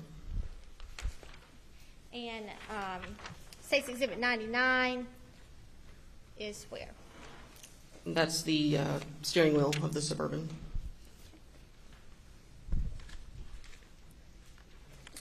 Later on, what did you do with those swabs that you collected? I packaged them in separate envelopes, sealed the envelopes, labeled it with the description of what was inside the envelope, date, time, and initials of when I collected it, and I sealed it. And then before we transferred them to the lab at SLED. And would you have submitted those to the lab for further analysis for blood? Yes, that's right. Later on, did you have another occasion to go back and process the Suburban? I did, yes. Could you tell us a little bit about that? I returned at a later date to retrieve the seat belt from the driver's side of the vehicle. Okay. And why did you want to retrieve the seat belt? For additional trace and DNA testing. Okay. And when you retrieved that seat belt, what did you do with it?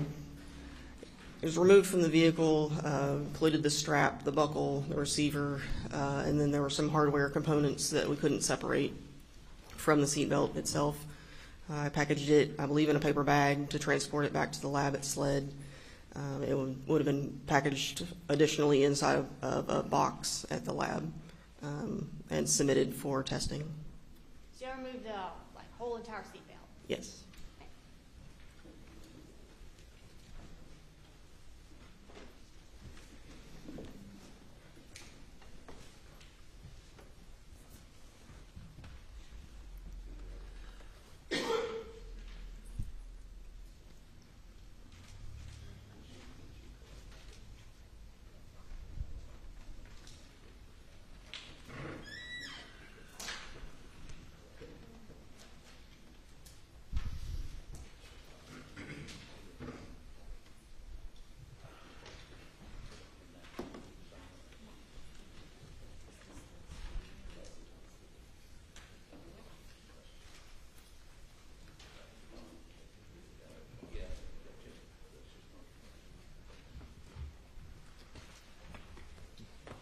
All right, Agent Worley, State's Exhibit 100, which is a little heavier than you would think for a seatbelt here. Can you tell us if that is the seatbelt you collected? You want me to open it?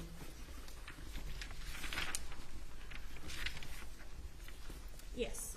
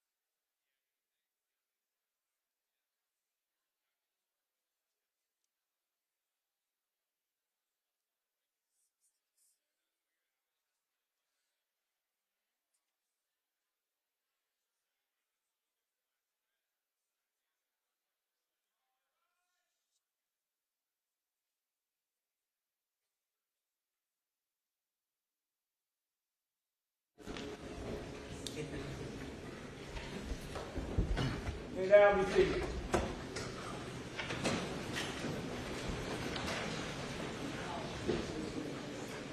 May bring the jury.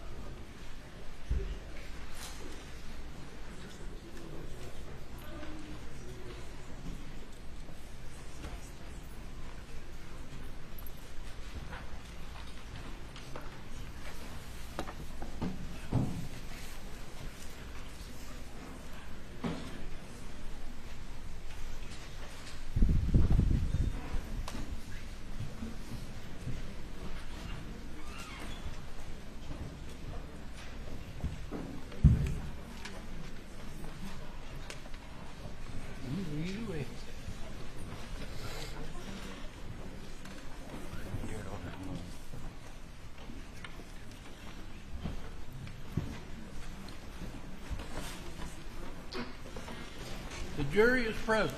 Thank you. You may proceed. Thank you, Your Honor. Okay, Worley, we left off with that seatbelt. Were you able to open it up so we can show the jury?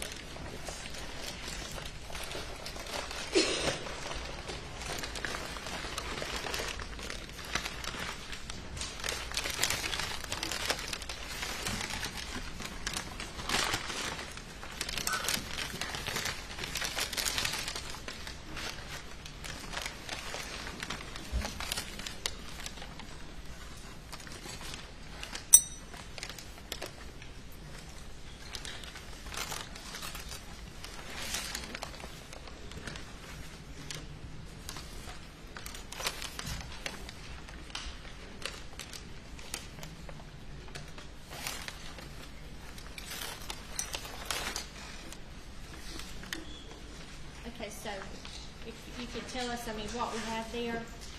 The entire seat belt, the strap, the receiver, the buckle. Kind of stretch it out.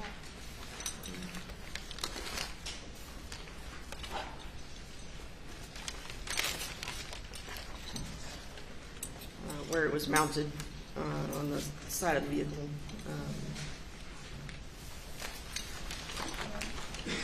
Okay, so that was all removed and submitted to the lab for testing. Is that right? Yes, that's right. Your Honor, the state removes case exhibit 100 into evidence.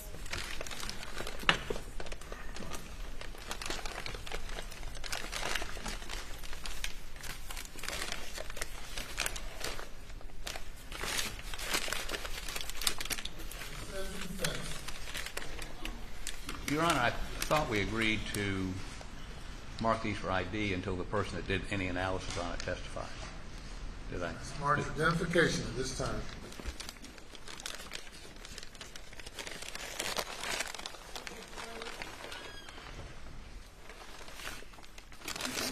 And if you'll turn your attention to the screen there, when you can set that seatbelt down.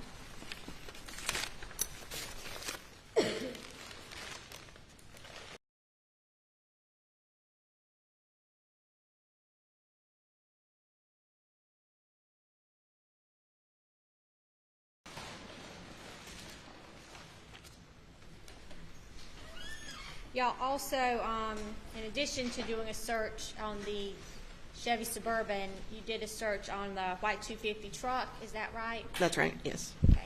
And State's Exhibit 104. Were those 300 blackouts found in the truck? Yes. Okay. And do you remember where you collected those from? I believe the center console. And State's Exhibit 103. You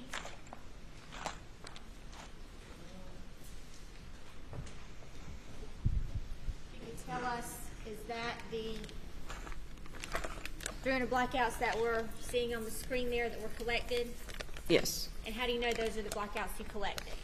It's my handwriting on the box with the date and time and initials when I collected it.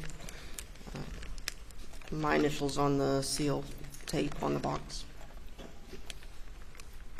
Your Honor, the state would move State's Exhibit 103 into evidence.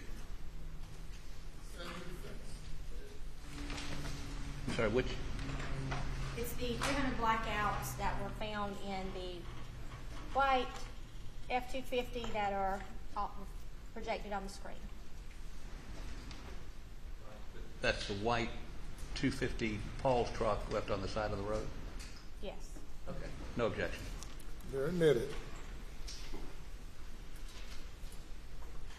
Did y'all also process another vehicle, Maggie Murdaugh's Mercedes? Yes, we did. Were any items of evidentiary value collected from that vehicle? The only items we collected were 2 sets of swabs from the interior and 2 sets of swabs from the exterior door releases of the driver's door. Did you attend the autopsies of Maggie and Paul Murdaugh? I did. Okay. And did you collect any items during the autopsy? I did. And what were those? I can refer to my notes.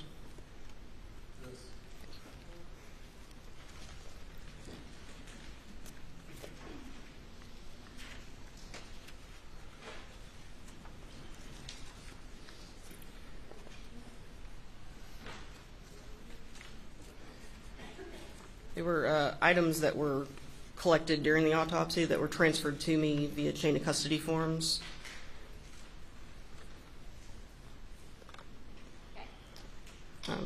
From Maggie, I got clothes, fingernail clippings, projectile fragments.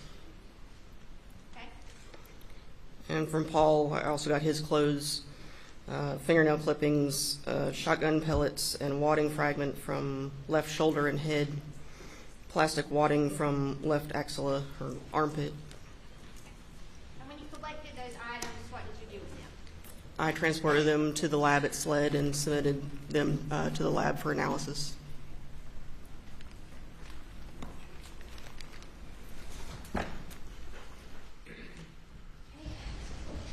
Agent Worley, I'm going to show you items 66 through 69. Marks takes exhibits 112, 111, 110, and 107.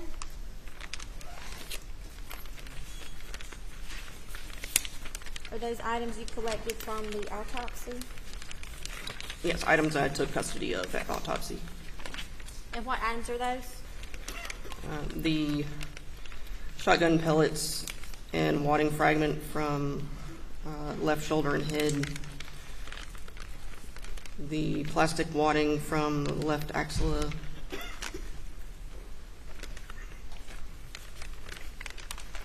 Would it help you to open that bag up?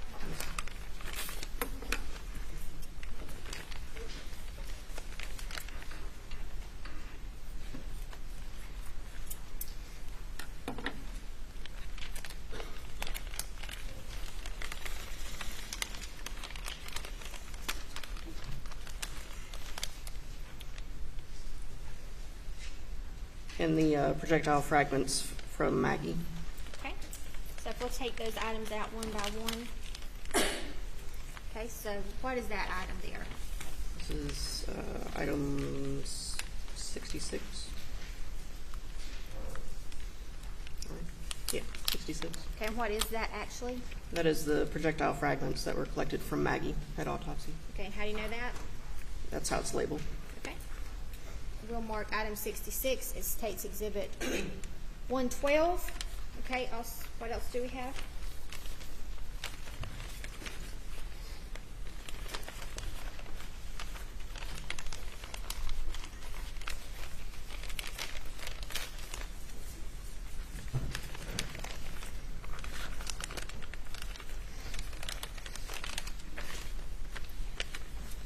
The item 69, plastic wadding from left axilla collected from Paul's autopsy.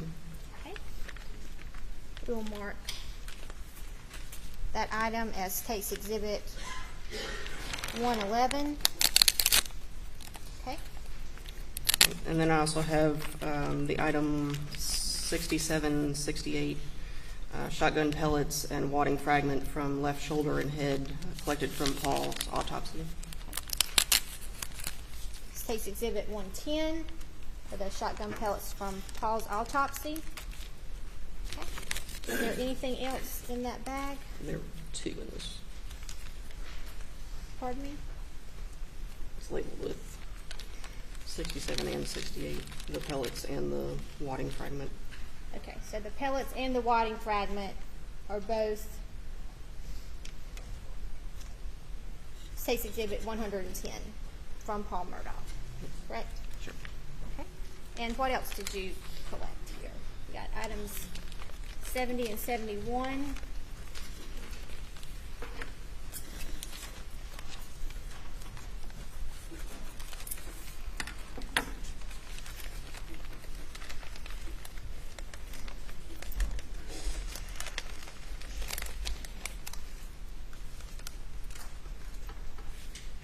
$70 is the left-hand fingernail clippings from Maggie.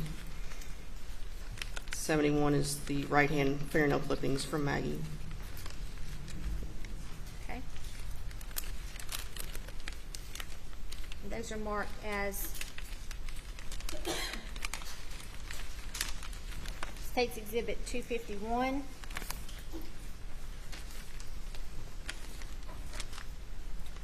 And what is that item? This is a metal fragment that was collected. It was caught on the dress that I collected from Maggie's autopsy.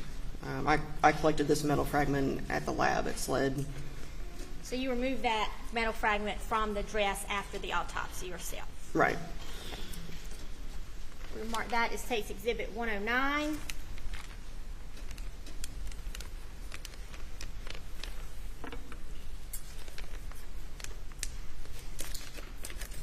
You continue to lock the two drawers. I apologize, Your Honor. Sorry.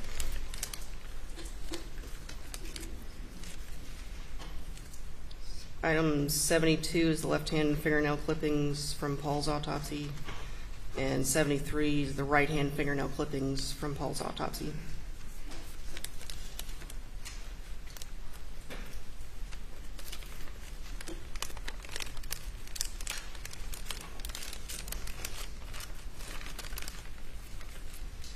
Mark as State's Exhibit 252. Then State's Exhibit 113. What does that appear to be?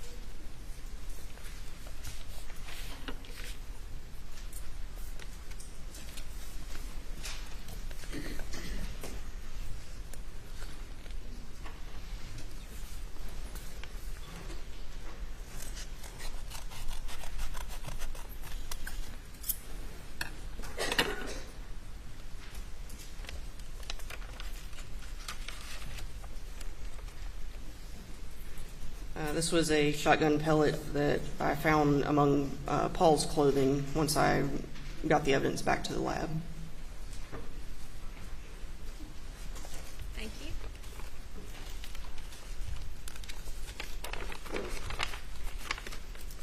And finally, we have State's Exhibit 36.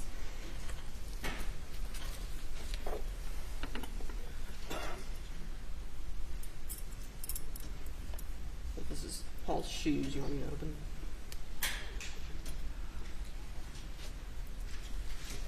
You can open.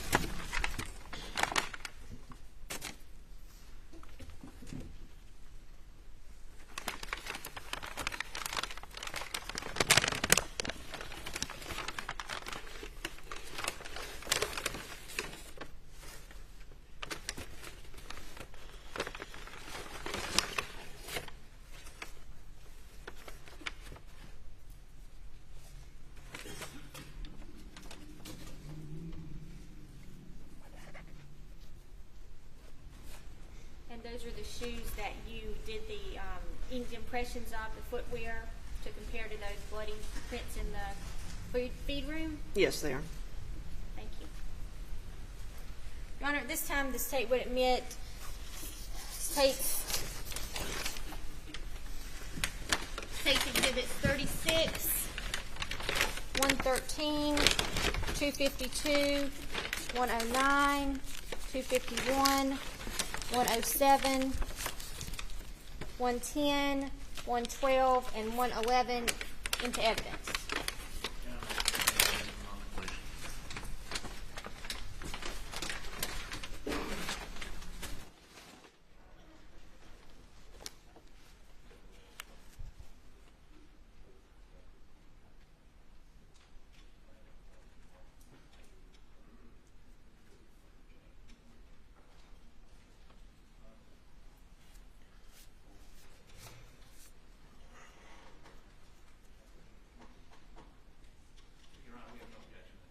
Identification, but without the chain being completed, we would object to admitting them into evidence.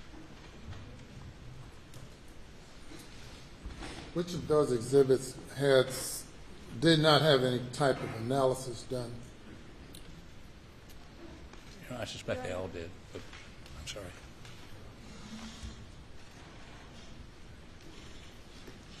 Yes, Your Honor, I believe they were all analyzed in some way. Thank you, Your Honor.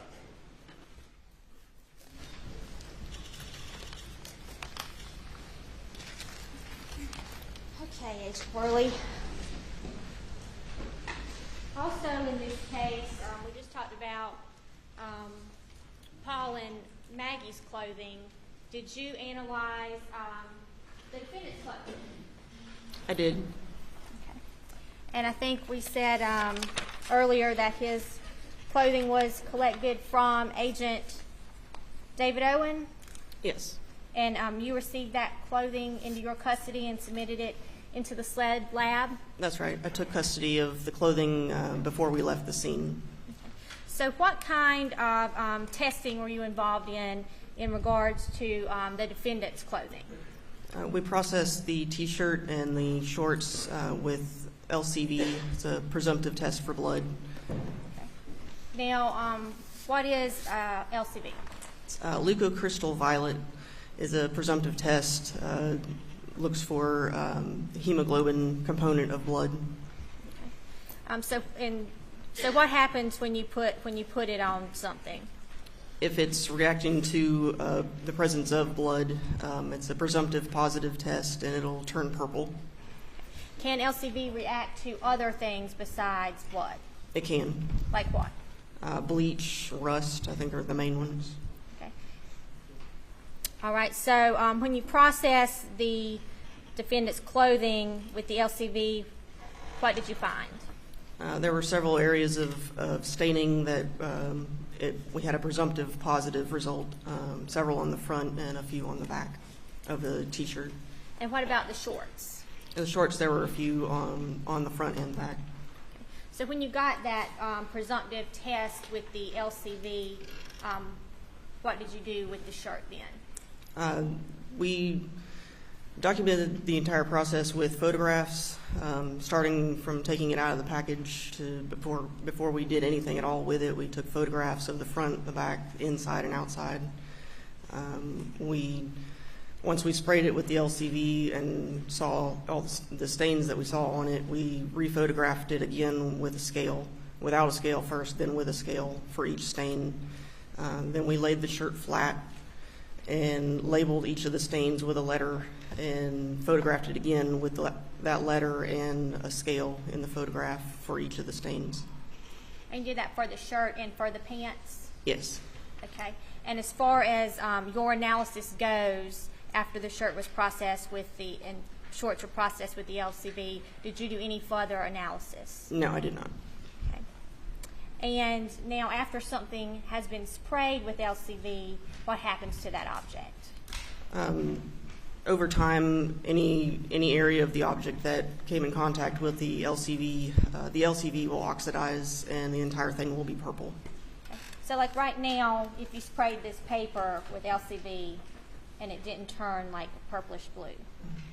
Would it eventually turn purplish blue even though there's no blood on this paper? Yes. All right. Let's move ahead to the search of Moselle. Was that property eventually searched by yourself and other agents? It was. And when did that occur? September 13th, 2021. Okay. And that was several months after the murders took place in June? That's right. Okay. And what parts of the area or the residence were searched? We searched the entire residence. The main focus was the gun room on the first floor. Okay. So could you kind of, I guess, describe the property and the areas that were searched? There's the main residence, and then also there was a cabin closer to the kennels that faced Moselle Road, and then also the workshop that was located near the kennels. Okay. And is the residence a fairly large residence? It is. Okay. And you searched the entire residence? Yes. And you mentioned the focus was on a gun room? Yes. Where was that located in the residence? It's on the first floor.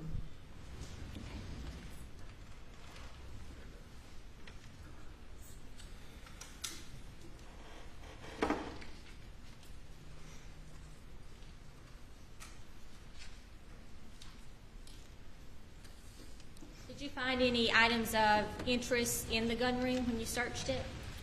We did collect several items from the gun room.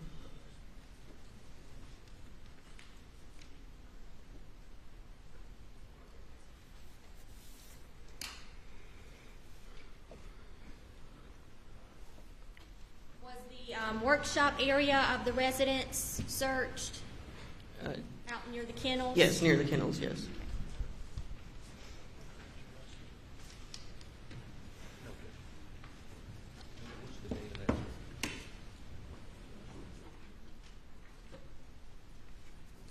Agent Worley, I'm going to show you State's Exhibits 124, 123, 122, 121, 120, 119, 118, 117, and 116. Could you tell me if those are pictures taken during y'all's search that day?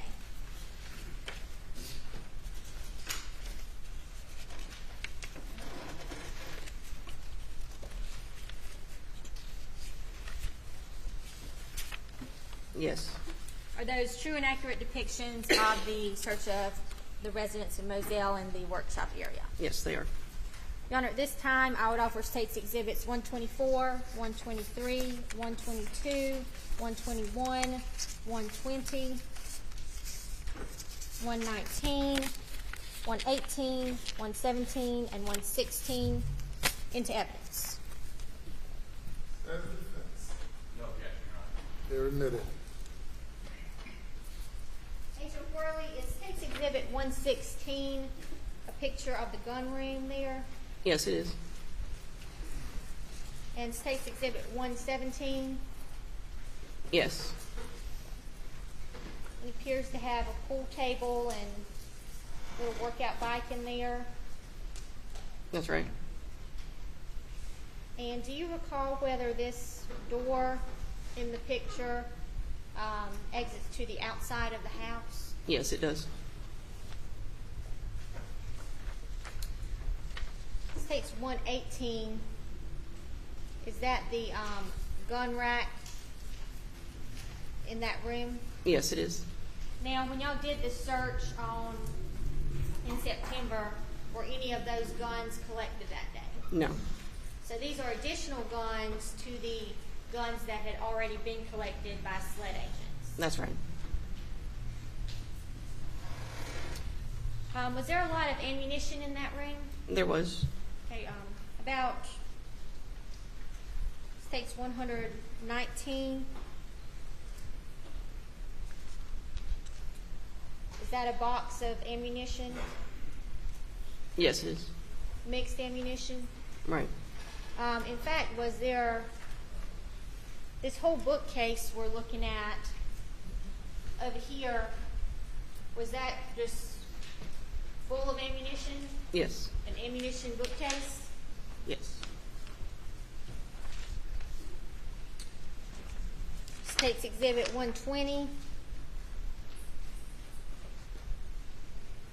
That was also on that bookshelf. State's Exhibit 121. Yes.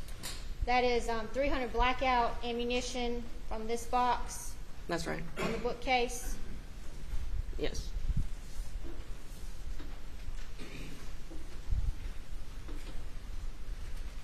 And was some of this ammunition collected?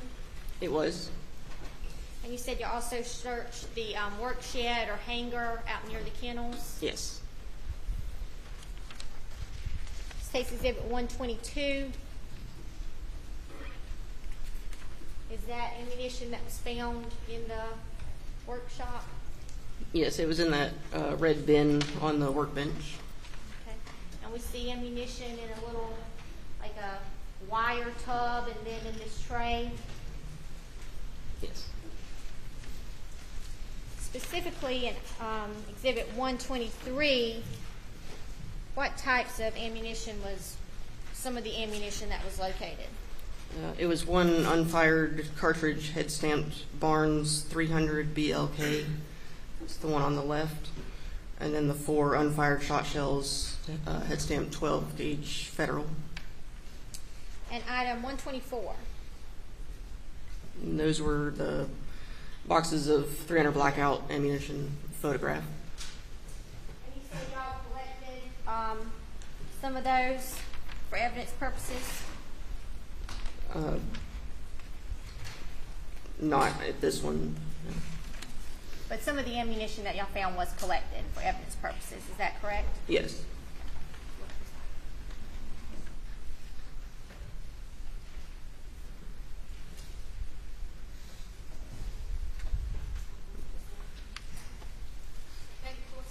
Indulgence, Your Honor.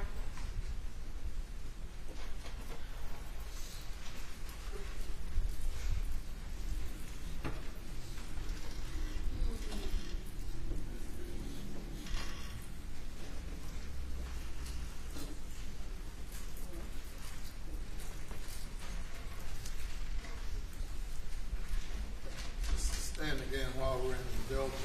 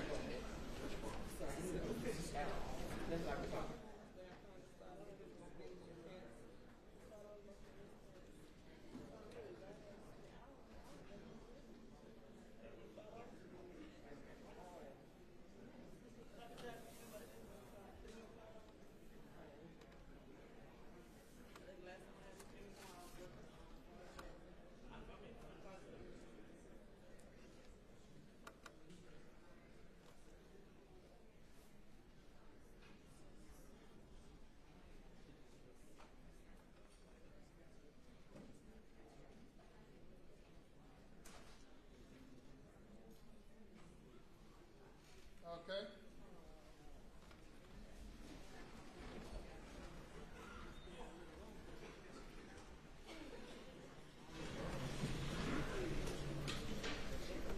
Thank you, Your Honor.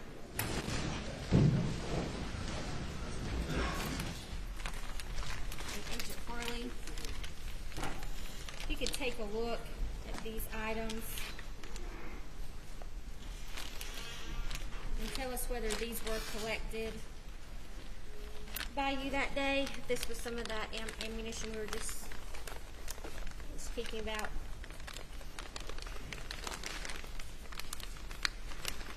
Want me to open that?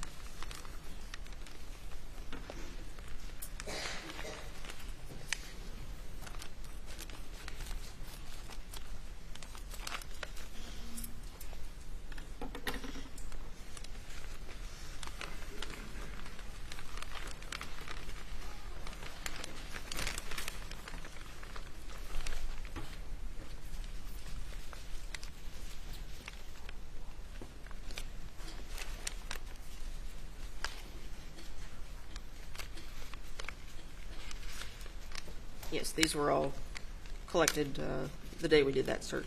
Okay, and where were they collected from?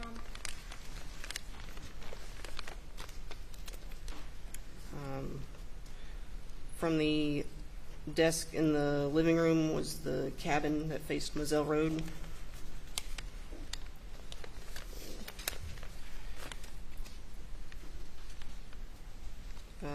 One cartridge from the Winchester box on the bookshelf in the gun room, head stamp Barnes 300 BLK.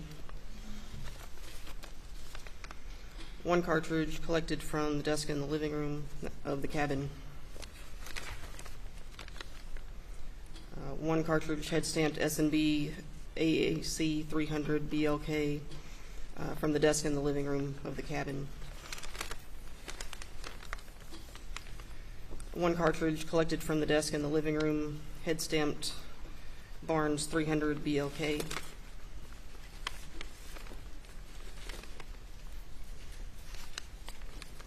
One cartridge from the desk in the living room, head stamped Hornady 300 BLK in the cabin. One cartridge collected from the Winchester box on bookshelf in gun room, head stamped S&B 300 AAC BLK. One cartridge from Winchester box on bookshelf in gun room, head stamped S&B AAC 300 BLK. One cartridge head stamped S&B AAC 300 BLK from the bookcase in the gun room. One cartridge from the Winchester box on bookshelf in gun room, head stamped S&B AAC 300 BLK.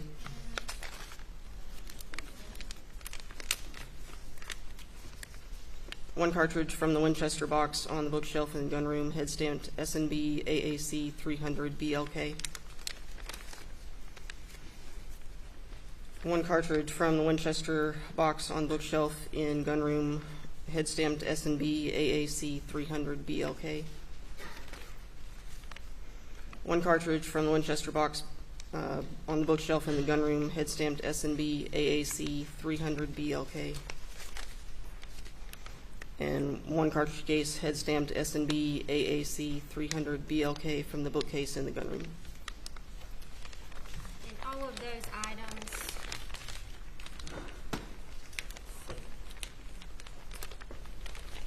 items 147 through 161, which would be states 128, 129, 130, 131, 132, 133, 139, 138, 137, 136, 135, 134, 140, 141, and 142. State will move into evidence at this time. Okay, Your Honor. Yes, and without objection.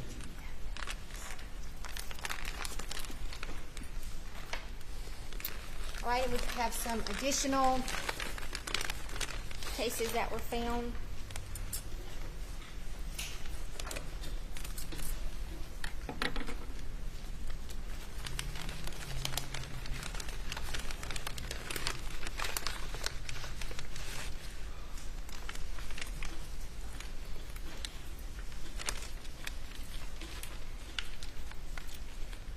One unfired shot shell from a state box on bookshelf in gun room, head stamped Winchester 12 gauge. That will be states 149, One unfired shot shell, head stamped 12 gauge Federal from red bin on workshop bench. states 150, One unfired shot shell, head stamped 12 gauge Federal from the red bin on the workshop bench. That'll be states 148.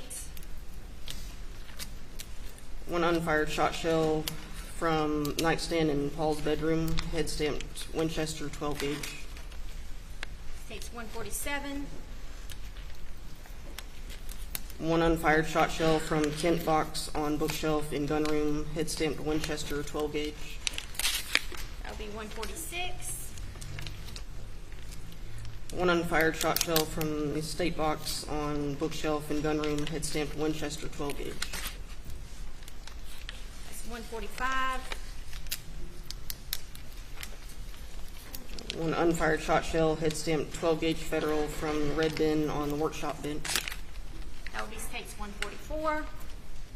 And another unfired shot shell, head stamped 12 gauge Federal from the red bin on the workshop bench. That would be states 143. Your Honor, the state will move these exhibits into evidence at this time. Any objection? No objection. You're admitted without objection. What else do we have there, Agent Worley?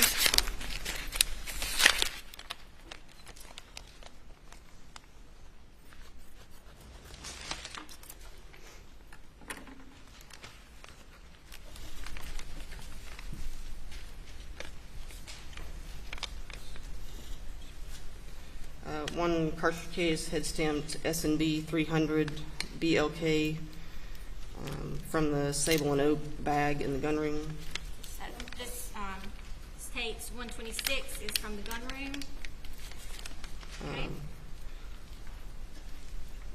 One cartridge case, head stamped Hornady 300 BLK collected from black Ford F-150 under the driver's seat.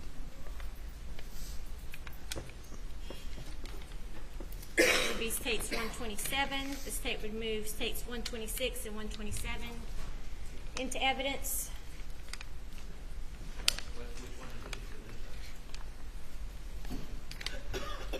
States Exhibit 126, 300 S&B 300 blackout, and 127 is a Hornady 300 blackout. States Exhibit 127 is from the black Ford F-150 under the driver's seat from a search on. I'll let Agent Worley testify here.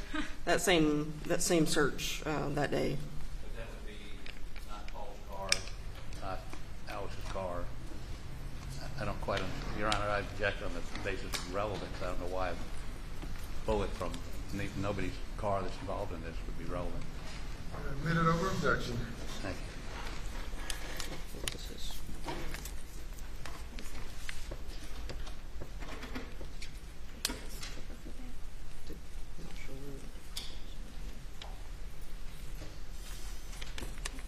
Okay, what other exhibits do we have there?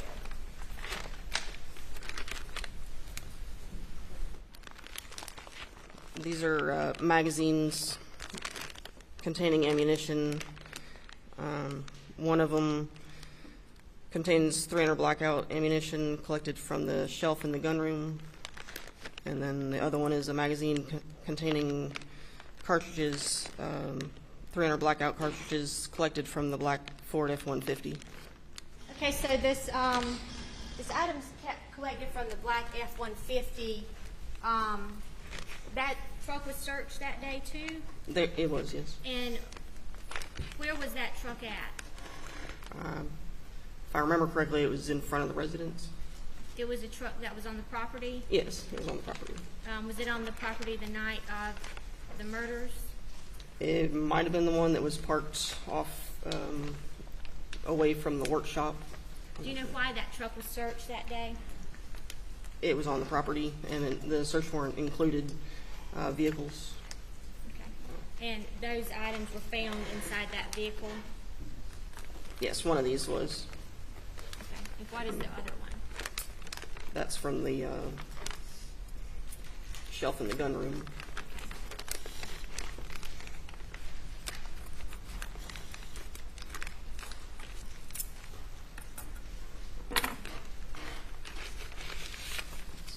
from the gun room. Let's come on from the gun room. This one.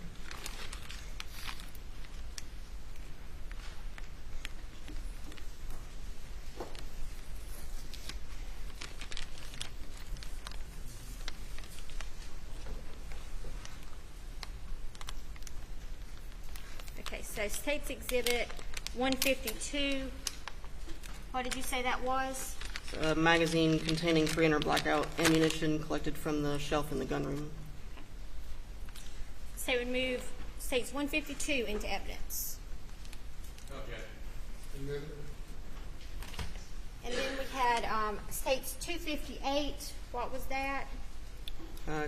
Cartridge collected from the workshop bench, head stamped Barnes 300 BLK.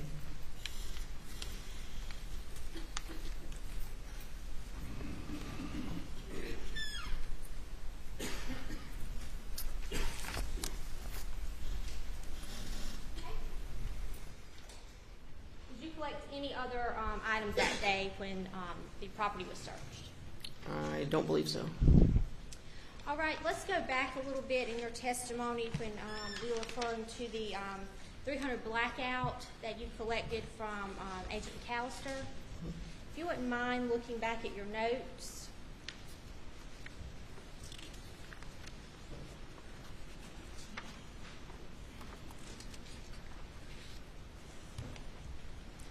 I believe you testified that that was item 34, but that was actually item 33 is the Palmetto State Armory PSA PA-15 multi-rifle with a night scope. Yes. That is item 33, the gun. I have that the night vision scope was 33. I believe if you'll look closely, you'll see where the gun with the night Okay, vision. yeah, it's the gun with the scope on it, yes. Is that correct? That's right. The gun with the night vision scope being item 33. Right.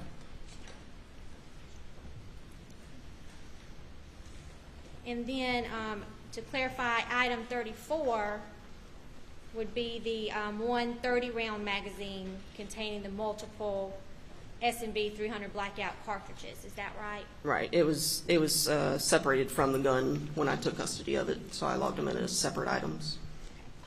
All right. But you did collect those from Katie Castle. That's right. All right. And then also, going back to the scene, you mentioned a projectile that was found near a tire impression. Yes. We were setting up to take examination quality photographs of the tire impressions at marker 8. We located another fired projectile that was lying on the ground. I'm going to show you State's Exhibit 250. If you'll take a look at that, could you tell us what that is? And this is that projectile near the tire impression. Your Honor, the State will move State's Exhibit 250 into evidence. Okay. Without objection.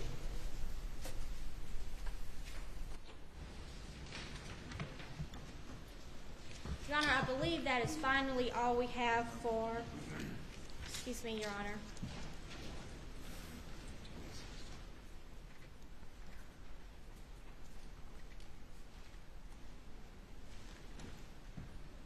Okay. Agent Worley, I'll have you take a look at Mark this and take it.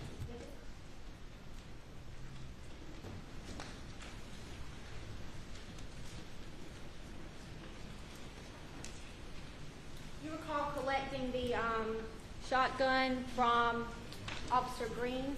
Yes. Or Sergeant Green? When you collected that gun,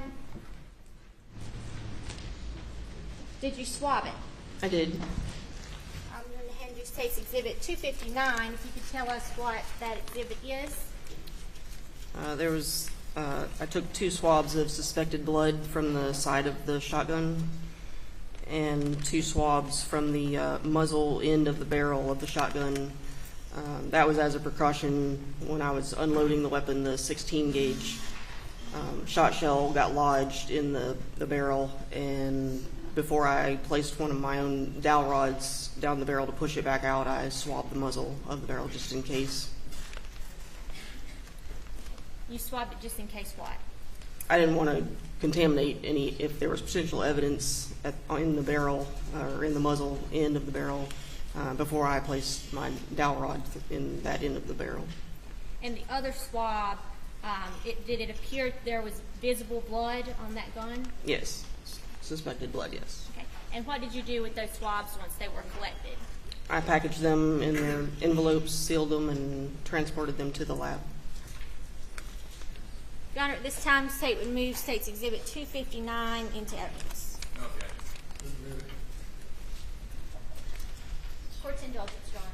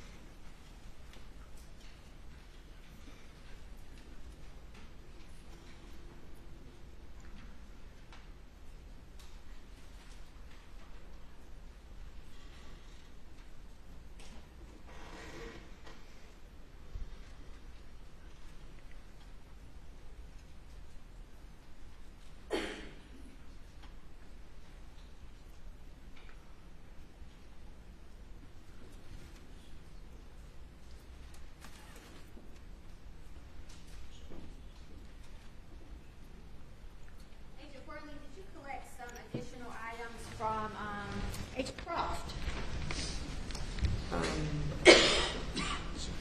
I'm going to have you take a look at State's Exhibit 260.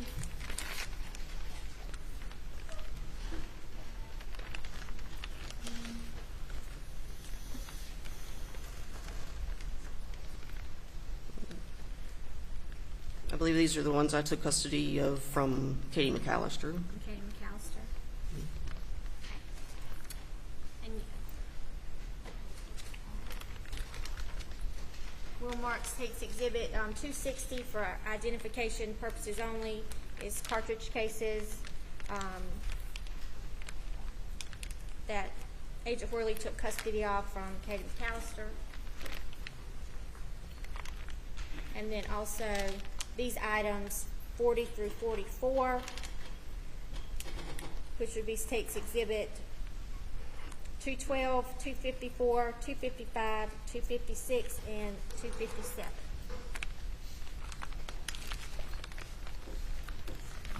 For identification purposes only.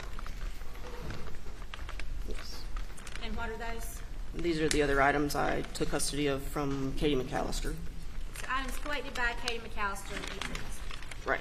Okay.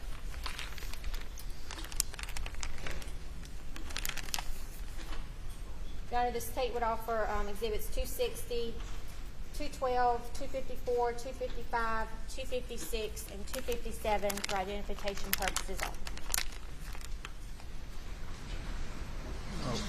I'm not quite sure what they are. If Ms. Gu would come here, we could perhaps have a brief discussion.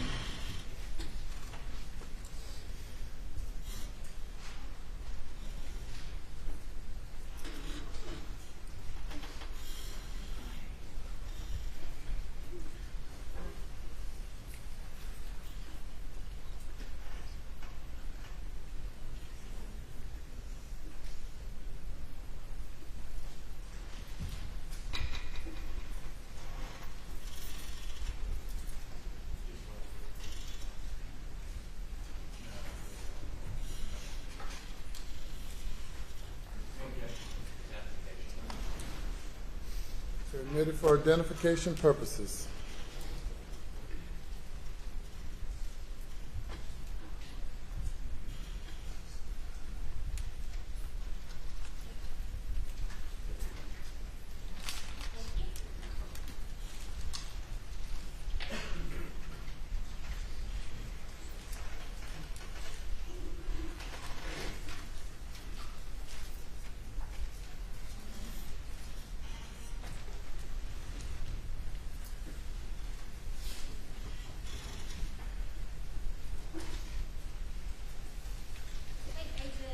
Worley, one more thing. State's Exhibit 261 for identification purposes only. Can you tell us if these are items that you received into your custody? Yes, they are. Okay, and how do you know that? It's my handwriting on this outer packaging. So there are quite a lot of items in there that you received from, is it Agent Croft or Agent McAllister? These, I believe, were ones I took custody of from Lieutenant Todd Shank. Okay. Let me open them. But those are items that you took custody of. That's right. And I logged them in to the lab. I didn't collect them myself. I got them via chain of custody, and then I logged them into the lab. And that states Exhibit 261 for identification purposes only. Any objection?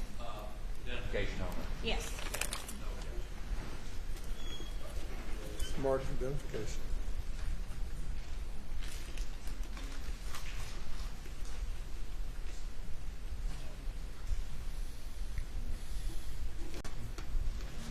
Close the doors, just 1 minute ago. I think we're done.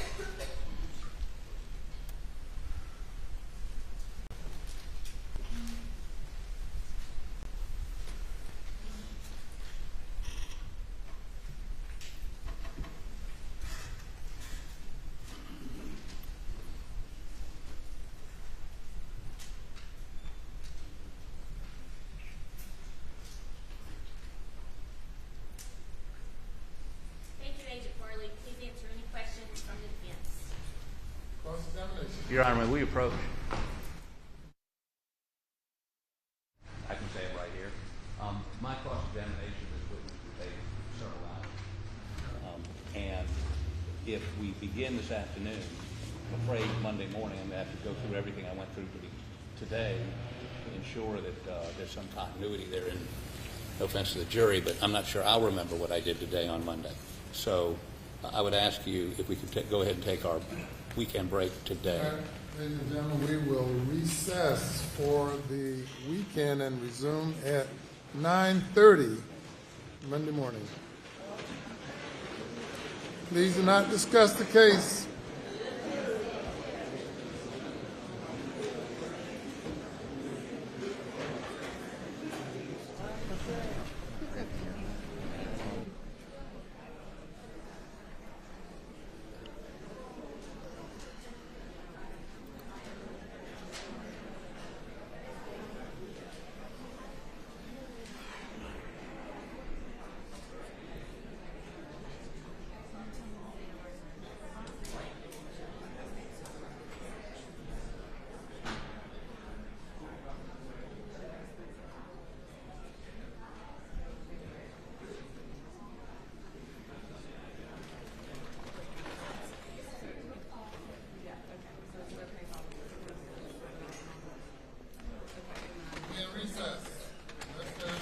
From counsel.